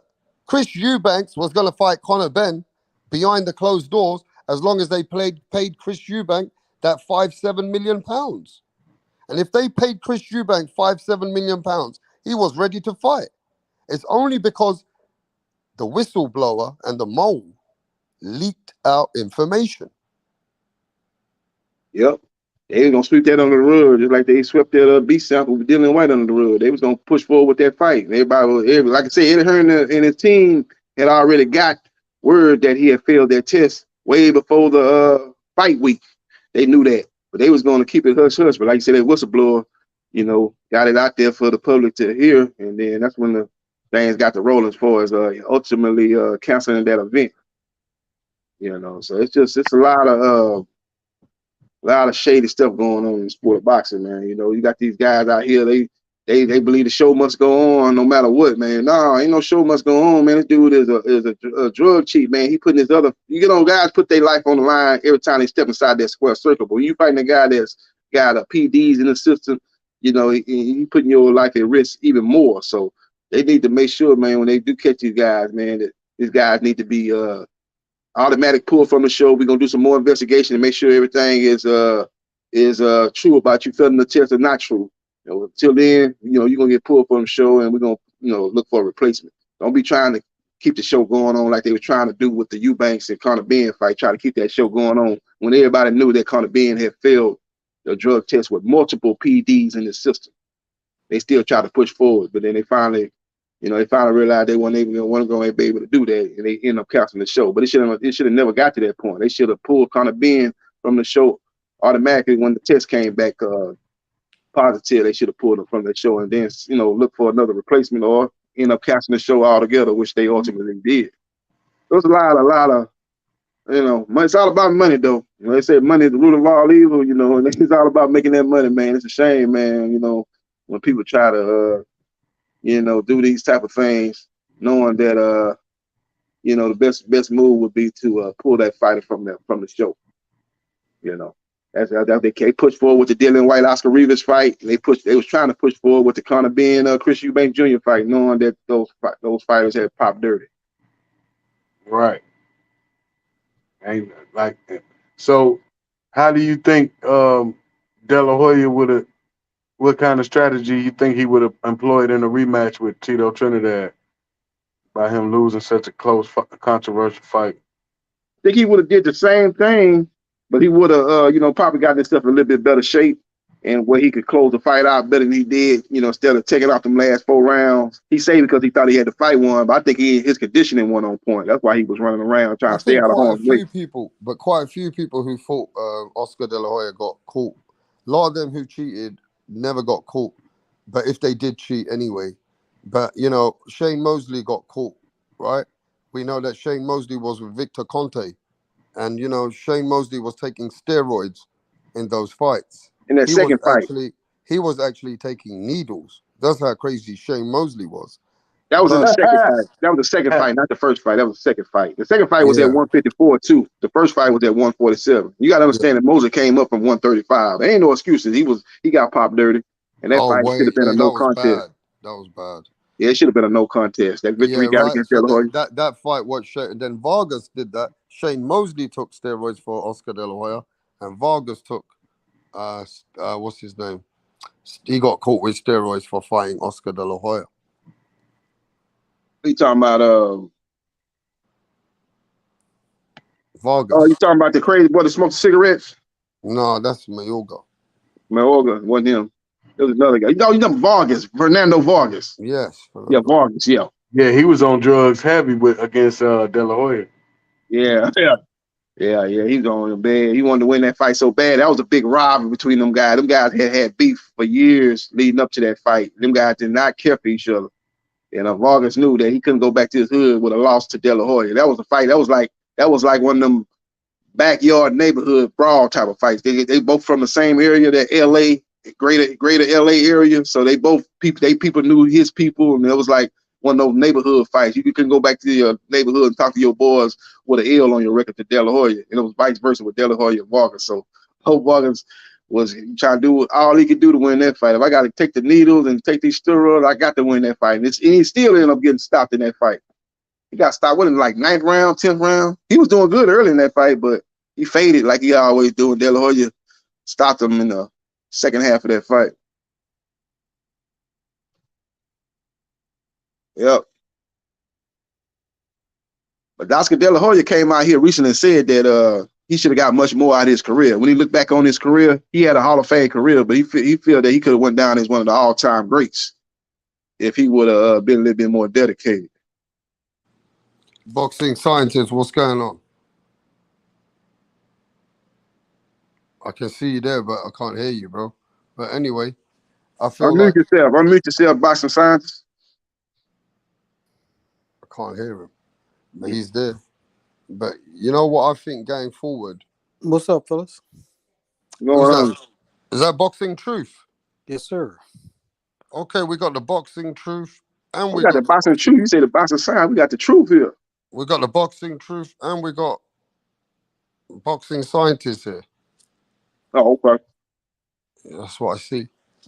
So what y'all think about this report about David Benavidez taking on Demetrius Andrade. That's gonna be a good fight, man. That's the fight I've been wanting right there. That's it. That's it. Yeah. I love that fight right there. That is a good fight. And the winner of that fight definitely gonna be in prime position to get the Canelo fight. Canelo can't avoid that. If whoever win that fight, you know, if Canelo don't fight the winner of that fight, man, that's the ultimate duck right there. Bro, I've been waiting for that. Andre, I've been waiting for this fight. This is the one I've been wanting right here. That's it. Mm-hmm. Yeah, I like Give this David one. Benavidez credit for fighting a guy like that, because this is a dangerous fight, man. This guy is a guy. Skill level is very high. He said he wanted to smoke with all of them, and so did Andre. So that's the reason why I'm saying, because for years people been not fighting Andre for whatever reason. You know what I'm saying? So this is good that he getting a shot, and he's doing, and it's gonna be on Showtime. It's gonna be nice. I like this. Yeah, it's almost gonna be on Showtime pay-per-view. It's gonna be a pay-per-view fight, so it's gonna be Andrade first time being in a main event pay-per-view. So, you know, he gonna want to show out because his career, he's undefeated, and he's been waiting on this moment, kind of like Crawford when he was waiting on that Spence fight. So, you know, he got to show up and show out, man. So hopefully we see the best version of Andrade. Can Andrade shock the world? Oh yeah. Let me tell you why. You see, Andrade, yeah, he got skills, right? And if you go watch him 10 years back coming out as American amateurs, he was the guy, even had more skills. They were saying he was the man, even out of Crawford and them. So even out of Keith Thurman and all Crawford and that, it was about Andrade in America when it was coming out the rankings at the amateurs. Now, what we do know is Crawford has shocked the world, showing that people that what he did to Errol Spence. Now, imagine if Andrade, with his skills, shows the world that he's on the next level. Then what would the people say about him? There's the reason why you've been ducked all these years. You seeing why? Then Canelo cannot duck him, like. Bro, this is right here. This is a 50-50 fight right here. For sure. Yep. This is a 50-50 fight. Andre is dangerous for all of them. Yeah. He's a southpaw, very tricky, very skilled, got respectable power, so you can't just walk him down. You know, Benavidez is gonna want to walk him down, but that's what it's gonna probably boil down to. Can Andrade get Benavidez respect? Because if he don't, then he got to box for 12 rounds and stay out of harm's way. I don't know if he can do that for 12 rounds at this stage of his career. I think he sits more in the pocket now. He used to move and stay out of harm's way early in his career, but Andrade he kind of did what Crawford did. He's much more in the pocket, much more come forward type of fighter, showing that he could fight that style too. So it's gonna be a good fight. Hey, so is this fight going down for real? They're in negotiations, and they negotiating for a fall fight, either in October or November on Showtime pay-per-view. They're in negotiations, so that seems to be where it's trending toward them to end up fighting each other. Because you know they was talking about trying to fight David Morrell, but David Morrell don't have a big enough name. He only have like 8 or 9 fights, so they're not looking to make that fight happen right now. And I think they tried to get the McGill fight, but De La Hoya not gonna let McGill fight the Mexican monster. So I think Andrade is the best available opponent right now. So that's the likely fight. McGill gonna fight Berlanga. Yeah, that's a big fight over there with his own. Put that over there on the East Coast somewhere, or the West Coast. Mm-hmm. Yeah, so this is an interesting matchup here, man. I hope it goes down. I hope they're able to negotiate and make the fight happen in the fall sometime. And you know, it just goes to show you, you don't have to wait around for Canelo payday, man. You got to do your own thing. And you know, I heard Mastermind earlier bitching about how Canelo's messing up all kinds of fights. No, don't blame Canelo, bro. Don't blame Canelo for JERMELL being a pussy and ducking Tim Tszyu twice, paying step aside money twice already. That's not Canelo's fault, bro. Don't put that on Canelo. Come on. Yeah, JERMELL got hurt in sparring, man. He was gonna fight him in that rematch, but he broke his wrist in sparring. That's what stopped that fight. The first time, I can't remember what held up that first fight, but the second fight, he got hurt. He got hurt in sparring, so he was gonna fight Tim Tszyu, but Canelo called, and you always gonna take a Canelo fight over a Tim Tszyu fight. Much more money, much higher profile fight. I mean, yeah, if you're gonna get your ass kicked either way, you might as well get your ass kicked for more money. So I don't blame him. You know, JERMELL don't feel that way. I understand what you're saying. JERMELL think he can beat Canelo or Tim Tszyu, but he gonna take the fight with the bigger, prestigious fight, and that's Canelo. You can't pass up a Canelo fight, man. That's too much money. Mm-hmm. Yeah, pay-per-view, big fight, one of the biggest fights of 2023. You fight Tim Tszyu, that fight probably on Showtime. This fight's gonna be on pay-per-view. Yeah. Big fan base, big crowd. It's gonna do Probably. at least 500K. So yeah, What you think he get about 8-10 million, something like that? yeah. At the end of the day, he probably gonna get a guarantee of maybe 2-3 million. At the end of the day, he probably gonna walk away with at least 8 to 10 million. Mm-hmm. Can't pass So up that kind of money. no. That type of money, that type of opportunity. He been waiting on this, Charlo, to be in this type of fight. And I Try to think become the two-time big Charlo, undisputed. they was going for the big Charlo, but his mind ain't in the right space. So little Charlo took the fight. Mm-hmm. Yep. And I'm hearing that Fundora Mendoza rematch, that's gonna be on the Yeah, undercard. That's I gonna be the like to see. co-main event. Oh, that's a good one. That's a good one. Yeah, that's a good PBC one. making it happen, man. They're definitely the number one boxing entity in the US, man. They putting But on I the will biggest and say best this though. fights. I will say this though. When I heard Crawford last, Crawford said he's up for the Charlo fight. He's up for the Errol Spence fight. But he said that he's eliminating, like, he don't want to talk about Keith Thurman because Keith Thurman never gave him a shot, right? That's what he said. And he said he might talk about Tim Tszyu at some point. But again, why he trying to say that Keith, look, just fight Keith Thurman, bro. Why doesn't somebody just say, let's just put Keith Thurman to the end? Because they Why don't want to doesn't fight. somebody They want to don't end? want to fight Why Keith, right? doesn't somebody want to end Keith Thurman, Why bro? is he saying the same thing Earl Spence Jr. saying? And something about Keith You Thurman know rub what's people the funny? wrong way. Hey, Something You know about Keith what's funny Thurman about this, rub right? people the wrong way, obviously. Because he's saying the same thing Earl Spence Jr. say. But look, I'm gonna man. tell y'all what's funny, right? Terrence Crawford goes on record to say he got blackballed by PBC and Showtime, and guys like Keith Thurman or whatever wouldn't fight him, right? But yeah, here it is. All the fights that Bob Arum said weren't likely to happen happened when all his fighters left. When they talked about Manny Pacquiao versus Adrian Broner, that fight happened. When they talked about Keith Thurman versus Manny Pacquiao, that fight happened. A couple of these fights happened when his fighters, matter of fact, Manny Pacquiao, like a lot of these fights happened when his fighters left Top Rank. Yep. You know what I'm saying? But Yep. and then you go on to sue your promoter, but you gonna sit here and say that they blackballed you, but the reason you sued your promoter is because you couldn't get the fights? Like, bro, Terrence Crawford is a piece of shit and he's a fraud. He never wanted to fight Keith. Come on, bro.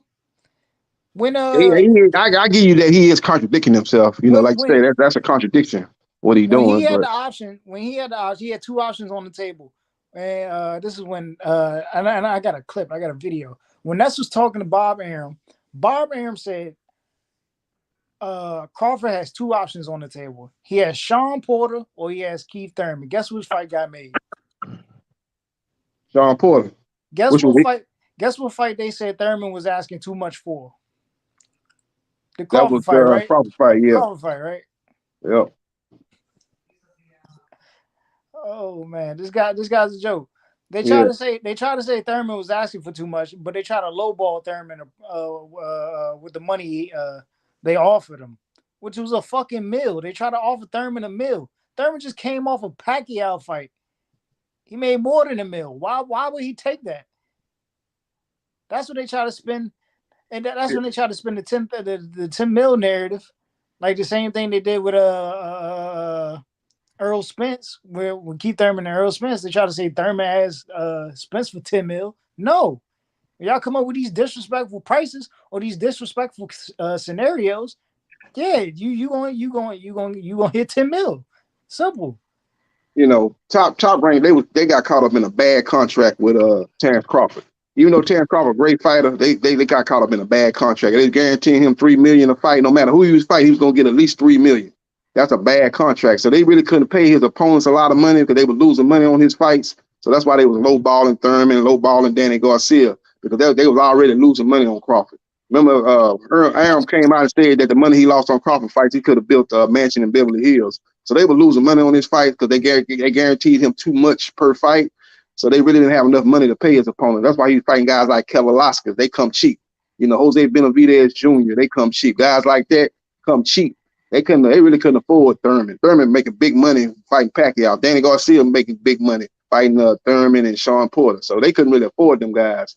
And again, Top Rank is like the master of in-house fights. They do a good job of doing those fights in-house, but they really don't do too many big fights, with other Yeah, but JB, that's a boxing bit. companies. Yeah, but JB, you got to remember this right now. Terence Crawford nobody can say nothing to him if Errol Spence was to take a little more time, which is understandable. For Terence Crawford to get Keith Thurman, he can make more life-changing money for his great-grandchildren. So why not take that fight when Keith Thurman's been so inactive? He's not even the man anymore, like everybody says. Is it because that he feels that now it's all about respect? And that's all bullshit, because you're making big money with a guy like Keith. Just take that money then. Or do you think it's That's ego? easy money. Do you think it's ego or respect that they don't want to look bad beating him? Let's say that Terence Crawford now might lose 4 or 5 rounds with Keith. Now that whole aura's going to go because people don't believe in Keith no more. So do you think it's a lot of risk for the reward? What is it? No, I don't think he's worried about the risk. Yeah, Keith ain't got no build, so it's just I think Crawford look at him like kind of like he look at Ennis, man. You really ain't bringing nothing to the table. Now Thurman got a bigger name. It'll probably do better numbers than an Ennis fight because a lot of people don't know who Ennis is. But really, outside of name, Thurman ain't bringing nothing to the table, man. He don't have a build. He don't have nothing. So he chasing titles. Charlo at 154 for the unified belts. Fight Errol Spence Jr. at 154. JERMELL CHARLO's not going back down. JERMELL CHARLO is not going back down to 154, man. He's not going back down to 154. Well, he said today he is. He said today. He said on Twitter. He said on Twitter today he is. He said he's gonna fight Canelo and he gonna go back down. It doesn't matter. I bet you he's not going to. He's not going to. I wouldn't advise him to do that. I wouldn't advise him to do that myself.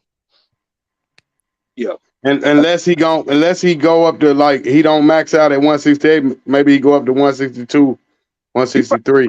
Yeah, he's like Derek James say, he's not coming in at 168. Like I said, he probably gonna come in about 163. He want to maintain what he has an advantage over Canelo, being the guy that's faster, more athletic. So you don't want to try to gain all that weight, come in at 168. You come in like 162, 163, so you can maintain your speed and athleticism.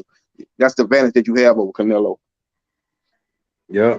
And Keith Thurman is a great pick. That'll be the best fight, for Crawford. Fight Thurman, Boots, Tim Tszyu, and retire.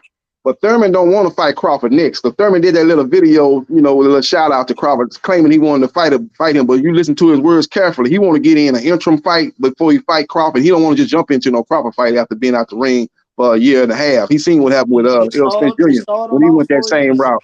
So he probably gonna get an interim fight in sometime in the next couple of months. Why would I do that to my? Why would I be out for a year and then go straight into that fight? That's ridiculous. Nah. That's what Spence did. Spence did it over a year and a half. He was trying to be great, man, but he probably shouldn't have did that though. Thurman need to learn from that. Keith is about to go on a full 2 years at this point.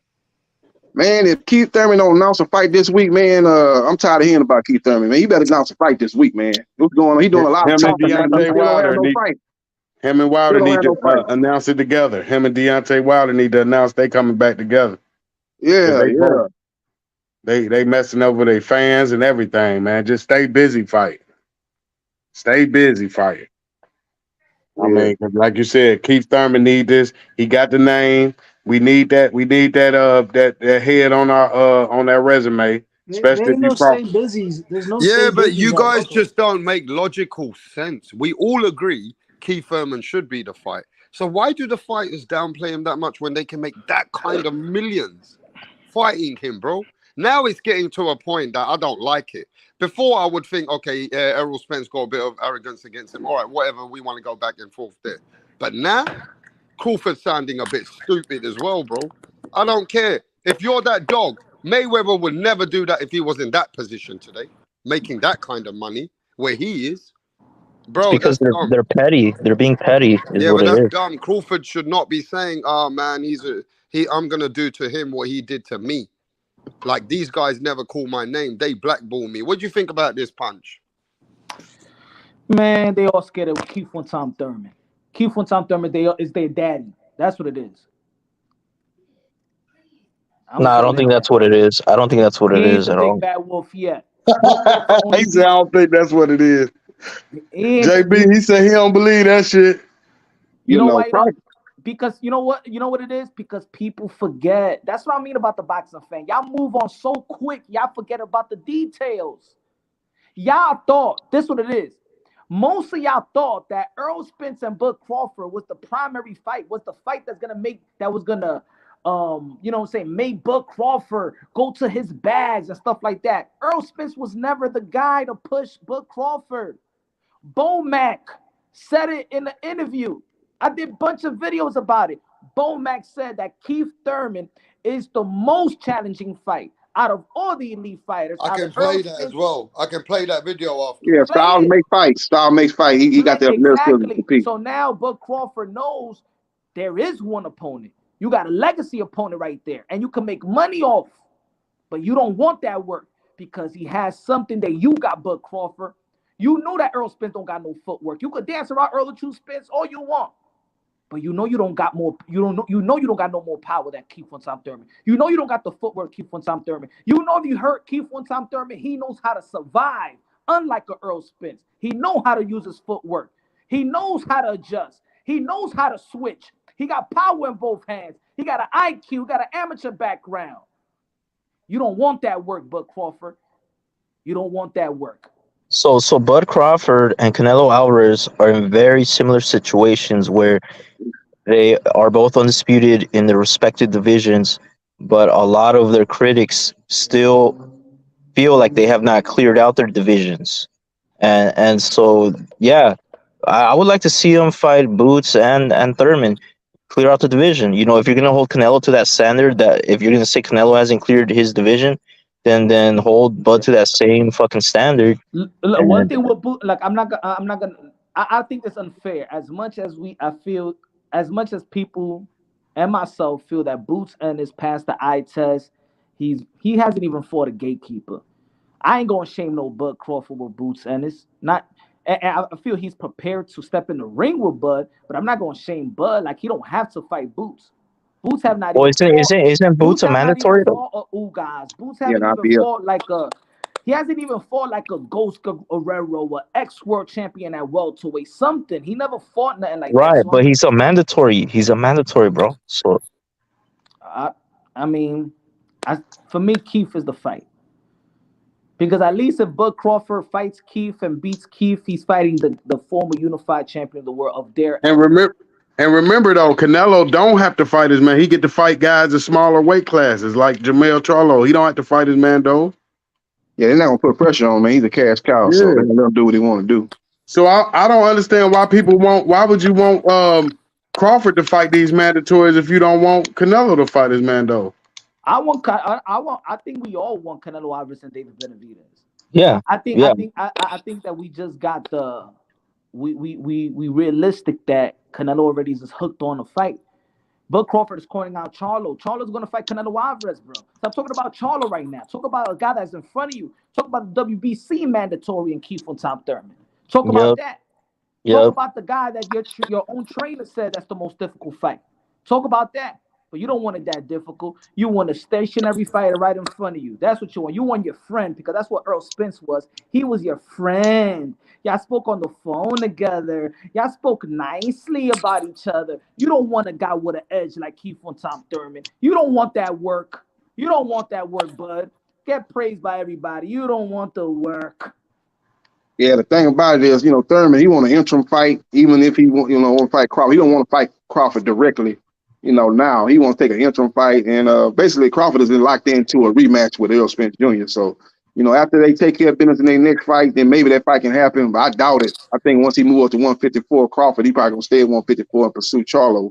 So, I think Thurman probably have to go to 154 if he wants to make that fight happen. Errol Spence is talking to Bud Crawford on the phone and be like, I ain't gonna give Keith Thurman a fight because he didn't want to give me a fight when I called out his name. And Bud Crawford saying, yeah, me too. I won't give him a fight because shout act like little bitches and fight Keith Thurman. The fuck up. Tired of these guys saying, I'm not gonna fight him because when I called him out, he didn't want to fight me. Shut up.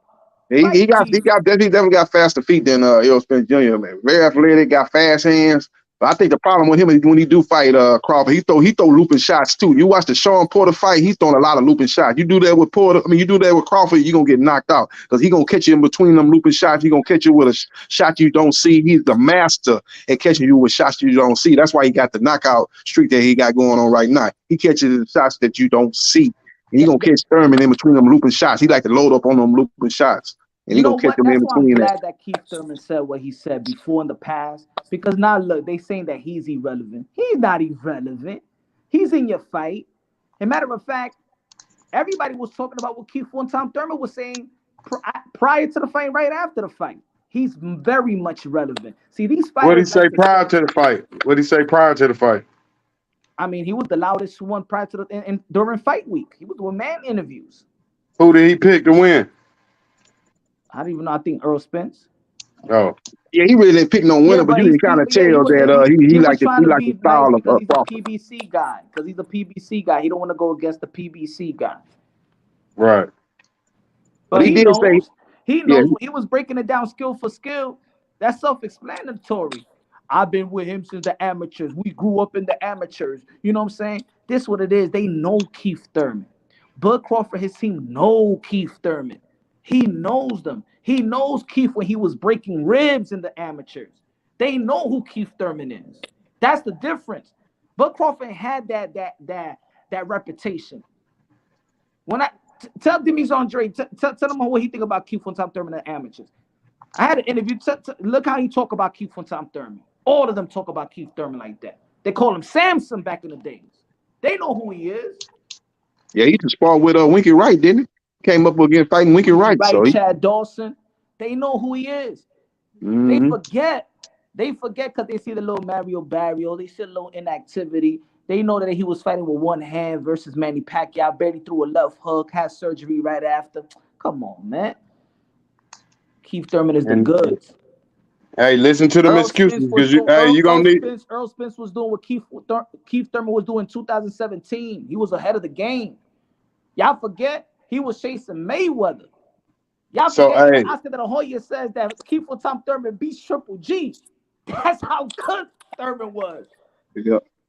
Oh yeah, Mayweather doesn't him, but you remember them excuses you just named because there's gonna be some more after he lose the Crawford or Spence.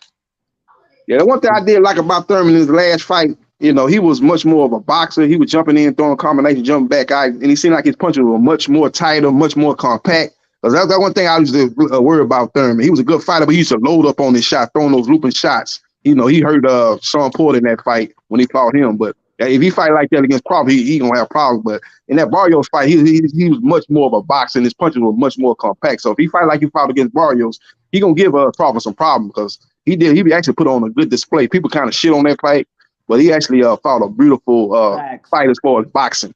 Facts. The thing is, this is what it is about Thurman and Crawford. That's why Bo Mack knows that's the difficult fight.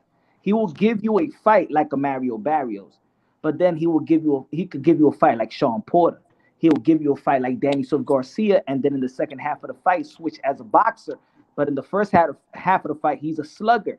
See, he could give you that, and they know that.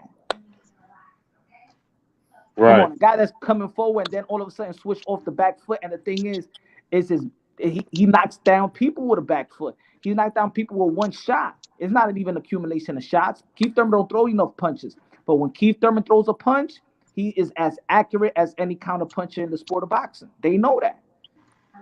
But that's the only reason I say Floyd ain't the most skilled I ever seen, because once I could pick a nigga that you won't fight, that's showing me weakness. Like when Keith Thurman, I knew he'd never fight that guy because of his skill level, and he never fought him.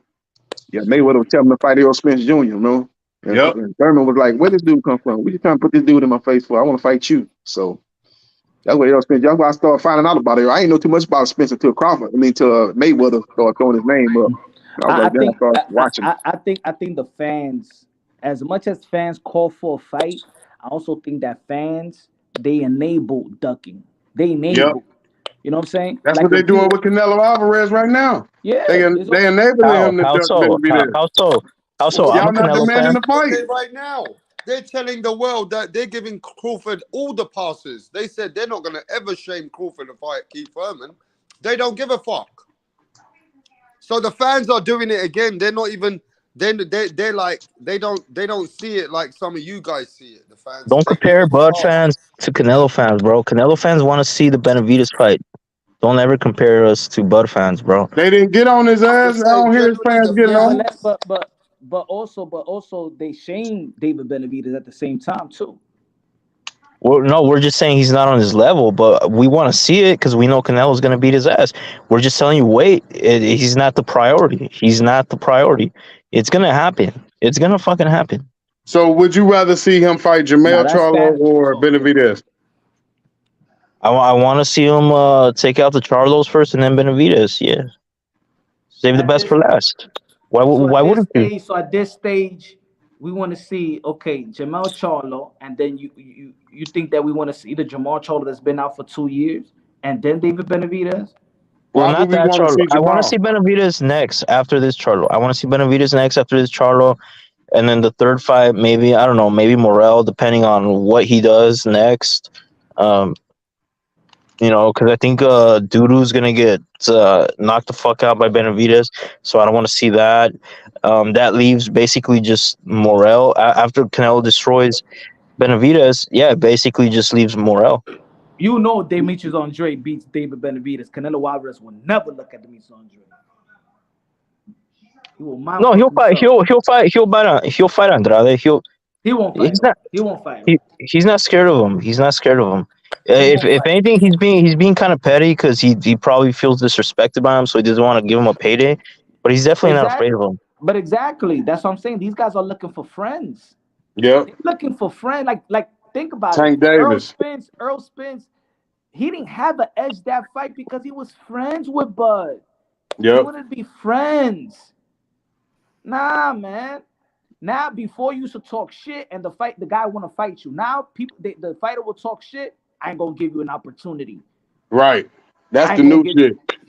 Canelo Alvarez want guys to be like John Ryder, just keep their mouth shut and stay with a coconut smile and be grateful for me. I'm your God. I'm giving you an opportunity, so shut the fuck up. That's their attitude now. Yep. He don't want to fight Denver Benavidez. It's not about fear. It's about I don't want you to eat off my name. You want pie die? You want payday? Get the fuck out my face, bitch. Like think about it. JERMELL CHARLO, he's talking shit about Bud. He ain't talking shit about Canelo Alvarez.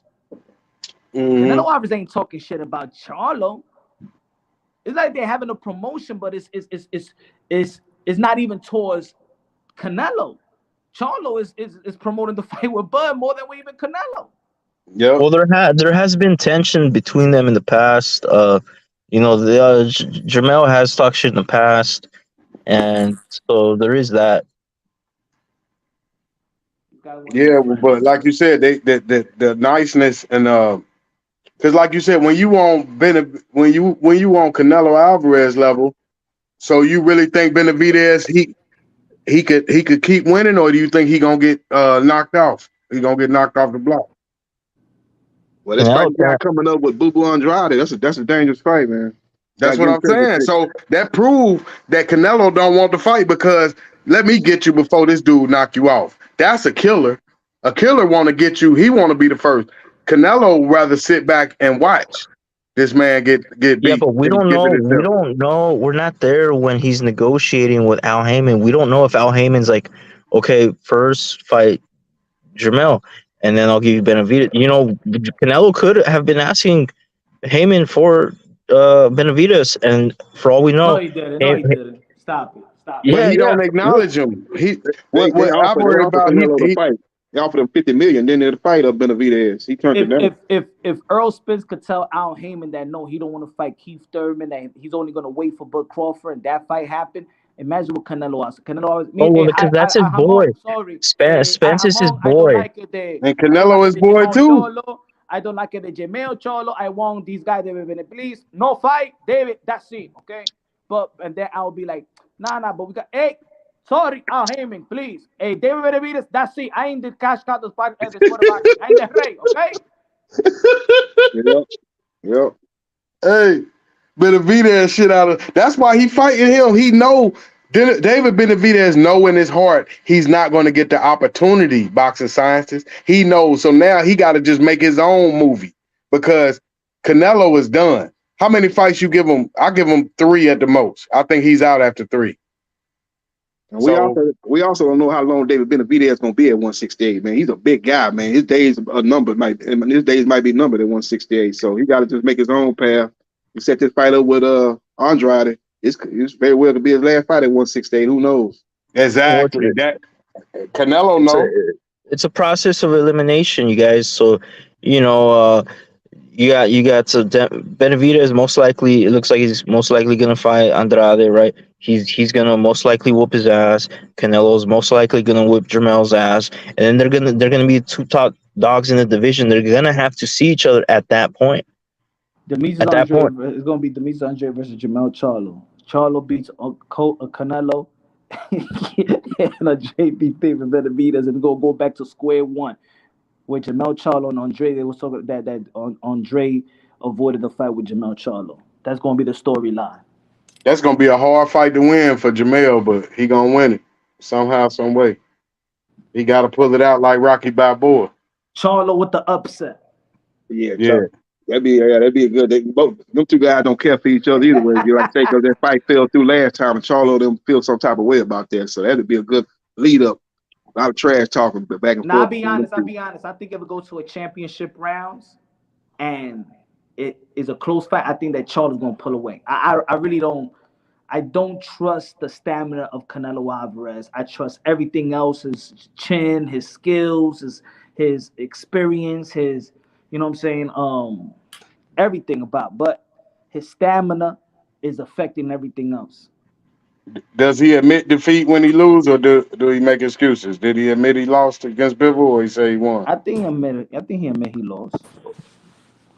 Yeah, he said right after the Bivol fight that he thought he won. It wasn't a 115, 113 shit. Right. He barely got that one, boy. Woo! They were trying to rob him, but they couldn't. No, they could have JB shit. I think they're looking at Jermell Charlo's output because Jermell Charlo don't throw a lot of punches. Like recently in the last fight, he threw a lot of punches, but on the reg, he don't throw a lot of punches. And I think with Canelo Alvarez, they see that throwing a lot of punches, you know what I'm saying, like a Bivol, it's dangerous. Not dangerous, but it's about rhythm. You know what I'm saying? He's making Canelo Alvarez reset too much. And Canelo got some nasty uppercuts, don't he? He got some mean uppercuts. Yeah, when he's sitting down. When he's sitting down on his punches. But if a guy's not letting you sit down, it's making you reset all the time, it's different. You know what I'm saying? So I think that, and then Canelo Alvarez abandoned the jab with a Bivol. He ain't throw no jabs. Maybe jabs to the solar plex. The guy's moving. You gotta throw some jabs. Not load up on every punch. He was just trying to bang the arm. He overlooked Bivol, bro. If you look at the fight again, the way that he fought Bivol, he overlooked him. He thought it was going to be easy because he felt that he was fighting the bigger guy, but Bivol was not known for punching power. Mm-hmm. He was not. He's not a knockout artist. Maybe Charlo might be doing good in the beginning. I feel that Charlo might be his speed, he keep the range. Hopefully he'll have power in that jab to keep Canelo off at certain points when Canelo's going to try and, back him up maybe. No, listen, Canelo is going to end this guy's career. Those punches, though, at 168, what Canelo throws, and very clever at how he throws at the elbow and the arm and all that, slows all these guys down. See all that shit hurt. See all that punishment, yeah? I just don't know if Charlo will be able to sustain. I'm not saying he ain't going to do good, but for me, I don't believe he can sustain the long-term Canelo Alvarez pressure. What I mean by that, at the 8th, 9th, 10th round, I think things will change. Yeah, I'm willing to take any bets right now here live on Rapstar. Whoever has Jermell winning, let me know. We can put as much money as you want on it. Need odds on that one. But you heard what you said, Rapstar. That's why, yeah, I could agree on that. I said if it goes to the championship round, it's a close fight. I think that Charlo will pull. I don't think that Canelo Alvarez stamina is gonna hold up strong in the championship round. It's 3 fights in a row where he's losing championship rounds. 3 fights in a row. He didn't lose Not no getting rounds better. to John Ryder. He lost the championship rounds. Jermell looks good against to John midgets. Ryder. To John Ryder. He was winning those rounds at the end to John Ryder. But John Ryder was fighting back. Yeah, but John Ryder wasn't doing shit. He was winning I'm just saying. Like, maybe on the Bivol fight. What happened with the Gennady Golovkin fight at the end? The Bivol fight, he lost the championship round. What about the Golovkin fight? He lost 2 out of the 3. Yeah, Triple G rallied. He rallied in that fight. Second half. Yeah. Okay, so who wants to put? If you're so confident, in Jermell, put your money where your mouth is. In. I don't bet on boxing. Never will. Never will. I don't bet on boxing. No, all right, look, so who? All right, look. Who wants to bet? Mastermind, you're over here talking a lot. Mastermind, you want to? I only bet on me. I could bet on me and you in the fight. All right, let's do it then. I'll fuck you up. Nah, I ain't betting on that Charlo Canelo. You got a guy coming up 2 weight classes. That's a gamble. You need to give some odds on that shit. You bet at the casino, get 3 to 4 to 1 odds on that. Out of here. Then I'm gonna be betting shit like rolling shit happens. Let's forget all that, yeah. But Mastermind, I don't think you're confident to put money on Charlo, right? Hell no. Right? I just want him to win. That's what I thought. What about you? Hell no.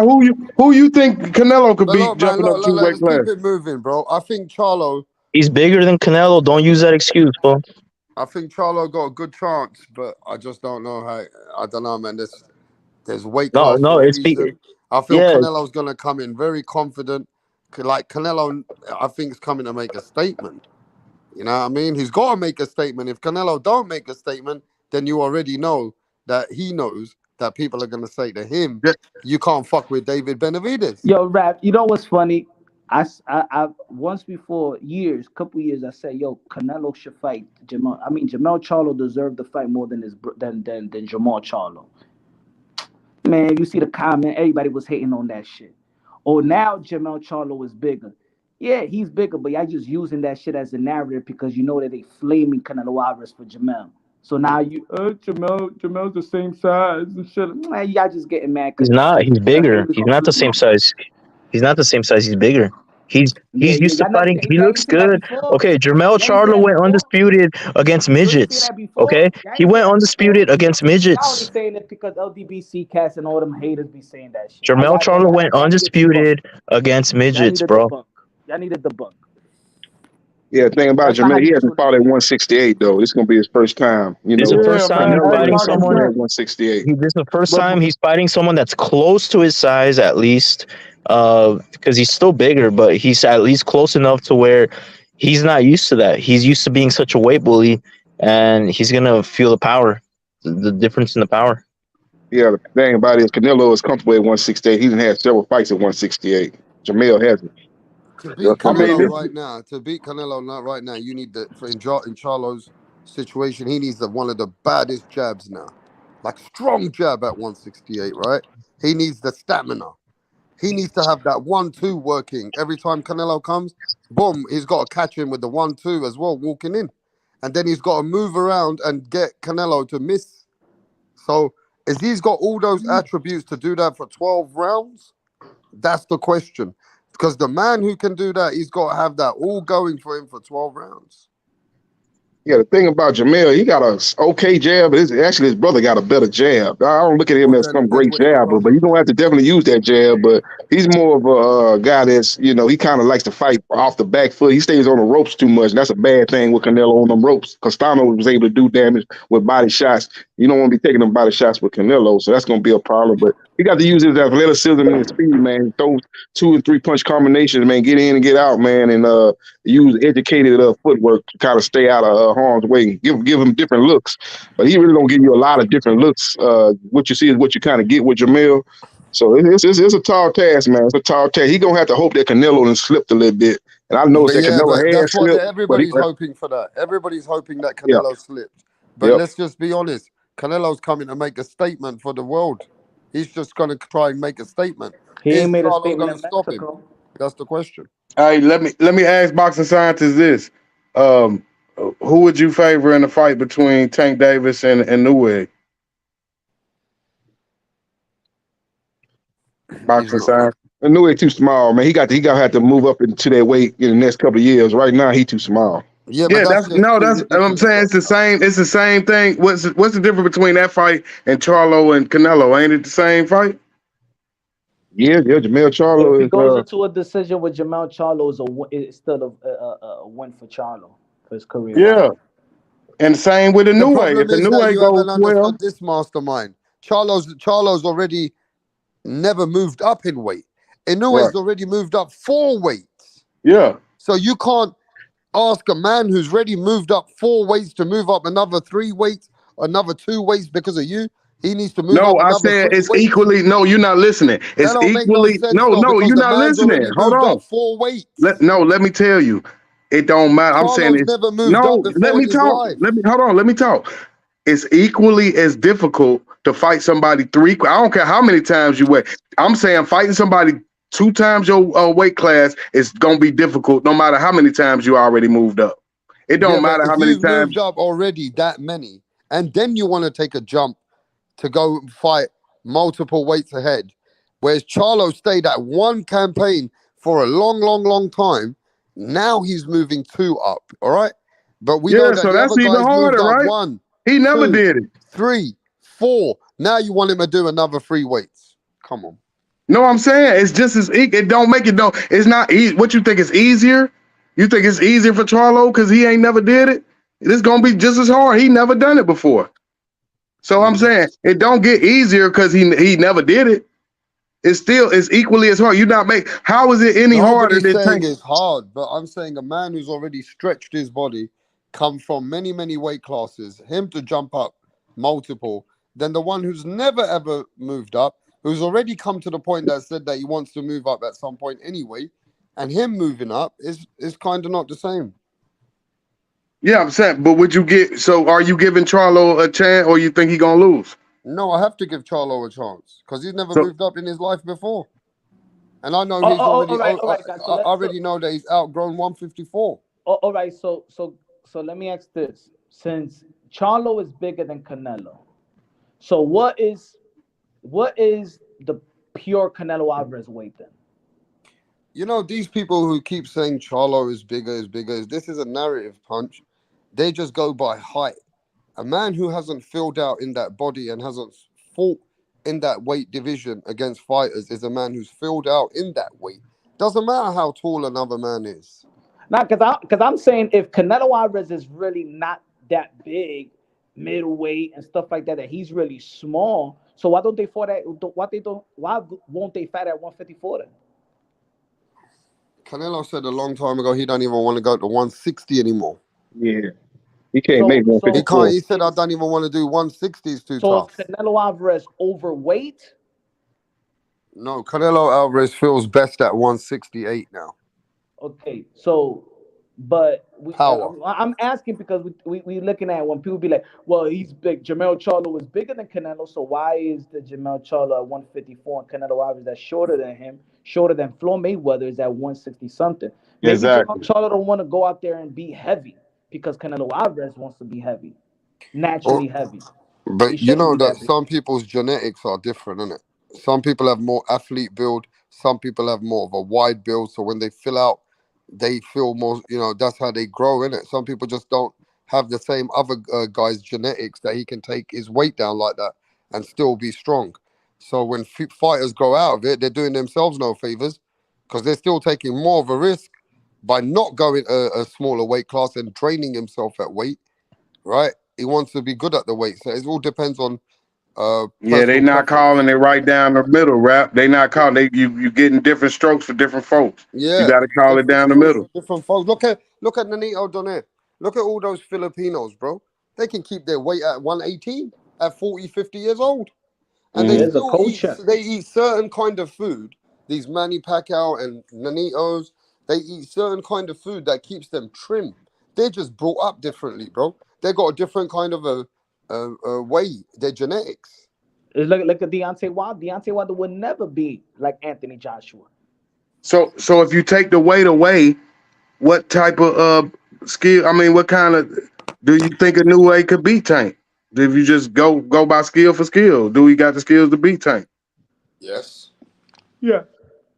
Yeah, he definitely got the skill to be competitive with Tank. I don't know if he got the skill to beat Tank, but his skill level is definitely up there with Tank. So, like I Yeah, it's said, like Tank versus Crawford, same thing. It's like that's what we doing now. So now they keep saying weight bully. Why they not calling Canelo a weight bully? You fighting guys 2 weight classes down from you instead of people right in your division.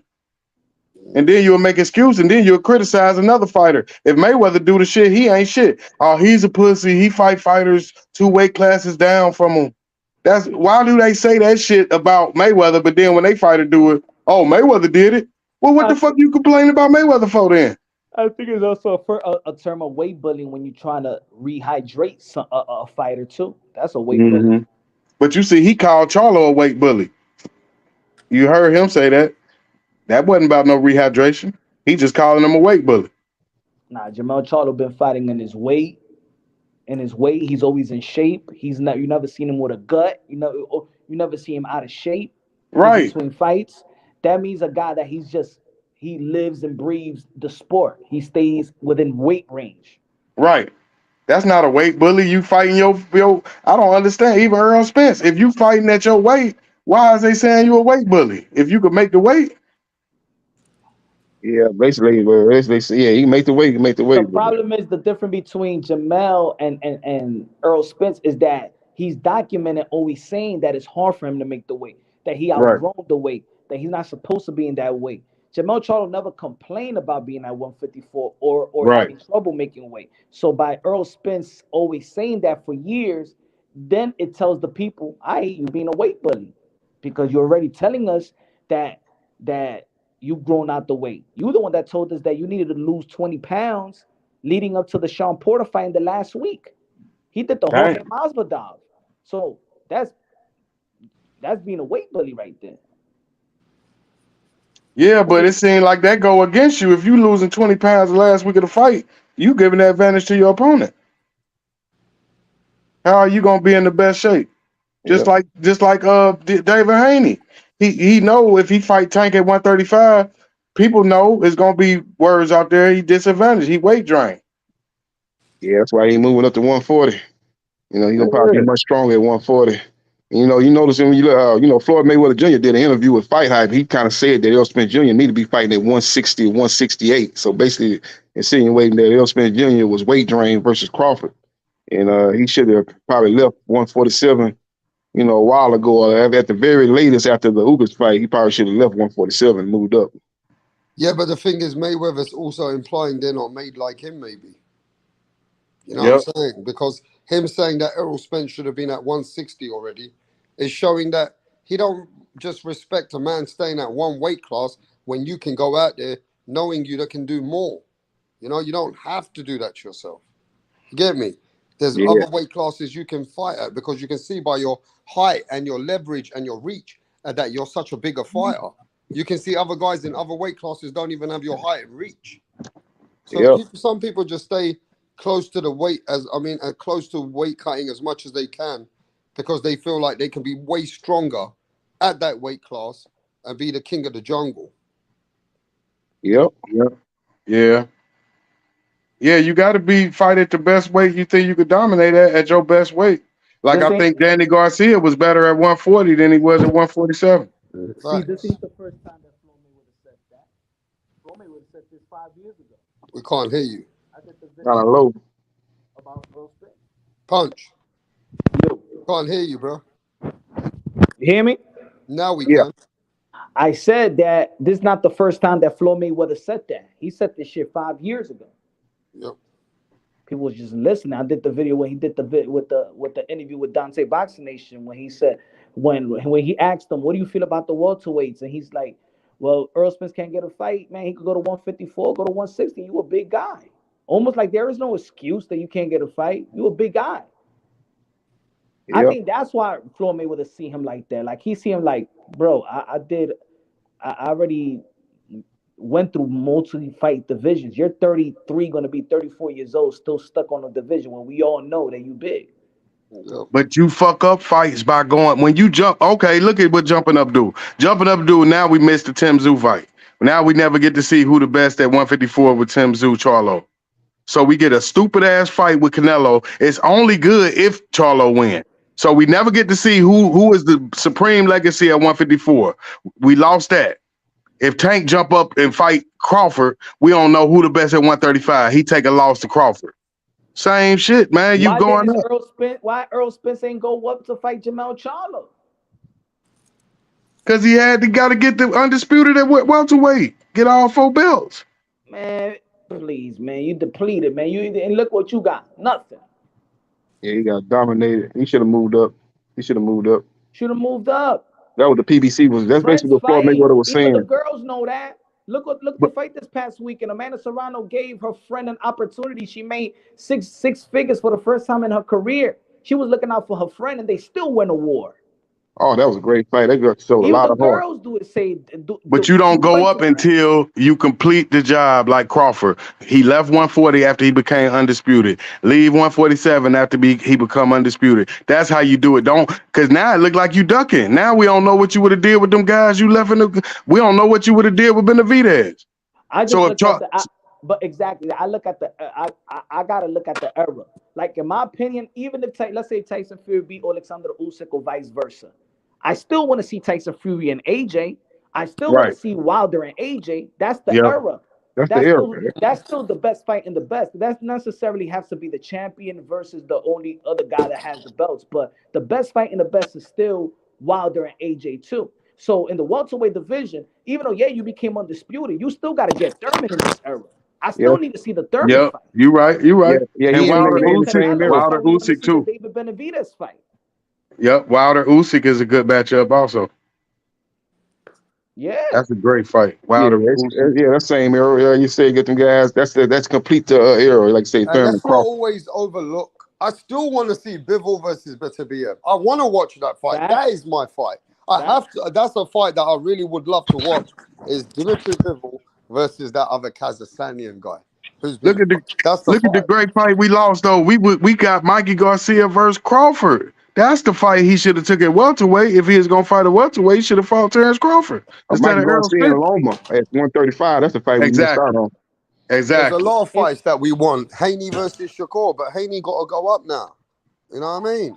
Yeah. They gonna still fight though. Even that, right? Like even he beat Loma, but people still want to see Tank and Haney. Tank, Shakur, Tank, Shakur, Haney. So just because you're undisputed, that doesn't mean that you really stamp yourself as king. I think, in my opinion, JERMELL CHARLO stamped himself as king at 154. Like Tim just came up, so it's like you can't really shame him with the Tim's U at the time that he became undisputed. Now, in the welterweight division, for me, it's still Thurman. In the lightweight division, it's Tank and Shakur. In the super middleweight division, it's still David Benavidez because he's still undefeated but was a champion. We all knew that David Benavidez was. We always thought that he was better than CANELO PLANT. So, yeah, you're the man, but we still want to see that fight.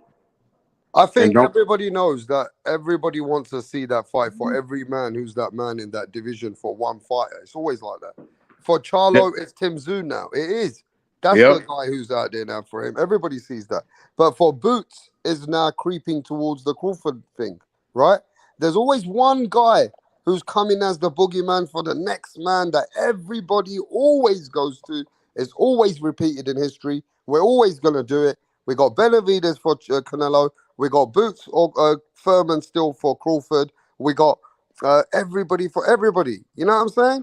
Isn't that why people always shame today's with the past? Isn't that what the Four Kings was all about? That they all fought each other, whether one had a loss or win, but at least they all fight each other. That's how I see the welterweight with Earl Spence, but I still want to see Earl and Thurman. Now they're gonna have to fight at 154, but y'all still got y'all in the same era and y'all names been linked to one another. Y'all should fight. And that's the same thing I Yeah. feel like. If Virgil Ortiz is now healthy, yeah, and he's in the campaign now, that fight with him and Boots has to happen. Otherwise, it's done. At some point, those two have to fight, or Virgil Ortiz probably don't need to be. If he's not in the game, he's not in the game, unfortunately. But if he is, those Yep. two have been linked together. You Yeah. know, everybody's got to be linked with somebody. Yeah. Somebody's still going to say, well, that guy can beat him, and that guy can beat him. That's what makes boxing today. You know what I mean? That's how we are. So we always got somebody for somebody in the division. But look at Inoue. Now, who have we got for Inoue? That's what I like to ask you Yeah, he guys. cleaned out his division. Yeah, That's but clean. when he cleaned out though, Punch, who did you have for him? When he already cleaned it out, that's it. Move That's up. it, right? That's But why you got to move up. you at some point we were hyped about Nonito maybe being the guy who could show him something, right? Right? No. If it was after that, remember, it would have been John Riel Casimero, because John Riel Casimero, he got stripped because of the sauna. It wasn't supposed to be Paul Butler. It was supposed to be John Riel Casimero versus Naoya Inoue. Right. But to be fair with you, he cleaned out. Now him beating Stephen Fulton, who have you got for him now?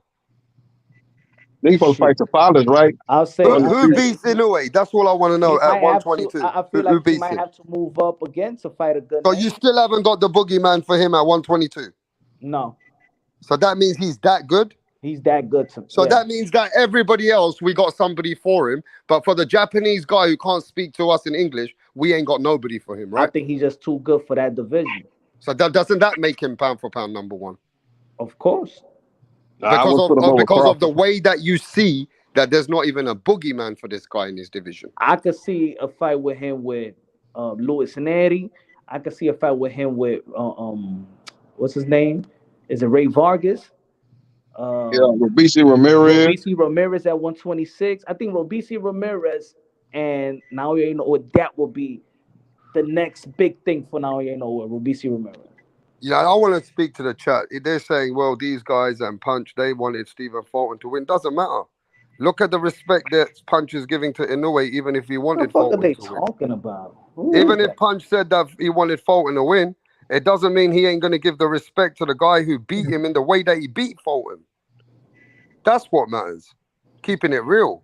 And to be honest, if we don't even have the guy to beat him at 122, 118, then he has to go to 126 now. Who said I had Fulton beating Inoue? No, that you wanted Fulton to beat Inoue. Who said that? I don't know. Somebody in the chat was saying it. You can see it. Yeah, and Louis gonna have to continue to move up, man. Channel speak for itself. What the fuck are these people talking about? So let me ask you this. A lot of people wanted Fulton to win, though. Even Mastermind came in and said, yeah, man, that's my boy. He's going to win. Right? I had a lot of guys. What's his name? Chavo. What's his name? That guy. I forget his name. I thought Fulton was going to win by decision. I thought he was going to win. Yeah, because these guys were high on Fulton, bro. Yeah. I want to see. I ain't never seen Louis in a ring with a guy that could box and move like a Fulton. So I want to see him against that style. He dominated. But look how easy that boy made Fulton. Who are you talking about? Figueroa rap? No, I'm talking about Fulton. Look how easy the Japanese guy beat him up. Yeah, he did make it look real easy, boy. He made it look like it's truly levels in boxing, that's for sure. How about him and Brandon Figueroa? Maybe that's a good fight because Figueroa gave Fulton a good fight. And Figueroa is huge too. He's big. He's big for that weight. So and then if he stops Figueroa, then we're gonna think, okay, he's stopping everyone now. That's it. Find someone else. That's it. No, it's cool. Like you said, how many weight? So what weight class did he start at? We started at flyweight. He started at lower weight, but Manny Pacquiao started at them lower weights. He moved up. That's what I knew he was going to do. He got to continue to move up. He win, continue to move up. Hey, How don't much tell me. you see making him against Don't Tank. tell me we're watching another Manny Pacquiao that might become 7-weight world champion. How much did he weigh? Has this guy really got that much that can bring this to the world? I give him 6. I think he will reach all the way to 135, and that's it. Yeah. 6 weight, but he can't be 7-weight, 8-weight. No way. Nah, I don't think I can't see him at 140. So nobody's ever gonna beat that. But 6 weight, wow, that's unless he use some supplements. Yeah, but 6 weights? Wow. I heard you saying Pacquiao used some supplements to move up in weight, carrying that power I up in think so. weight. He used supplements. Yeah, I Paulie mean, I think he Malignaggi used spoke on supplements. that, saying he had never seen a guy move up in weight and knocking guys out there were naturally bigger, actually knocking them out in quicker fashion than he was doing at the lower weights. That's something that we never But seen like you before. said, no. And What weight I did he always say start this. at though? It's What not even what? about. How, It's not even that he beat bigger guys. It's the bigger guys he beat. He beat legendary fighters with chins. He beat Oscar. He demoralized Oscar. Demoralized Cotto. Demoralized Mosley. And he couldn't demoralize in the beginning of his career. Nah. Yeah, You yeah, could beat how big much guys, did he but not weigh? demoralize these legends like that. Sorry, yeah. nah. He was He, he was Yeah. he was he was How juiced much? up. He was juiced How up. much I did love Manny Manny? Pacquiao, but he's juiced up. I'm not he, dumb. Hey, how much did and you yeah, knew a it lot of ain't people weight? believe that. Where did he come up from? What? How much did a new weigh when he started? They 112. both came up from probably the same weight class. They both was in them lower weight class. I mean, Pacquiao started off 112, like at Yeah, flyweight. 115, 118, 122. yeah, like you said, that's gonna be hard. But he ain't gotta Pacquiao feel came from pressure to move up. 106, murdering dudes at 147. Get the fuck out of here. I love Manny Pacquiao, but come on. So do We're y'all not think there. people move up because of the fighters that's up there? They more names, there's bigger names at the Yeah, the big. bigger money fighter at the higher weights. You know, the new wave, his biggest fight would be against Tank at 135. That would be a mega fight. He fight guys like the Pollard, they good fights. Robeisy Ramirez, they good fights, but they're not going to give him the type of pay that he get if he fight Tank at 135. So that's why they move up. Prize fights called prize fighting at the end of the day. You make more fights in the bigger weights than you do at those lower weights. Yeah, like you said, ain't no way. Just beat everybody at 122. Fuck it, He beat continue to everybody. move, yeah, continue to move up. He just need to fight one more guy at 122, become undisputed. After that, move up to 126 and fight Ramirez. That's an in-house fight. Both guys with top rank win that fight. And maybe you fight the winner of Valdez Navarrete at 130. That probably should be your debut here in the United States. Fight that winner, get that win, and then we can start talking about fighting Tank at 135. But that's probably where he lose at 130, right? That's gonna be maxing it out. Yeah, because the winner of that, you'll be fighting a top guy at 130. Whoever win that Valdez Navarrete fight, that's the top guy at 130. That'd be a tough fight, but in a way, even going up to that way, he would have the advantage over whoever win that fight. Skill wise, he'll have the advantage. He's a more skillful fighter than Navarrete or Valdez. So he'll just be maybe testing the limit as far as the weight. Yeah, that 135. You're gonna have to get Tank down to 130. Yeah, and then he goes to PB, and then yeah, Manny Pacquiao and PBC. He don't get no VADA. He don't get no random VADA testing with Thurman and Broman and all them. Stop it, guys. Stop. I'm just talking about the person in the chat. Stop it. Do you think he can get Do you No, think he can get Tank Tank at not going. 130? No, Tank ain't going on 135. He gonna have to come to the US. He's going to fight Tank. It's gonna be at 135. Tank the A side. He gonna call the shots. He ain't going down to 130. So he ain't coming back down. It's over at 130 for him. That chapter closed. Nah, he ain't going back down to That's like 130. Javante. Look, what Manny Pacquiao did. That's like Javante Tan Davis going to the lightweight and knocking out Bivol and Beterbiev. Yeah. Yep. That's what Manny Pacquiao did. For anybody feel like, oh no, he never took anything. That's like Javante Tank Davis going to the lightweight division and knocking out Beterbiev and Bivol. So what y'all think about knockout artists though? Okay, a knockout artist at 122. You don't think he can knock out a guy like a 140 pounder, 135 pounder, like they do at heavyweight? Like a knockout artist at 222 can knock out a guy 250. It don't happen like that in the smaller. Yeah, it's different, man. Because we at heavyweight, both guys You're in the are chat. heavyweights. Yo, guys Both on the guys. panel, I want to ask y'all a question. Why? Let's say we talk about Canelo. Why I'm sorry, when we talk about Manny Pacquiao, why people have to come up with like the Floyd Mayweather with a comeback? Why we can't stay on the subject of Manny Pacquiao? When we're talking about why they bring Floyd Mayweather to try to debunk anything. Mm. I want to ask that question. Why? Let's say we're talking about Manny Pacquiao and potential using supplements. Why somebody got to be like, well, Floyd Mayweather use the IV? Because they don't want to stay on subject. Yeah. Well, I'm gonna tell you the only reason that is anytime you talk about boxing, Mayweather, my head gonna come up. So they gonna talk to him. Yeah, especially with Pacquiao Mayweather, that was the first civil war of boxing fans, man. Them two fan bases were going back and forth, man. So every time you talk about Pacquiao, they gonna throw Mayweather name up. Kind of same thing with AJ and Wilder. Who's talking about Floyd? We talking about Manny. Yeah, see, that loss hurt the worst, man. That hurt the worst out of all the losses, man. Shit, they ain't stop crying over Mayweather beating Pacquiao. That shit hurt him worse than Wilder Fury. Because you know black folks don't sit together. As soon as he lost, he threw him under the bus. As soon as he got tested up to the wazoo, he looked normal. That's what happened. That's what happened. Come on, let's be real. That's what happened. When he started getting random blood tests, that's what happened. He threw 400. He threw less than Floyd Mayweather. Yep. That's exactly what happened because I'm gonna say the same shit, and I'm gonna keep the same, energy. I'm gonna say the same shit with Earl True Spence. When he first got VADA testing, blood and urine randomly, he won the whole 12 with Mikey Garcia.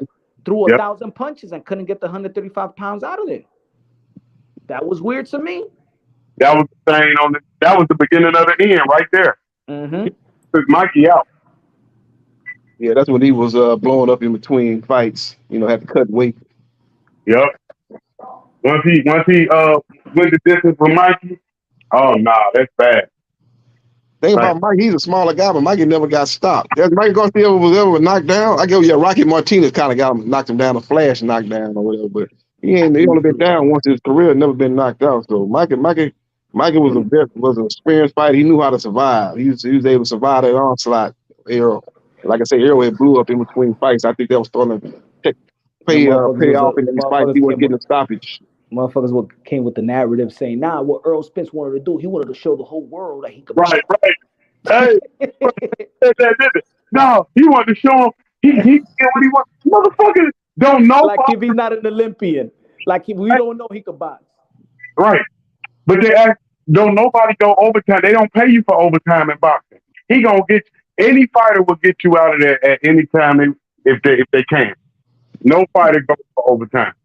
Yeah, but you know, he punished Mikey Garcia. Mikey Garcia wasn't the same after that fight. He fought Jesse Vargas. He beat Vargas, but that was a lackluster performance. And then he fought Sandor Morton, got beat on points. So he wasn't the same fighter. Yeah, Errol took a lot out of him. He was hungry at that, man. He got that $7 million from the zone. That's it. Yeah, he took that undefeated from him, man. He had that mind of he never gonna lose.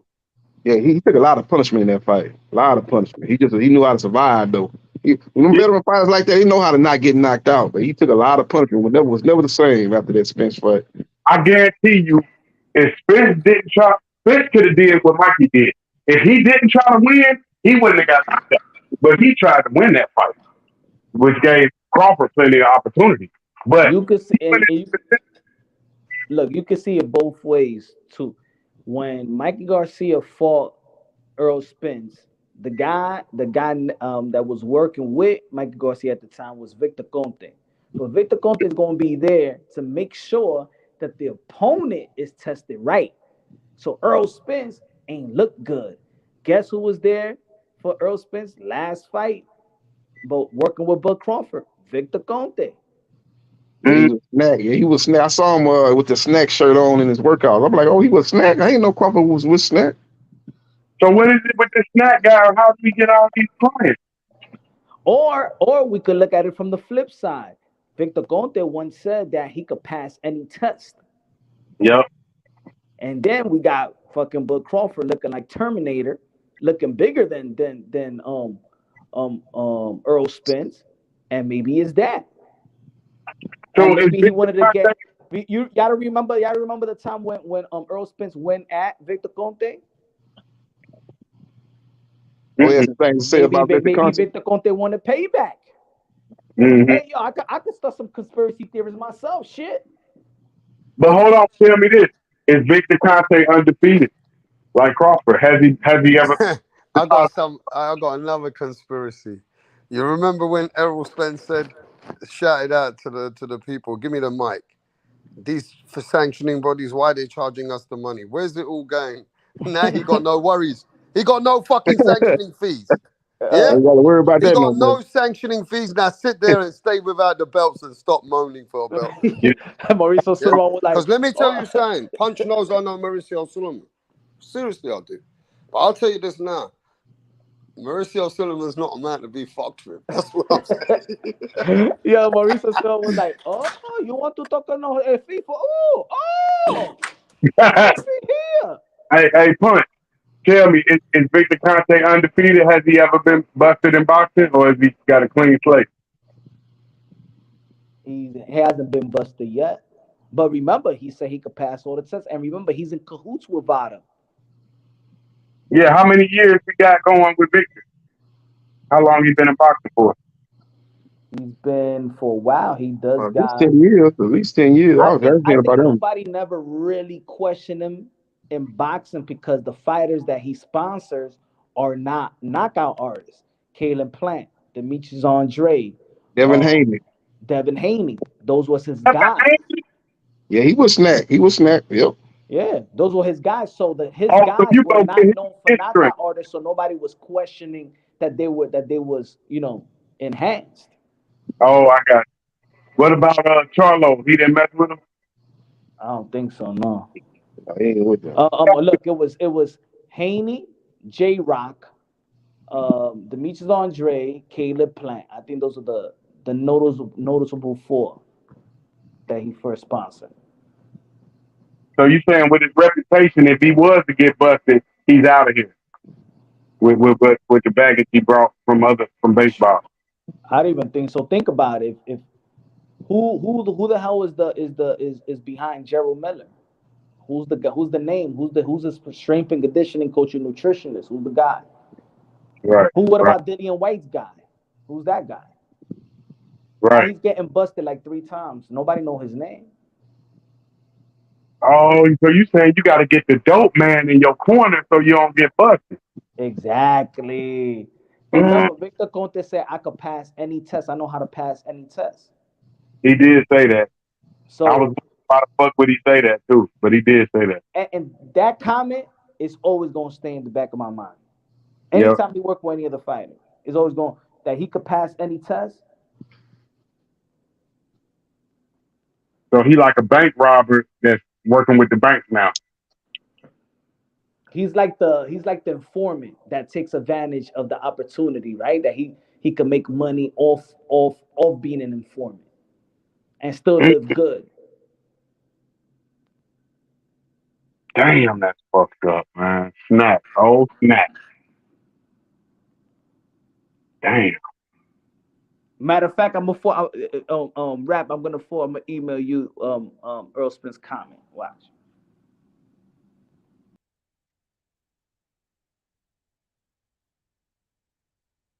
I can't believe this, JB. Devin Haney fucking with Snack. Yeah, he was snack. I seen him work out. He had that snack shirt on. I was like, okay, Henry was snack. They have always been with snack.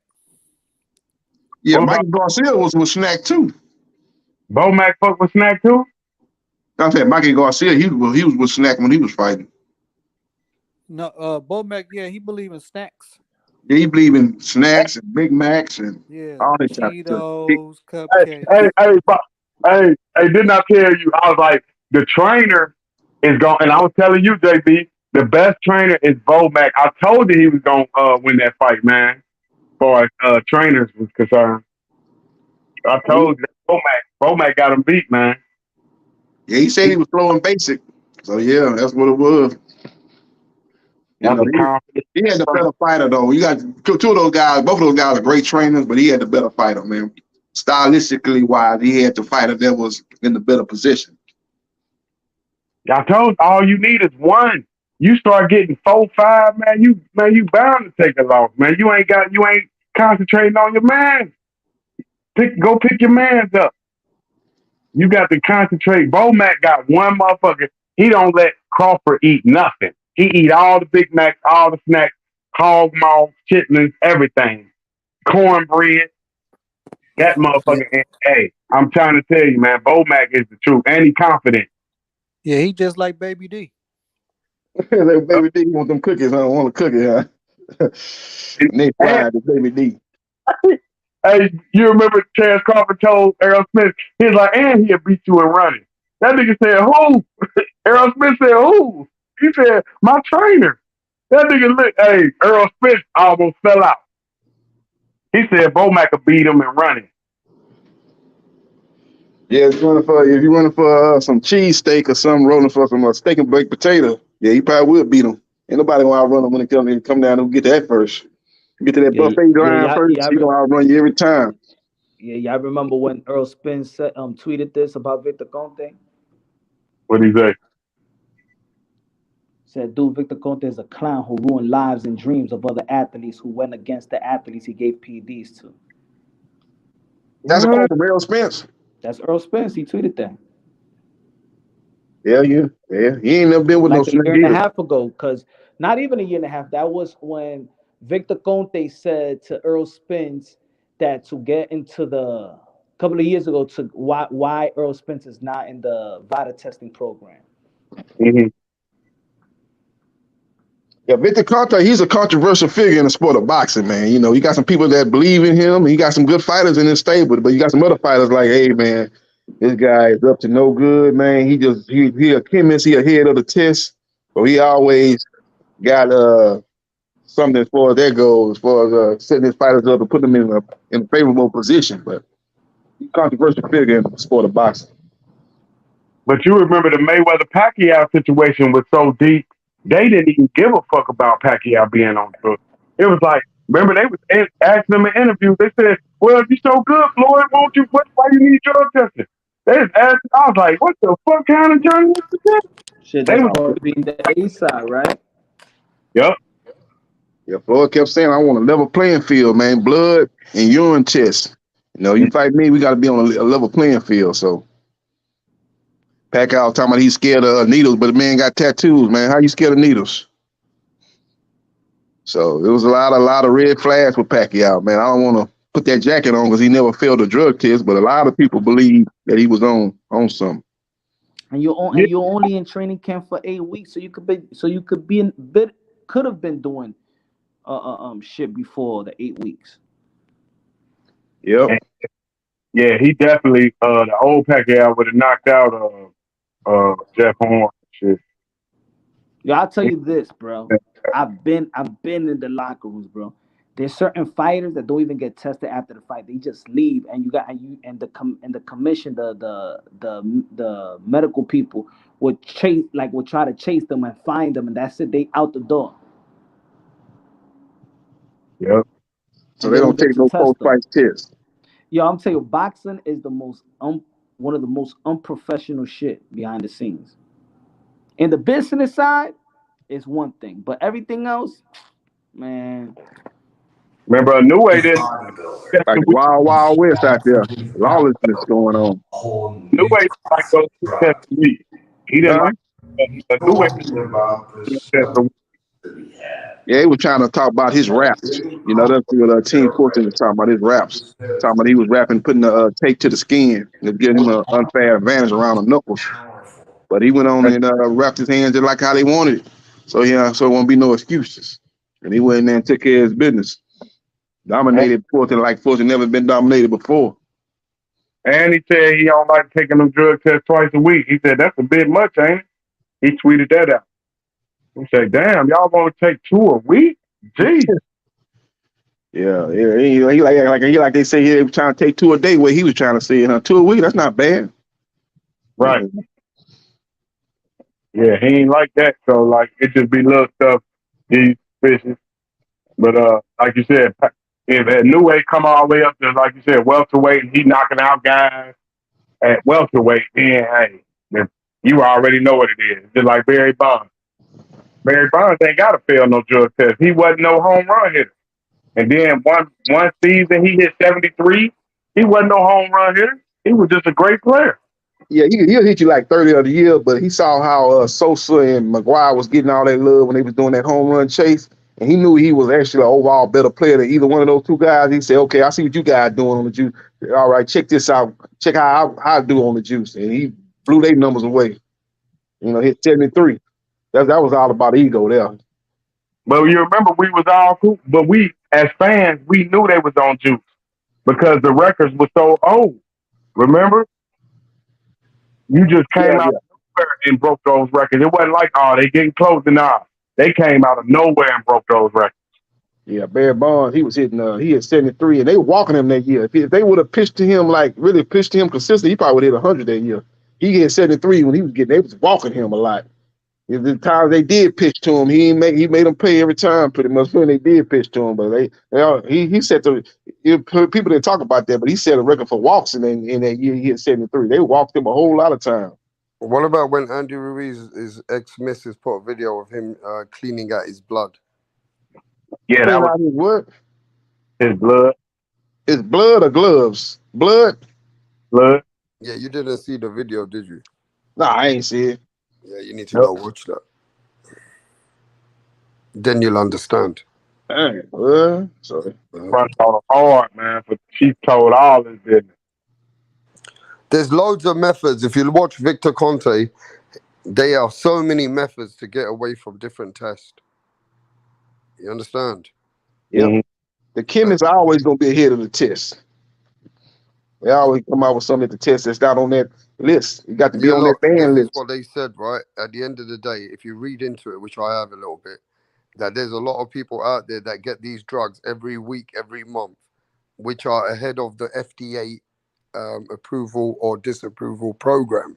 So before the FDA can even get into it or the anti-doping agencies, these guys already got shit going on that by the time they get to it, these athletes are good. You understand? Mm-hmm. Yep. These motherfuckers are one step ahead of the FDA and the anti-doping agencies. Yeah. So beat that, bro. Go read into it and you'll be surprised.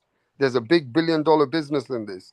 If you've got the information, got the doctors, you've got the pharmaceuticals, you can put this together before the FDA are looking for it or the anti-doping agency want it. You can play around with all different types of drugs. Yep. Yeah, That's just one method. That's one method. Yeah, Parliament came out and said this a couple of years ago. He said, man, it's the majority of the boxers are on something. You know, because the ones that want to be clean, they know the other guys are dirty and they got the advantage over them. Or you see that they having success and they're having a better career than they have, and they know for a fact they own it, so they end up getting on it. They have no choice. You know, people that's I'm competing with using it. I got to use it to able to surpass them or be able to compete with them. And the Olympics is worse because the first offense, you don't get nothing. You basically get a slap in the wrist and they give you another test. You understand? That sounds like Dillian White right there. Well, there's different methods. Yeah, he got a slap on the wrist. Oscar Rivas, he didn't get no slap on the wrist. He got to look the other way. Sweep under the rug type of situation with him. Yeah. 100%. Mm-hmm. But bad out here. You know, Canelo, he was found on PEDs. You know, he got suspended for 6 months. Not but PEDs. They tried to clean that up after the fact and say that he really wasn't on nothing. It was clenbuterol. Yeah, they tried to blame it on the meat, but that wasn't no clenbuterol. That wasn't like he stopped at the taco truck and got him something and got in his system. I don't think that was the case. I think he was doing what a lot of boxers doing. You know, he was on something. So I think no matter what you take, what you don't take, you still got to have a certain amount of work ethic, skills, and boxing IQ. You need to have God-given abilities. Those things still have to take place. You can't just take something and expect to get it all. No, it don't work like that, bro. You got to be able to give everything else, which means all of your running, all of your training, all your boxing rounds, all your pad work. Everything else has to be on the top level. You understand? You can't just take something thinking you're going to win. Nah. You better make sure you got everything else or you're going to lose. Yeah. Yep. That's how it works. Teofimo Lopez, he got the eye of the tiger. That motherfucker cannot be beat. Not right now. I wonder who Teofimo gonna fight next, man. He definitely Devin Haney is not an option. Devin fighting to fight Regis Prograis. So I wonder who he gonna fight. Arnold Barbosa Jr. has left Top Rank. He's cut ties with Top Rank. So I wonder who he gonna fight next. I probably, if I had to guess, I would maybe think maybe Jose Ramirez. Jose Ramirez probably be probably top option. I got an echo. That's a serious echo. Yeah, I think maybe Jose Ramirez though. Maybe I think that probably he would Top Rank. It'd be an in-house fight. They could probably put that fight on. Top Rank. They always had that big fight on Heisman Trophy night. Maybe they put Tiafimo versus Jose Ramirez on Heisman Trophy night. Maybe that's like what December, I think, sometime in the middle part of December. I mean, it might do Shakur Loma. Maybe put Shakur Loma. No, that's gonna be pay-per-view. I don't think maybe Shakur Loma put that on Heisman Trophy night, but that's more of an ESPN pay-per-view fight if that fight get finalized.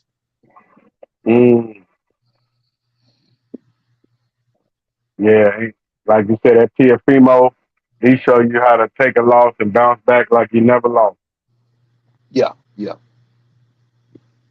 I think they might do Jose. I think Jose Ramirez is like number 2 in the WBO.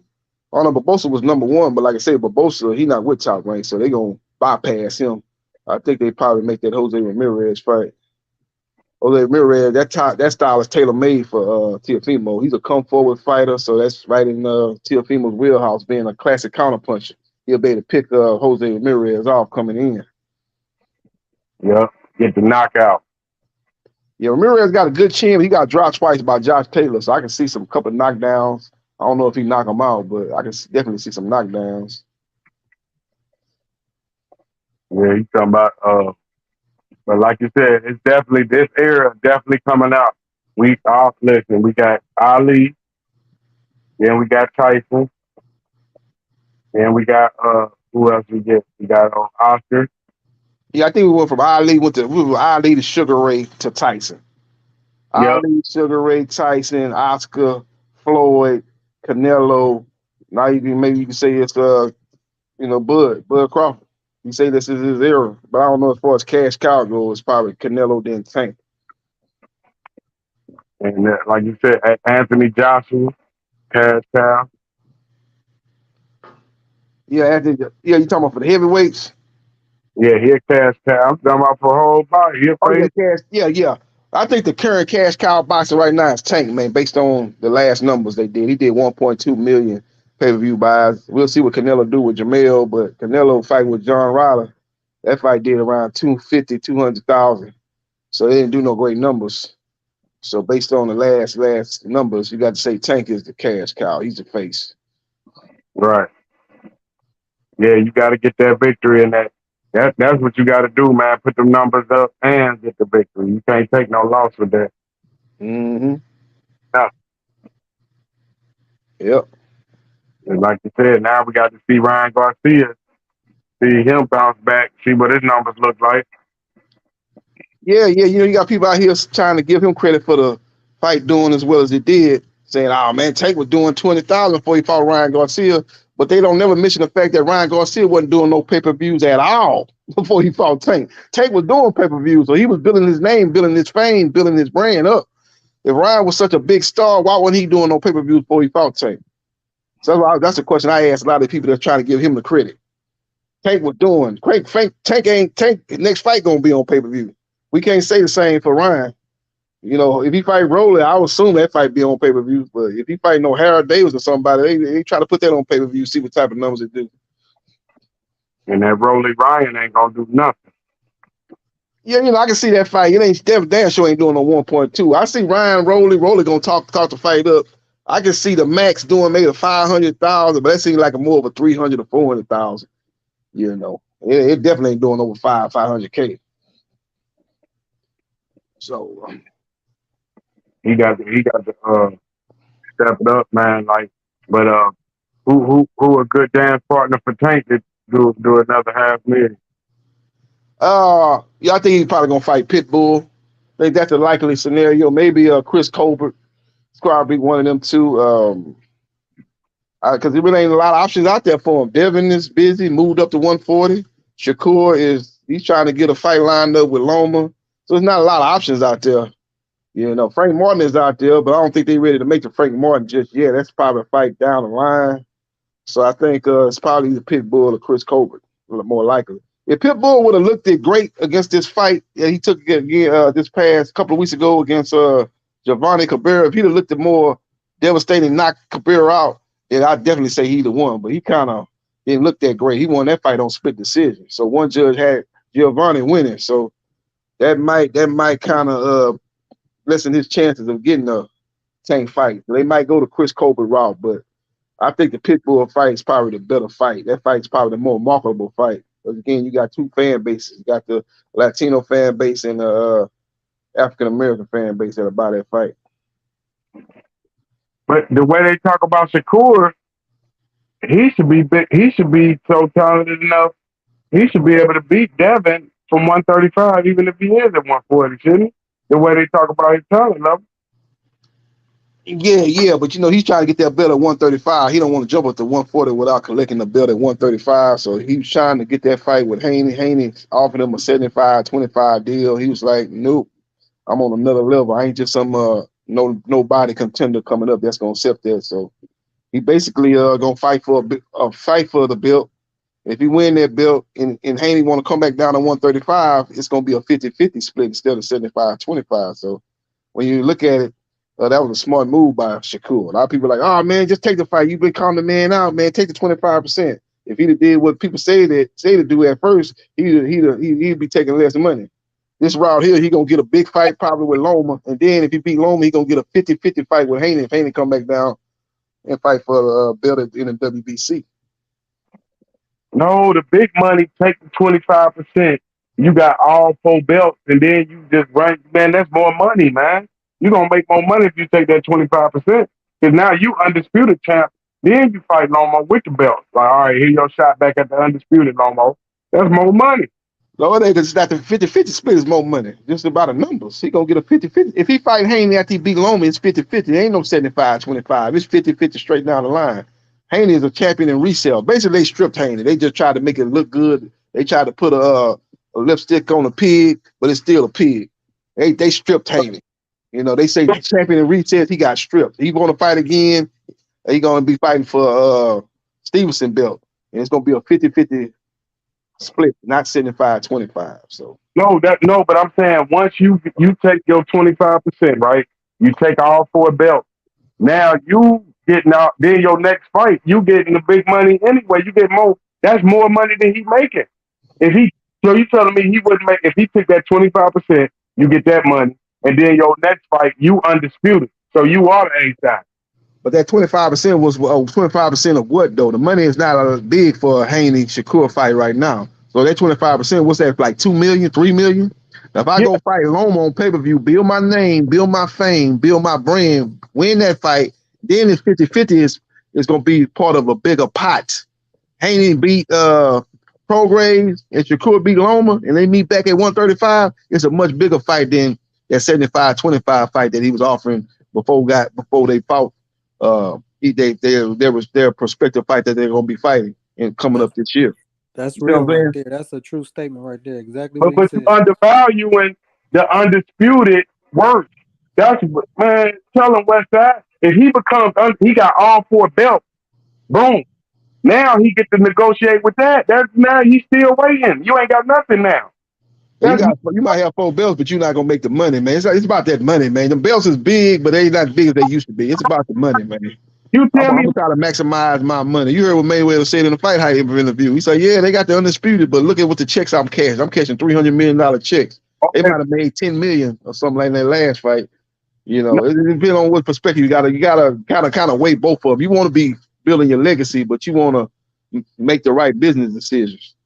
Yeah, no, I'm saying, where do you lose money becoming undisputed? That's all the money. You got all the belts, so you got all the leverage.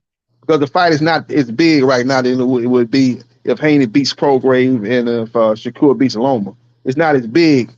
Top Rank gonna put up more money for the fight after both guys get the victory. They're not putting up that much money for the fight. That's why Shakur wasn't even trying to consider 25% because he know the money ain't in the pot is not that big. It'll be much bigger if Haney beats Prograis and if Shakur beats Loma and they meet back at 135. If the pot's gonna be much bigger than it would have been for the initial offer. But where's the undisputed? Now it's not undisputed no more. It's what is it?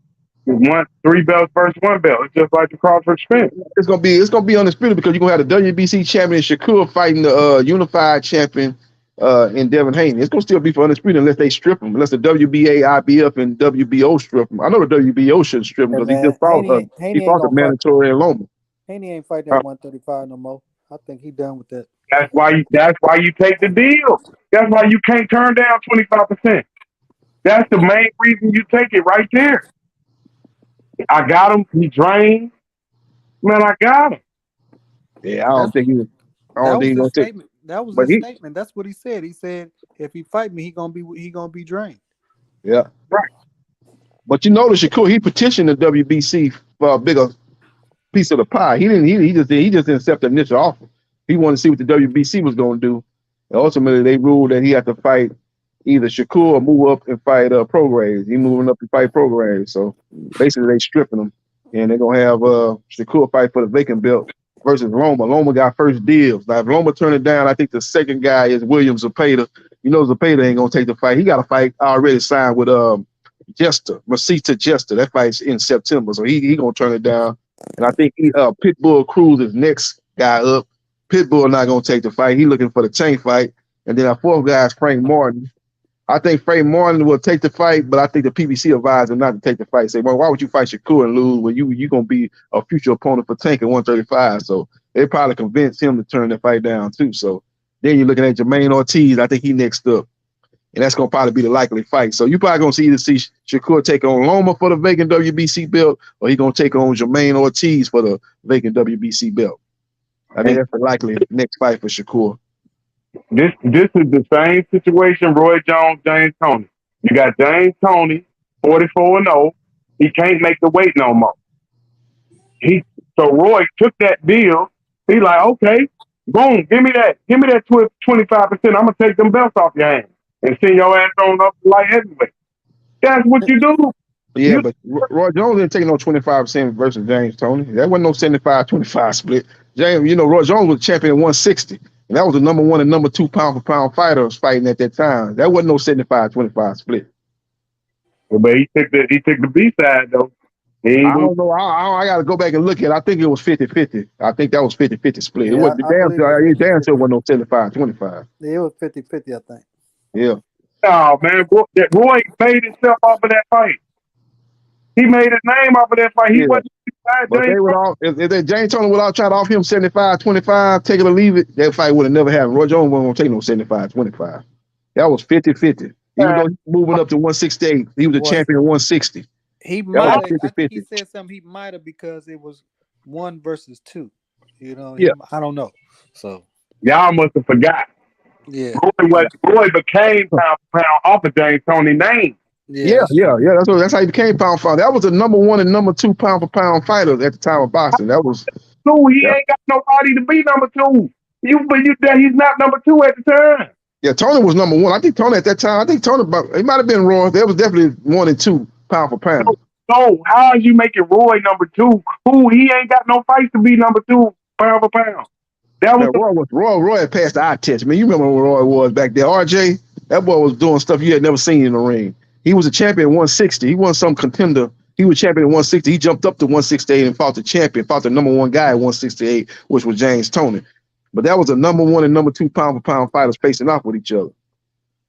So I believe that, like I said, the split was probably 50-50. Roy Jones wasn't going to take no 25%. Know that for a fact. Ain't no way that nigga number 2. Do you know who was fighting then? Sweet Pea was number 1. James Toney was number 2. You forgot who was fighting? That's 1990. What is it? 93. But what I remember, that was 1 and 2. Sweet Pea might have been. Sweet Pea was up there, but Sweet Pea kind of starting on the back 9 at that time. Was he still at the prime part of his career at that time? I think he was getting toward the back 9. He was still great, but I don't think he was peaked. I don't think he was peak Sweet Pea at that time. Yes, he was. Remember, he didn't fall off till late 90s. Till Oscar beat him. By the time he fought Oscar, he damn sure wasn't peak then. He probably beat Oscar. He climbing around too much, gave away some rounds, maybe probably cost him a fight fighting a young up-and-coming star. And De La Hoya, you won't get the decision. But that wasn't prime Pernell when he fought Oscar. So you tell him that fight was this fight we just watched 2 weeks ago. That was the fight, pound for pound. Whoever win this fight is pound for pound #1 in the sport. Yeah, from what I remember, Roy Jones and James Toney, that was the top 2 pound for pound fighters. That was for pound. Whoever won that fight was the #1 pound for pound fighter. And when Roy beat James Toney, he was #1 pound for pound. JB, ain't no way Roy is ahead of Sweet Pea. It took years for him to get ahead of Sweet Pea. Yeah, go back and look at it, man. I believe that was 1 and 2. Maybe Pernell was up there, but whoever won that was going to be the #1 pound for pound fighter. Yep, James Toney, Sweet Pea Whitaker. Who was it? Because it's early 90s, man. Michael Nunn. He wasn't over. No. Roy Jones and James Toney, that was late 90s. That wasn't no early 90s. Was at the very earliest mid 90s. I thought that was like late 90s. 94. James Toney and Roy fought in 94. Yeah, it wasn't after 95. Shit, he lost in 97. First loss was in 97. Roy Jones. Roy, okay. Oh yeah, when he got disqualified. Yeah, that's 35-0. Okay, so when he fought, James Toney, that was 94, huh? When did Pernell fight Chavez? Now that was 1 and 2. When them two fought, that was #1 and #2. When did Pernell fight Chavez Senior? That was whoever won that fight was pound for pound. That was another 1 versus 2 from what I remember. But I thought that was a little bit earlier. Maybe it might have been around the same time, a little later. Another dude ranked over Roy. That fight was in the Alamo Dome too. I remember that was in San Antonio. So it was a lot of Latino fighters in the crowd. They thought it was going to be a celebration for Chavez. Continue his undefeated streak. He was like 89-0 or something. It was crazy, his record, but he lost that fight. They gave that fight a draw and deprived Pernell Whitaker of his shining moment in boxing. That's a damn shame what they did to him. Thank you. Fight for him. So how is Roy #1? You got Sweet Pea #1 coming off that controversial draw. When was Sweet Pea versus Pernell? That's about the same time. When year was that fight? Sweet Pea versus Chavez Senior. 1993. Okay, that was a year before. Tony and Roy. They fought in 94, and Pernell and Chavez fought in 93. Okay. Yeah, you could make an argument that Sweet Pea was right there, but the winner of that, you had 2 top 3, at worst top 5 fighters fighting. So the winner of that was going to be #1. Just like with Crawford and Errol. Errol wasn't #2, but Errol was in the top 5, and you had Crawford #1. So the winner of that was going to be the unquestioned #1 pound for pound fighter. New Age was fighting Fulton, but Fulton wasn't in nobody top 10. So he couldn't stay claiming that #1 status. So that's the same thing with Roy and if it wasn't 1-2, it was 1-3 or 2-3. And the winner of that was going to definitely be #1 pound for pound. I thought it was 1-2, but it might have been. I know for a fact Pernell and Chavez Senior, that was 1 and 2. That was #1 versus #2 for sure. Yeah. Okay, you hear me, JB? Yeah. Okay, listen. That fight catapulted Roy to #2 status. Sweet Pea is the king. Oh, okay. So it makes up the household name. He beat James Toney, and they ain't put him ahead of Sweet Pea. Why? How they gonna put him? How? That's like who are you gonna put over Crawford? Who can you beat to put over Crawford right now? You now? can't put nobody over Crawford. JERMELL CHARLO if he beat Canelo. I got Canelo like #9. Canelo just took a L. People want to overlook that and act like that fight didn't happen. He lost to Bivol, so I don't have Canelo no top 5. I got him like last time I did when I had him like #9. Yeah, he took a L, man. I know you were daring to be great, moved up in weight. Okay, a lot of people moved up in weight, but still, you took an L, so you got to drop. I can't keep you up there. I ain't gonna do you like they do Lomachenko. He taking L's, but they steady keeping him up in the top 10 or keep him in the same position. No, you got to drop, man. You took an L. Bivol was a good fighter, but I ain't have Bivol in my top 10. But I have him in my top 10 now after he beat Canelo. So he got in there, and I still got Canelo in my top 10, but I don't have him up there like that. I got about 8 fighters ahead of him. Okay, can you hear me? Yeah. Okay, listen. The year before Tony and Roy fought. Sweet Pea #1. Julio Cesar Chavez #2. Right. James Toney #3. Michael Carbajal #4. Orlando Gonzalez #5. Evander Holyfield #6. Ricardo Lopez. Number 7. Number 8, Roy Jones Jr. Number 9, Kennedy McKinney. And number 10, Yuri. See? He was number 8, Okay. so put him all the way up. So Okay, Julio. the next year, well, they had him the next year though when he fought Roy Jones. I mean, when he fought James Toney in '94, what did they have him ranked? He should have might have moved up. Yeah, he went to number 2 from number 8. So he was number 2. Where was James Toney? Number 3 or number 1? See, he was just number 3. It was Sweet Pea Chavez and James Toney, number 3. So when Roy fought that next year, did Roy move up? That was 90. That was 93. When you got to 93, he was number 8 in the 1993. Number 8 pound for pound in 93, right? Yep. So what was he in 94 when he fought James Toney? It bumped him up to number 2. So he was number 2 going into the James Toney fight. No. The win put him in he was number 8 going into it. Number 8 going into the fight. Damn, he was that low? Yeah, that's what I'm saying. Look, Oh, man, I ain't remember him that low. I thought that was, to me, that was like the top 2 fighters in boxing. I thought I was going to score that was number 1, number 2. Top 2 in that division, not in that. Yeah. Look at Roy was coming up. He was at 160. James Toney was at 168. So he was actually moved up to fight the number 1 guy at 168. He was a champion at 160. You got Sweet Pea number 1, Chavez number 2, James Toney 3, Michael Carbajal, a legend. Yeah, I forgot about Carbajal. Yeah, he was a legend. Don't Michael Carbajal. You know, they don't talk about him a lot, man. He was a great fighter, Michael Carbajal. I forgot about him. Holyfield coming off the rematch with Riddick Bowe. That's that victory. Ricardo Lopez, he retired undefeated, 54-0. See? Yeah, old Lopez. Yeah, that's some guys at them lower weights. They didn't get a lot of fanfare, but they was great fighters. Kennedy McKinney, he a great fighter. Yeah, I remember McKinney a little bit. I remember about forgot. Yeah, you get a lot of. They had some great fighters. You kind of forgot about them. They ain't had them big fights to kind of put them up there. They ain't had that name. They ain't had that name adversary to kind of put them up there. You know, Carbajal had some big fights. He had some good fights, but McKinney, he didn't really have that name on his resume. He's a good fighter though. Yeah, they cheated Roy. See, they cheated Roy so bad out of his loss. See, Roy got cheated out of his first loss. Remember, with Montel Griffin. Yeah, he hit him after the bell. They disqualified him. Yep. Hit him off while he was on his knee. Yeah, hit him a little low thought he was out in the streets instead of in the boxing ring. You can't hit dude while he down, man. You got to hold up. He must have thought this was the 70s. Back in the 70s, they let you hit a man when he's down. George Foreman used to hit a lot of people when they was on the ground. George Foreman didn't care. They just let a lot of this stuff slide. Hitting the back of the head. He hit Joe Frazier in the back of the head. They ain't say nothing. So, they used to let stuff slide. But back, Roy couldn't do that when he was fighting. They disqualify you hitting the man while he down. Who that is? Boxing Truth, you still on there? Where Boxing Truth go? I'm right here.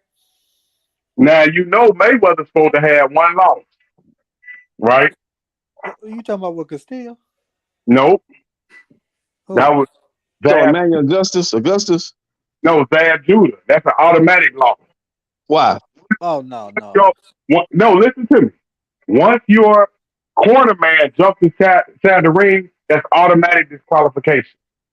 Julio Cesar Vasquez, he was 56-1. His only loss was because his trainer jumped in the ring. Whenever your corner man jumps in the ring during fights, it's an automatic disqualification. Zab Judah blatantly hit Floyd Mayweather low because he was getting his ass whooped.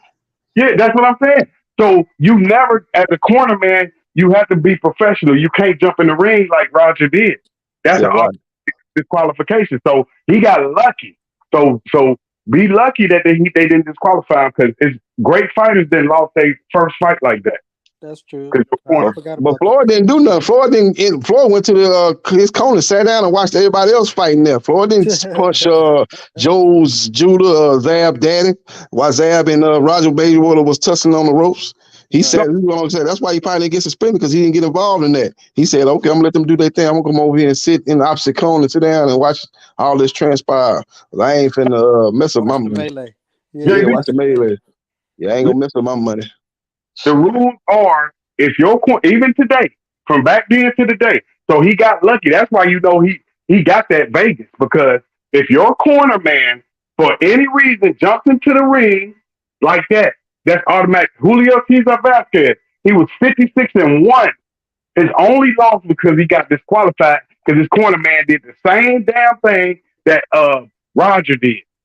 So when Sweet Pea went up at 154 and beat Julio Cesar Vasquez, he was 50. He should have been 57 and but he had one loss. So that's a rule that y'all be sleeping on. He should have got disqualified, but they took it easy on the brother. It ain't got nothing to do with you. It's what your corner does. So he got spared right there. Why wasn't Zab Judah gets disqualified for blatantly hitting the man low? No, you're not. That's a point. That's not a disqualification. It was blatant. When it's blatant like that, when you know the man did it on purpose, it shouldn't be no warning, man. You come on, man. You could have messed. You trying to make sure that man don't have no kids, man. What you doing? Come on, man. It was cool. Listen, that Floyd was cool with. I'm saying he lucky he didn't get a loss. He would have lost everything if they disqualified. It would have been. It wasn't like he got legitimately like somebody beat him, knocked him out, or outpointed him over a 12-round span. That just would have been a decision made by the referee. And that's why I'm telling you about Julio Cesar Vasquez, the 154-pounder that Sweet Pea went up and got the title from. He should have been undefeated when Sweet Pea beat him. Okay, so obviously that's not a rule because that was a universal rule. It'd be automatically interpreted as that. They would automatically gave him a loss. Obviously, it goes to the discretion of the referee. The referee decided to continue the fight, and the rest is history, man. I understand what you're saying, but they didn't do that. It's obviously not a universally rule. Some cases they could do that, but obviously the referee decided to let a big fight, which was a pay-per-view fight featuring two of the top junior welterweights in boxing. They decided to let that fight continue, man. That was a big fight, man. I'm saying ain't no difference. I'm saying it's a rule that they didn't acknowledge, but I'm just saying it had. I don't think it's a rule, man. I don't think it's a rule. I know you're looking at it happened in one fight, but it's not a universal rule. Obviously, it's not. No, obviously, it's not a universal rule because they didn't do it. So it's not. It's to the discretion of the referee. That's what I'm trying to tell you. I'm not saying nothing about no universal rule. I'm telling you Las Vegas, Nevada rule. I'm not telling you no. Okay, so let me see that rule where it's stated in the Nevada Boxing Commission that if something like that happened, transpired, that it automatically go to a loss to the fighter. It's automatic. I don't remember no rule like that. I don't remember them saying that should have been what happened and they went against the rule. I don't remember nobody talking about that. And then just remember, Roy got one loss because he hit the guy while he was down. How many guys? The referee decided to disqualify him. It's to the referee's discretion. That's what I'm trying to tell you. It's not a universal rule that if this happened, he got to take the L. It's to the referee discretion. Referee discretion on a fight that you just named obviously resulted in a loss. But in this case, the referee decided to not do that and let the fight continue. It is. Hold on, JB. Listen to it. It's a rule that you can't hit no motherfucker in the nuts, but they do hit you in the nuts, and some people let you get away with it. So rules sometimes they not applied, but it is a rule. I'm just giving you. I don't think it's no rule, man. Right. But if it's a rule, then it would be a universal. Then it would have been automatic. The referee wouldn't have had no choice. It wouldn't even been about his decision. He just would have, said, okay, well, this happened. I know the rule said that if this happened, that Floyd Mayweather Jr. got to take the loss because that was his corner that did something outside of the rules of boxing. But that's not a rule. Like I said, I think it's to the discretion of the referee. Obviously, that's what it is because he didn't get suspended. He didn't take a L. My bad. He didn't take a L. So you never seen? So you telling me in this corrupt sport you never seen him break the rule? That's what you're telling me. Well, I'm telling you is it's what you say. It's not a universal rule. A universal rule is let me show you something like some rules in boxing that's like automatic. Get you like if it's a rule, everybody know the rule. You got a 3 knockdown rule. You got the corner, knockdown at the end of the round can't be saved by the bell. That type of stuff is universally known, universally implemented. What you're saying is not a universal rule. It's to the discretion of the referee, obviously. And the referee decided to let the fight continue. You're wrong, JB. I actually agree with Mastermind here. It's a rule. The rules are there. It's sometimes the refs fail to the rule. enforce. I think you want to agree with Mastermind because you don't like Mayweather. Show me the rules. Put the rule It's up. not because I don't like Mayweather. It's not because I don't like Mayweather. It's because that's a fucking fact. Your corner cannot go into the fucking ring rule. I understand what you're saying. Show me the during a fight. They can go in between rounds, yes, but not during the action. Not during. So what's the result of that? What's the result of that? What's the result? You said Disqualification. He should disqualification. have been disqualified. Yeah, he should have been So disqualified. was that The ref referee? Was failed that to enforce referee? it. Well, let me ask you something. That referee of that fight, was that referee fined for not doing what he supposed to be doing? Well, I ain't hear nobody no He should fine for the have. He should referee have for been doing fired. something He should outside have of been boxing. fired. Well, he He wasn't should have. fired. He wasn't fired. So why was he Well, not he fired? should have. He should have. Okay, like I said, it's to the discretion of the referee. Until you show me We don't something, live in you a just perfect talking. world, but he should have. He should have been fired. Yeah, Look, according to you, he should have been fired. But he actually obviously he wasn't, and he beat Zab Judah, undefeated. Go check box reg. Don't argue with me, argue with box reg. You know, you can say coulda, shoulda, woulda. I think it's to the discretion of the referee. You saying for a fact it is a rule, but you haven't shown No, me the any kind refs of proof. don't make up the rules. You're saying it's to the discretion of the ref. The refs don't make up the rules. They're there to enforce them, and sometimes they fail to enforce them. How many times have we seen guys get dropped and they don't rule it a knockdown? That's because the referee missed it. That's not because the referee decided, Okay, oh, it's a knockdown. okay. I'm gonna make it look like So it's the not a referee knockdown. forgot to do his fucking job and disqualify, or maybe he just Okay, didn't have the balls. Maybe he was scared. He didn't have the balls to disqualify Floyd. again, boxing science to show me a rule. Send me some on link. Send me a link or something that's stating that what you just saying. Because Bro, right now, you should, like, anyone. Are you a casual? Like, how do you not know oh this? no, I'm a boxing fan. I know more boxing than you ever know. You a casual. So how do You you don't know not shit know about this? How boxing. do you not? Actually. How do you I not? know. I just told you. I think it's the discretion of the referee. I'm telling you to send me a link showing me that rule. It's Send not me up to something the because you just discretion of the talking. You running referee. off at the mouth. You got diarrhea of the mouth. Oh, But you're okay. not showing me So nothing. yeah, You're not showing me no proof. let's just let every corner jump into the ring and make it some sort of WWE Royal Rumble type shit, right? But it ain't There's never no happened like order. that, though. Does that happen all the time? You act like that happen all the time. If that was the case, it'd be happening all the time. They know it wouldn't be no ramification. Obviously, it's to the discretion of the referee. It's not. It's not. Okay, well, show me the rule that it's not. Then I hear what you're saying. You But I can need to see Google it, something. right? Okay, where's going to You be want on the me to do Nevada your homework Boxing for Commission? you? Where's it going to be at? The Nevada Boxing Commission is going to be in their rules. Where's it going to be at? It What I should need be to look there. for? Yeah, it should be there. Okay, I check it out. I check it out, and then I get back to you. I think it's to the discretion of the referee. Just like low blows and knockdowns. That was blatant Headbutts. low blows. Zab Judah hit him low because he's getting his ass whipped. Mayweather was whooping him, so he Well, tried to change him. what about headbutts? Who headbutted in Mayweather Zab Judah fight? I'm not saying that in that. I'm just telling you all the illegal shit that sometimes doesn't get enforced. It doesn't get called. Okay, you remember? To the discretion of the referee. Hey, let me give you an example, JB. Okay, you remember Riddick Bowe hit Buster Matthews while he was down, right? He just got a no contest, right? Knocked him out while he was down, just like Roy, right? But then when Roy do it, he get disqualified. It's just sometimes you get away with shit, sometimes you don't. Sometimes that was a fighter doing it, but this here was a corner man doing it. Mayweather didn't do nothing. Mayweather went sat down and watched the action. Mayweather didn't get involved in that. Yeah, it's not So maybe that was the reason why he didn't get disqualified, because he didn't participate in that. So you telling me your corner can't get you? He just took a blow unnecessarily because he's whipping the dude's ass, and the dude got mad and hit him low. So you gonna give him an L for getting hit in the nutsack, and man trying to make sure he don't have no kids the rest of his life. But you want him to pay the piper. Come on, man. Come on now. That man ain't doing nothing but boxing this man's ears off. And the man got mad, hit his ass low, but you want him to take a L. Come on, man. The referee seen what was going on. That's why he didn't give him an L. That's why he didn't give him no L, because it would have been way too unfair. The man didn't do nothing wrong, Mayweather. You want him to pay the piper? He ain't do nothing wrong. No, listen. It doesn't matter. It doesn't matter. His corner did something wrong. Well, like I said, obviously it does matter because he didn't take no disqualification like y'all wanted him to take one. No. I just want the rules to be enforced equally. That's all I want. I want you to show me the rules, because I don't think that's a rule. Actually, I don't think that's a firm rule. I think it's to the referee's discretion. Now let me tell you. Like I said, the undefeated Bastress, he had one loss, and his loss was the same shit. Dude hit him low.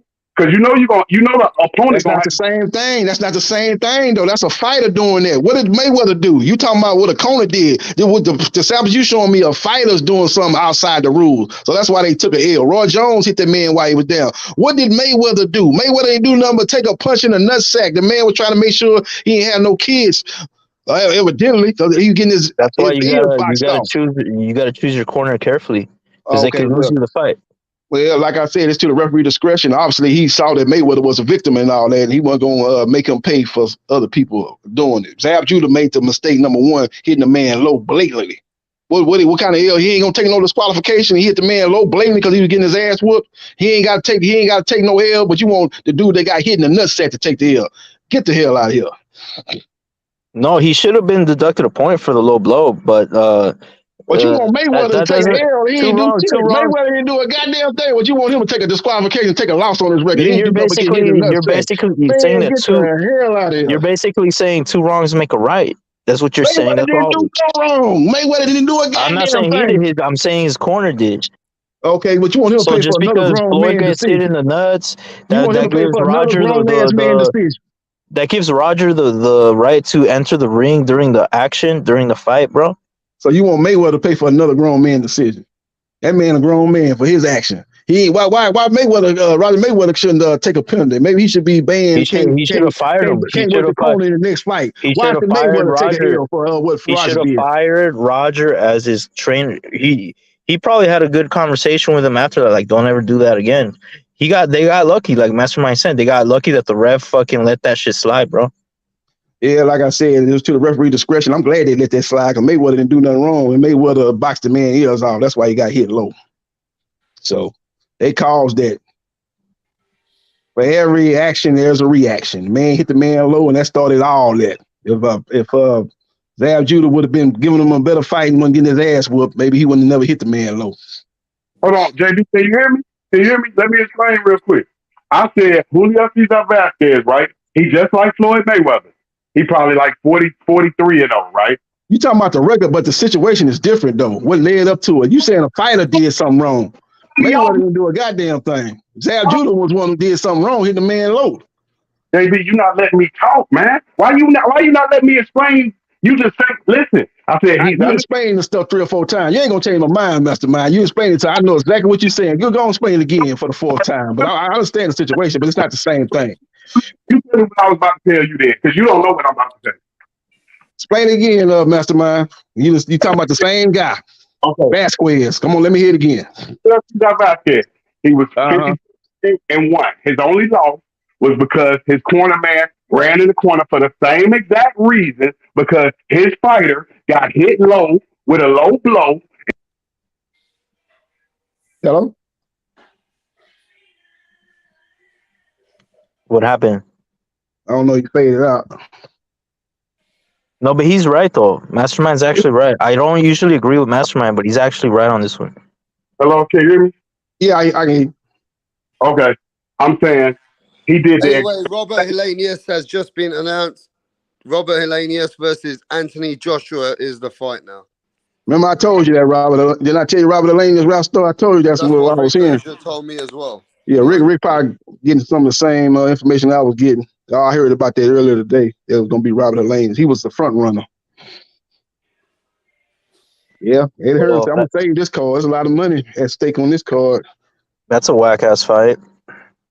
No last minute replacement. The best they're gonna get. I was telling them that I was hoping Herkovic is on the undercard. I was hoping they pull Herkovic up, but that'd be a dangerous fight for AJ. I'm even gonna say that's the worst fight in the fucking game. Yeah, but at least he getting a fight in. Wilder need to get a fight in. At least he getting a fight in for the big fight with Wilder. I like the whole card. They had a strong card though. They got Herkovic on at the co-main event. They got old Derek Chisora. He got about 100 losses. He fighting Gerald Washington. So that's the battle of never was.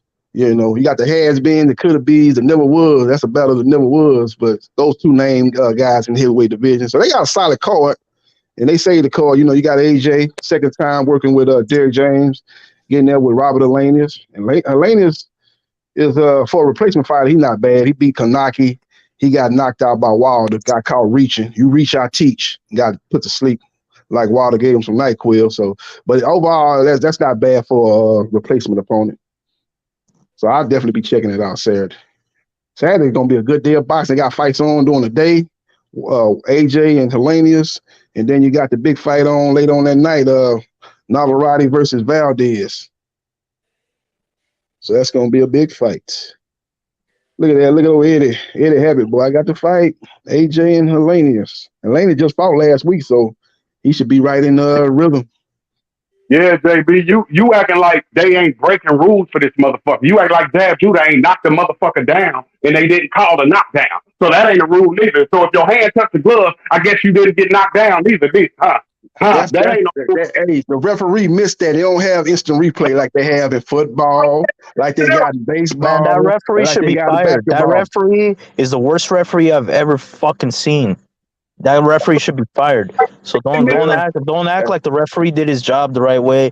And Let me ask you this: who was the better fighter? Was it Mayweather or was it Zab Judah? When you watched that fight, was it clear as day to you? Because it was clear as day to me that Mayweather was the better fighter. He proved that over a 12-round span. So all this other stuff that y'all talking about is smoke and mirrors. It sound good. It's good to talk about. But at the end of the day, Mayweather showed that he was a superior fighter. That's why he's undefeated. That's why he TBE. Yeah. Because he had the refs on his side and because he cherry picked, yeah. No, that's because he's a skillful fighter and he showed there's levels to this. Like he showed with Canelo and like he showed with Pacquiao. He showed with a lot of the top fighters. There's levels to this. So how did Yeah, feel fighting cage fighters and yeah. How did you feel about Roy Jones' disqualification? All-time great.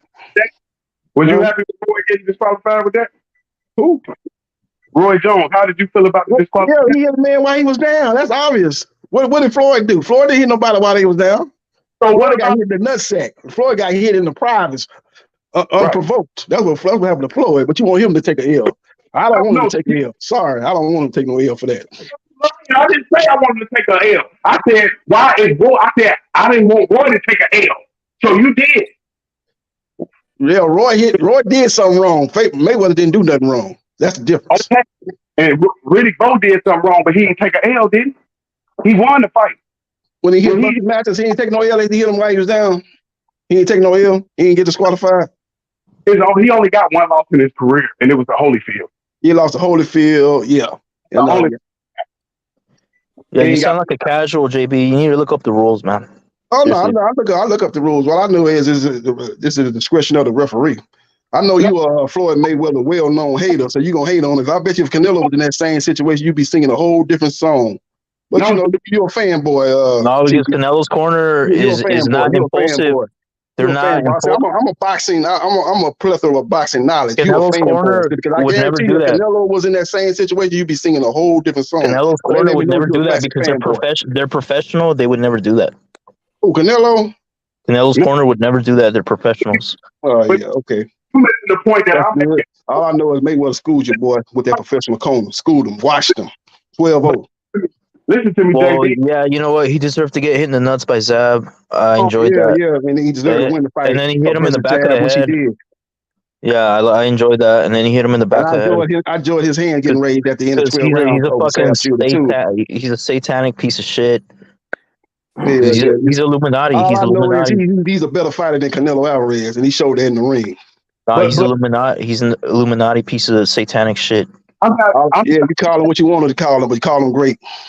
Put that at the end of the sentence. Great. Hey, you're right. He's going straight to hell. He's going straight to hell, man. Okay, you Jesus Christ. He's telling man when he's going to hell or going to heaven. Okay, cool. Hey, but this guy's got a bunch of bastard kids. He's got a bunch of bastard kids. He doesn't even know how to raise his fucking... You're showing me that you're a fanboy. You talking about everything about outside the ring. You ain't saying nothing about the man's fucking daughter should be in jail. You talking about outside of the ring. His fucking daughter, his bastard daughter stabbed somebody. He's got a bunch of bastard kids. This guy's a piece of shit, man. But he undefeated. And this is your Black Jesus. Go check box ring. Oh yeah.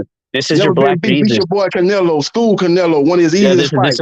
This is who you praise. That boy. Shows that there's levels to this.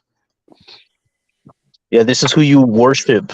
No, I'm just calling like I see. He's a great fighter. I ain't got nothing to do with him outside the ring. I don't hang out with him outside the ring. I'm talking about strictly inside that square circle. He's second to none. Multiple baby mamas inside that ring. Multiple Canelo about him inside that ring. He's second to none. Multiple bastard children with multiple baby mamas. A whole lot of people got kids outside of wedlock. That's America. Where you live? Where you been living at the last 25 years? These are your role models. I ain't no role. I'm talking about inside the ring. I ain't said nothing about what he did. I ain't say no good Samaritan. He done this, done. I'm talking about strictly inside the ring. He's second to none. Ask your boy Canelo about it. But he deserved to get hit in the nuts like that. He deserved it. He deserved to get. You sound like you don't know too much about boxing because you're talking about stuff outside of boxing. I'm talking about stuff inside the square circle. He got hit in the nuts inside the ring, right? I'm talking about that. Yeah. Yeah, he deserved that. Unprovoked. No, he deserved that. Okay, he deserved it. It's called karma. It's called karma. Why he deserved it? Because he beat your boy Canelo 12-0? Why he deserved that? No, that was before he even fought Canelo. He deserved that. I'm just saying, you know that he beat Canelo, though. You know that after the fact. We're talking about what you're saying right now.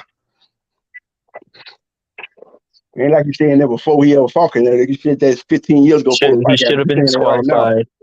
Well, he wasn't. He wasn't. So go take that up with the referee, because all I know is he got his hand raised at the end of 12 rounds. You could talk about this and talk about that. Oh yeah, bottom line is the man beats Zab Judah.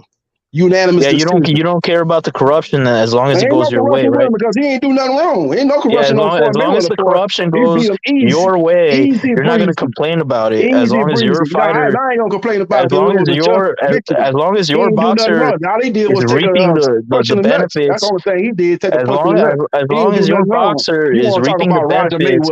You want to talk about him jumping in the ring. But you don't want to talk about Canelo Alvarez being a PED cheat. You want to overlook that. As long as your boxer is reaping the benefits of the corruption, you're all for the corruption. No, ain't no corruption going on. That was to the referee discretion. That was corrupt. No, it wasn't not corrupt. He didn't even knock the knockdown. He didn't count the knockdown. Out of Mayweather, Zab Judah. I don't know what you talking about, man. You talking about he didn't call it a knockdown when he got dropped, bro. And he didn't disqualify him when he should have disqualified him. That referee should have been fired. Should have been fired. Disqualify him for. It wasn't nothing to disqualify him for. And should have got his ass beat and locked up. It wasn't nothing to disqualify him for. So why would you disqualify him? It wasn't nothing to disqualify him for. He beat Zab Judah straight up. But check this out. He beat him straight up. This is what I want to say, right? I'm just telling you about basketball. I'm just telling you about other fighters that lost I'm not talking about Mayweather. Yeah, it's good. He retired undefeated. He didn't deserve to lose like that. I'm just telling you about Vasquez. He was 56-1. So he would have been 57-0, but he lost a fight like that. And all I'm telling you, I'm just telling you, so when you watch his ass do the fight, you will hear the announcer saying that. They're like, oh, this is the automatic qualification. Yeah, they didn't want to do it because of who he was. But I'm saying in the rule book, you still got lucky, just like Roy. Maybe if Floyd hit somebody down, maybe they look past it. But you got to remember, certain people. Maybe they disqualify him like they did Roy Jones, because you shouldn't be hitting the man while you're down. New people speak in the panel. Maybe we get to the new people as well. What's happening? Who's that? The new guy over here, bro. What's good, man? Yeah, introduce yourself, bro. Where you from? Oh, I'm from Chicago, Illinois. You know, I love this boxing shit. Just came here to chop it up with y'all. Yeah, what do you think? What's going on, bro? What do you think about what they're saying?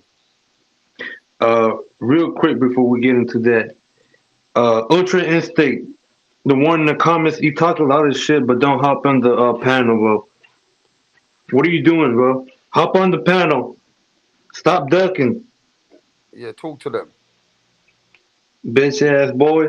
Hop on the panel, Ultra Instinct. You talk a lot of shit in the comments, but don't hop on the panel. Hey, help us with this convo we having, this debate we having. What you think, man? All right, that was it. I was trying to say, but wait, y'all talking about Floyd? Well, what are you talking? I was trying to tell the JB that it's a rule that if your corner man jump in the ring, that's an automatic disqualification. If they jump in there and attack a fight, automatic. Yep. You're not allowed to go inside the ring while the fight is going on. He just, luckily they didn't disqualify him. I'm saying, no, he didn't deserve to lose the fight. But it's a lot of guys that didn't deserve to lose that lost fights like that. That's what I'm saying. What I'm saying is that's the referee discretion. That referee in that fight you talking about decided to disqualify him. This referee that worked that fight decided to let the fight continue. It's not a hard. So the knockdown was up to his discretion too. It's not a hard rule that means he gets disqualified if something like that happens. Obviously. So that knockdown was up to his discretion as well, right? He thought it was not a knockdown. The referee missed that. Like I said earlier, they don't have no instant replay. It should have been considered a knockdown. His glove touched the canvas. See, I call it like I see it. I ain't no fanboy like you is. Now, the new guy, Chicago, what you think, Chicago? You're a Floyd fanboy, JB. No, I just told you that it was a knockdown. It should have been counted a knockdown. The referee missed that one. I ain't gonna sugarcoat that. But they don't, like I said, they don't have no instant replay. It happened so quick. He got, his body didn't touch the ground, but his blood touched the ground. That should have been a knockdown. But even put that knockdown with him, he still ain't gonna win the fight. He got outboxed. That fight was like 10-2 Mayweather. So give him a knockdown. He still ain't gonna win the fight. Yeah, that's all the reason I'm telling you. that another Hall of Fame fighter that was on the undisputed streak, he got robbed out of his glory over some bullshit like that. And the same thing happened. I'm just Yeah, saying, just because Mayweather been blessed. Like you said, he could have got robbed before. All types of shit could have happened. But he's blessed. He keep winning. But I'm saying in that particular instance, he could have got a knockdown rule against him, and he could have got an automatic It's because disqualification. he's Illuminati. He's Illuminati, bro. Oh my god. Oh my god. What the fuck? Fucking satanic piece of shit is what he is. And this is who you you guys got people out praise. here that start talking about this old crazy stuff here, this old conspiracy theory, this old QAnon. He talking like, it sound like them Trump supporters, just all these conspiracy theories, just talking out the side of their neck, man. They talk about nothing real. No, I'm not getting into politics, bro. I didn't bring up Trump. No, I'm just saying, a lot of these supporters, they be believing in a lot of stuff that ain't got nothing to do with reality. And what you saying about Illuminati and all this type of stuff, man, come on, man. That shit is real, bro. That shit is fucking real. Ain't got nothing to do with what we God is talking real. about. The devil is real too. They ain't got nothing to do with what we talking about, though, man. Chicago go. He left. Where you at, bud? No, I'm here and I'm just listening to y'all and shit. What you think, man? What you think? I really not gonna get into that conspiracy and shit. I don't really want to start nothing. But to that, y'all was talking about that Florida and was that Judah fight right when how it was stopped and stuff? Yep. You know, honestly, in my opinion, I really don't care. The past is the past, but I mean, I think it was first stoppage and stuff. So I really, it wasn't like Zab Judah was winning the fight, but Floyd at the end, he started controlling the fight. So it is what it is. Yep. Yep. Hell yeah. No, I'm just talking about the other people that been robbed in them situations. I'm just saying, if you're not gonna suspend disqualify Riddick Bowe, why the fuck you gonna disqualify Roy Jones? They did the same exact damn thing. That don't make no sense. Should have gave Roy Jones a no contest if you're gonna give Riddick Bowe a no contest. Right, JB? Yeah, sometimes they look at the result, though. When Roy hit that boy late, he knocked that boy out. That boy was on the ground. I don't know if he was acting or what. He should get an Oscar if he was. He hit a man. That boy fell out. And almost like they could have put a chalk line on that boy Griffin, man. He was out when he got hit while he was on the ground. I don't know if Rick Bowles was the same thing. He might have hit the dude while he was down. The dude might look at the referee like, man, you gonna do something? And the referee probably, hey, man, I don't know. It's like it's the same thing, but it might not be the same situation. The reaction of what was the result of you hitting the man while he was down. But it was a bad situation when Roy hit that boy low. That boy was on the ground, like out of there. Like I say, he could have been a chalk outline. It was like, damn, is he moving? What's going on, man? Boy, hit that man while he's on the ground, and the boy's not even moving right here. So they was like, oh no, we got to suspend you, man. You put the man in a comatose state, man. We got to disqualify you. This man, you hit the man while he was on the ground. So I don't know. Sometimes it's the result of it. What's the result, man? You hit a man while he's down, he's knocked out cold. Yeah, you gonna get disqualified. You hit a man and you kind of praise him off top of his head. He like, damn, it might just deduct a point or something. Man, what's the result? Just imagine how many fights you done seen when they got hit on the ground and it wasn't no disqualification. Yeah, back in the Senate, they used to do that all the time. George Foreman, he used to hit people, notoriously hitting people while they was on the ground. Bro, one more time while you're on the ground, I'm gonna hit you on the way. While you're on the ground, I'm gonna tap you right while you're on the ground. So and Mike they let a lot of that stuff slide back in the 70s. Yeah, you ain't supposed to let nothing like that slide. I know you've seen plenty of fights. Tyson could have got disqualified for hitting them while they on the ground. He did it more than once. Yeah, and he ain't never get disqualified because he the money man. So I'm just saying those type of things you gotta look. They not gonna disqualify Mike Tyson undefeated. Roy, they will because he ain't got that monster behind him. That's all.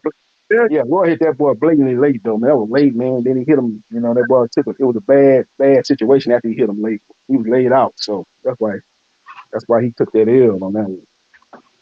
Yeah, and I'm just telling you the different rules. They hit. You know what I'm saying? That's the thing with Riddick Bowe. It's just certain fighters got the backing, certain fighters don't. If you ain't no backing, he was independent. You need them Don Kings and shit in your corner. Mm-hmm. But you're right. Sometimes they just gonna call that DQ. Yep. Cut down. Who your favorite fighter? Huh? Oh yeah, so that favorite fighter. Okay. Yeah. Where Chicago go? Siri. Who your favorite fighter? Uh, current right now or past or Both. both.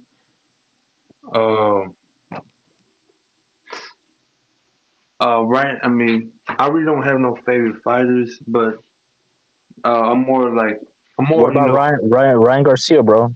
What about him? uh. I mean, I don't hate the kid or nothing like that. I mean, he did lose against Tate, but I mean, I really, I guess he just gotta come back, work on his defense and stuff, and see, what happens next. But man, I do got fighters that I like. I like Crawford. I like David Morrell, and I like Benavidez. Mm-hmm. Uh, I like Stephen Fulton. Even though he lost, that was kind of like the upset of the year. I didn't expect that. I was still shocked, and I'm still shocked to this day. I was like, wow. But I still mess with Fulton. Uh, I like Gary Russell, Antoine Russell. I like Richard Hitchens. I like Teofimo. I like what's his name? I like Jermell. Okay. Yeah, like I said, I really I'm more of like a fan of the sport, but I like the fighters that are named. I like their styles and stuff. I like Matt Haney too. Uh, I like Tank too, but even though he's not fighting the people we want him to fight, but it is what it is. Yeah, that's some good ass fighters you named. That's some good ass fighters. Jamel, he a bad motherfucker. Jamel, who you say? Are you Morrell. guys gonna give Canelo his credit if he fucks up Jermell or what? Uh, I mean, he's fighting no dude from 154. Oh Making man, there we go with the pre-excuses, man. Okay, so when Hagler fought Sugar Ray Leonard, that's one of his most praised fights, right? Sugar Ray Leonard, a career welterweight coming out of retirement, by the way, with a fucked up retina, and people were calling that a mega fight. They weren't shitting on it, bro. What's wrong with boxing fans these days? What's wrong with you guys? I never Hagler say. should have knocked his ass. And Sugar Ray Hagler should Leonard have. won. Yep. Hagler should have won. Should have, but that's not what happened, right? So Nope. why are you making excuses for Jermell, bro? It's not No, excuses. It's not. fight because no, but we losing the Kenzu Sharp Jamel, and we losing Canelo Benavidez. That's why we don't like the fight. We rather see Kenzu and Jamel fight. Yeah, I was boxing. Look, that's not Canelo's fault, Mastermind. That's not Canelo's fault. So the Tim Zoo fight could have happened already. Jermell gave him step aside money twice already, so he's already shown no interest in that fight. And he's probably not even gonna come back down to 154. That's not Canelo's fault, bro. No, what they saying is Canelo should have fought Benavidez right now. That's the difference. Yeah, that's the fight everybody's been asking. Not what was That's asking Jermell. That's like Haney. That's like Haney telling no anyway to come up. Fuck it, undisputed. Versus ex undisputed champion. yep. Yeah, Like it's not. You're not taking no risk in this fight, so it's not no big risk. Only we'd just be shocked if Charlo win. It's just like a easy pickings for. We all agree that Canelo should be fighting Benavidez right now. That should He's be gonna the fight case. him next. That's the next guy he's gonna fight. I don't believe it. Yeah, but it ain't but one guy in your division that you need to beat to clean out the division. May of next year. May of next year. I don't know. It's kind I don't think he fighting him next year. I think he gonna fight the other Charlo the next year. of Jamal. Yeah, that's what I'm saying. After Jermell, he's gonna fight Jamal, and after that, he might probably fight. Then he might fight the winner of Andre Benavidez. Yeah, he might fight them either second or third fight. That's a good I ass think fight. No, I just don't like Canelo. The way he moves in the past recently, it just makes me hard to believe for him to fight Benavidez at the even at the stage of his career right now. It just I don't know. It's kind of hard to believe, but I'm not gonna believe it. So you think Canelo done slipped a little bit? That's what I've been saying. I still think he's a real good fighter, but I think he has slipped a little bit. I don't think it's the same Canelo we seen in the second Triple G fight when he was beating Austin Trout, knocking out James Kirkland, guys like that. I don't think he on that level. Probably the last time he looked. It's kind of hard to say, man. He fighting guys like Callum Smith, who I don't rate. Billy Joe Saunders was a good fighter, but he's so goddamn inactive. But I think I think he was. I think he slipped a little bit. But I don't think he slipped enough to lose to JERMELL CHARLO. I still think Canelo's dangerous. Hey man, who was this Polo? Yeah, hey, you pick up your man's Kubo yet, man? I heard they still have him. But didn't I tell you? You've been ducking me when I told you. Told me Luis Arias is gonna beat Erickson Lubin. Lubin watched that boy. Now I ain't hear from you. Where you been? Where you been? I did not say that, sir. No, you said Arias was gonna beat him. Oh, not clean it up now. Try to clean it up now. Who the fuck? I picked Erickson Lubin. What are you talking about? I said, no, you picked Arias. You picked Arias to beat Lubin, man. I got the receipts. I keep receipts. You did say Arias was gonna beat Lubin, and then I did not hear from you. You got ghost on me. Yeah, I told you Erickson Lubin was gonna beat Arias. You said Arias was gonna beat Lubin. I'm talking about Lubin ain't got no 10. Dude, I just said that might be a dangerous fight for him because he took some correct. You said Arias gonna win, man. I have a question. Congratulations, he beat Luis Arias. What's next? Okay, I'm just saying that's who you picked, though. I'm saying you got to own up to that, man. You got to own up to that, man. You got to take that L, man. Hold that L up high. You picked Cool Boy. You picked Cool Boy to beat a new one. Yeah. I'm just saying though. Yeah, I said Cool Boy was gonna win. I said Fortune was gonna win on decision. He got knocked out. I'm just saying, don't your company up here and play crazy and don't remember that you picked Arias to beat Lubin. Don't think I forgot. I keep receipts. Yeah, keep receipts. Don't pick up your man Arias. Don't pick up your man Arias. Put him back over there in journeyman status.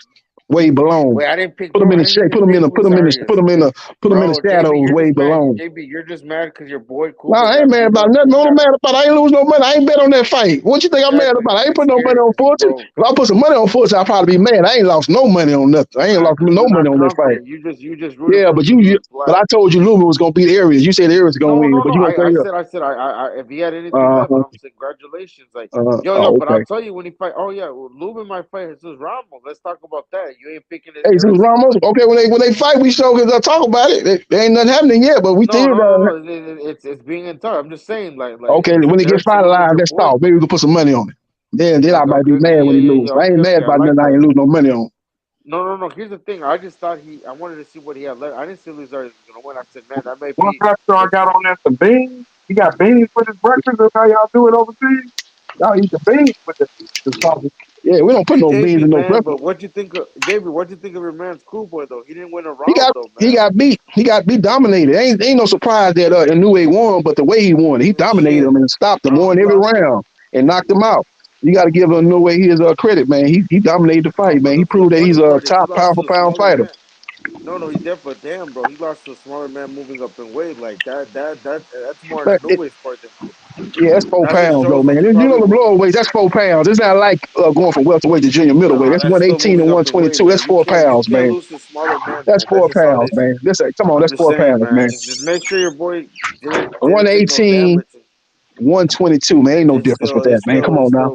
It's still weight, bro. You can get 3-division world champion going up 7 pounds. 115, 118, 122. But in welterweight to junior middleweight, it's 7 pounds going up one weight class. That's a difference. You know, it's proven that it's actually harder for the smaller weights than the bigger guys. I don't know if you knew that, JB. I don't think that. I'm gonna do what the numbers say. The numbers say 4 pounds is not as big as 7 pounds.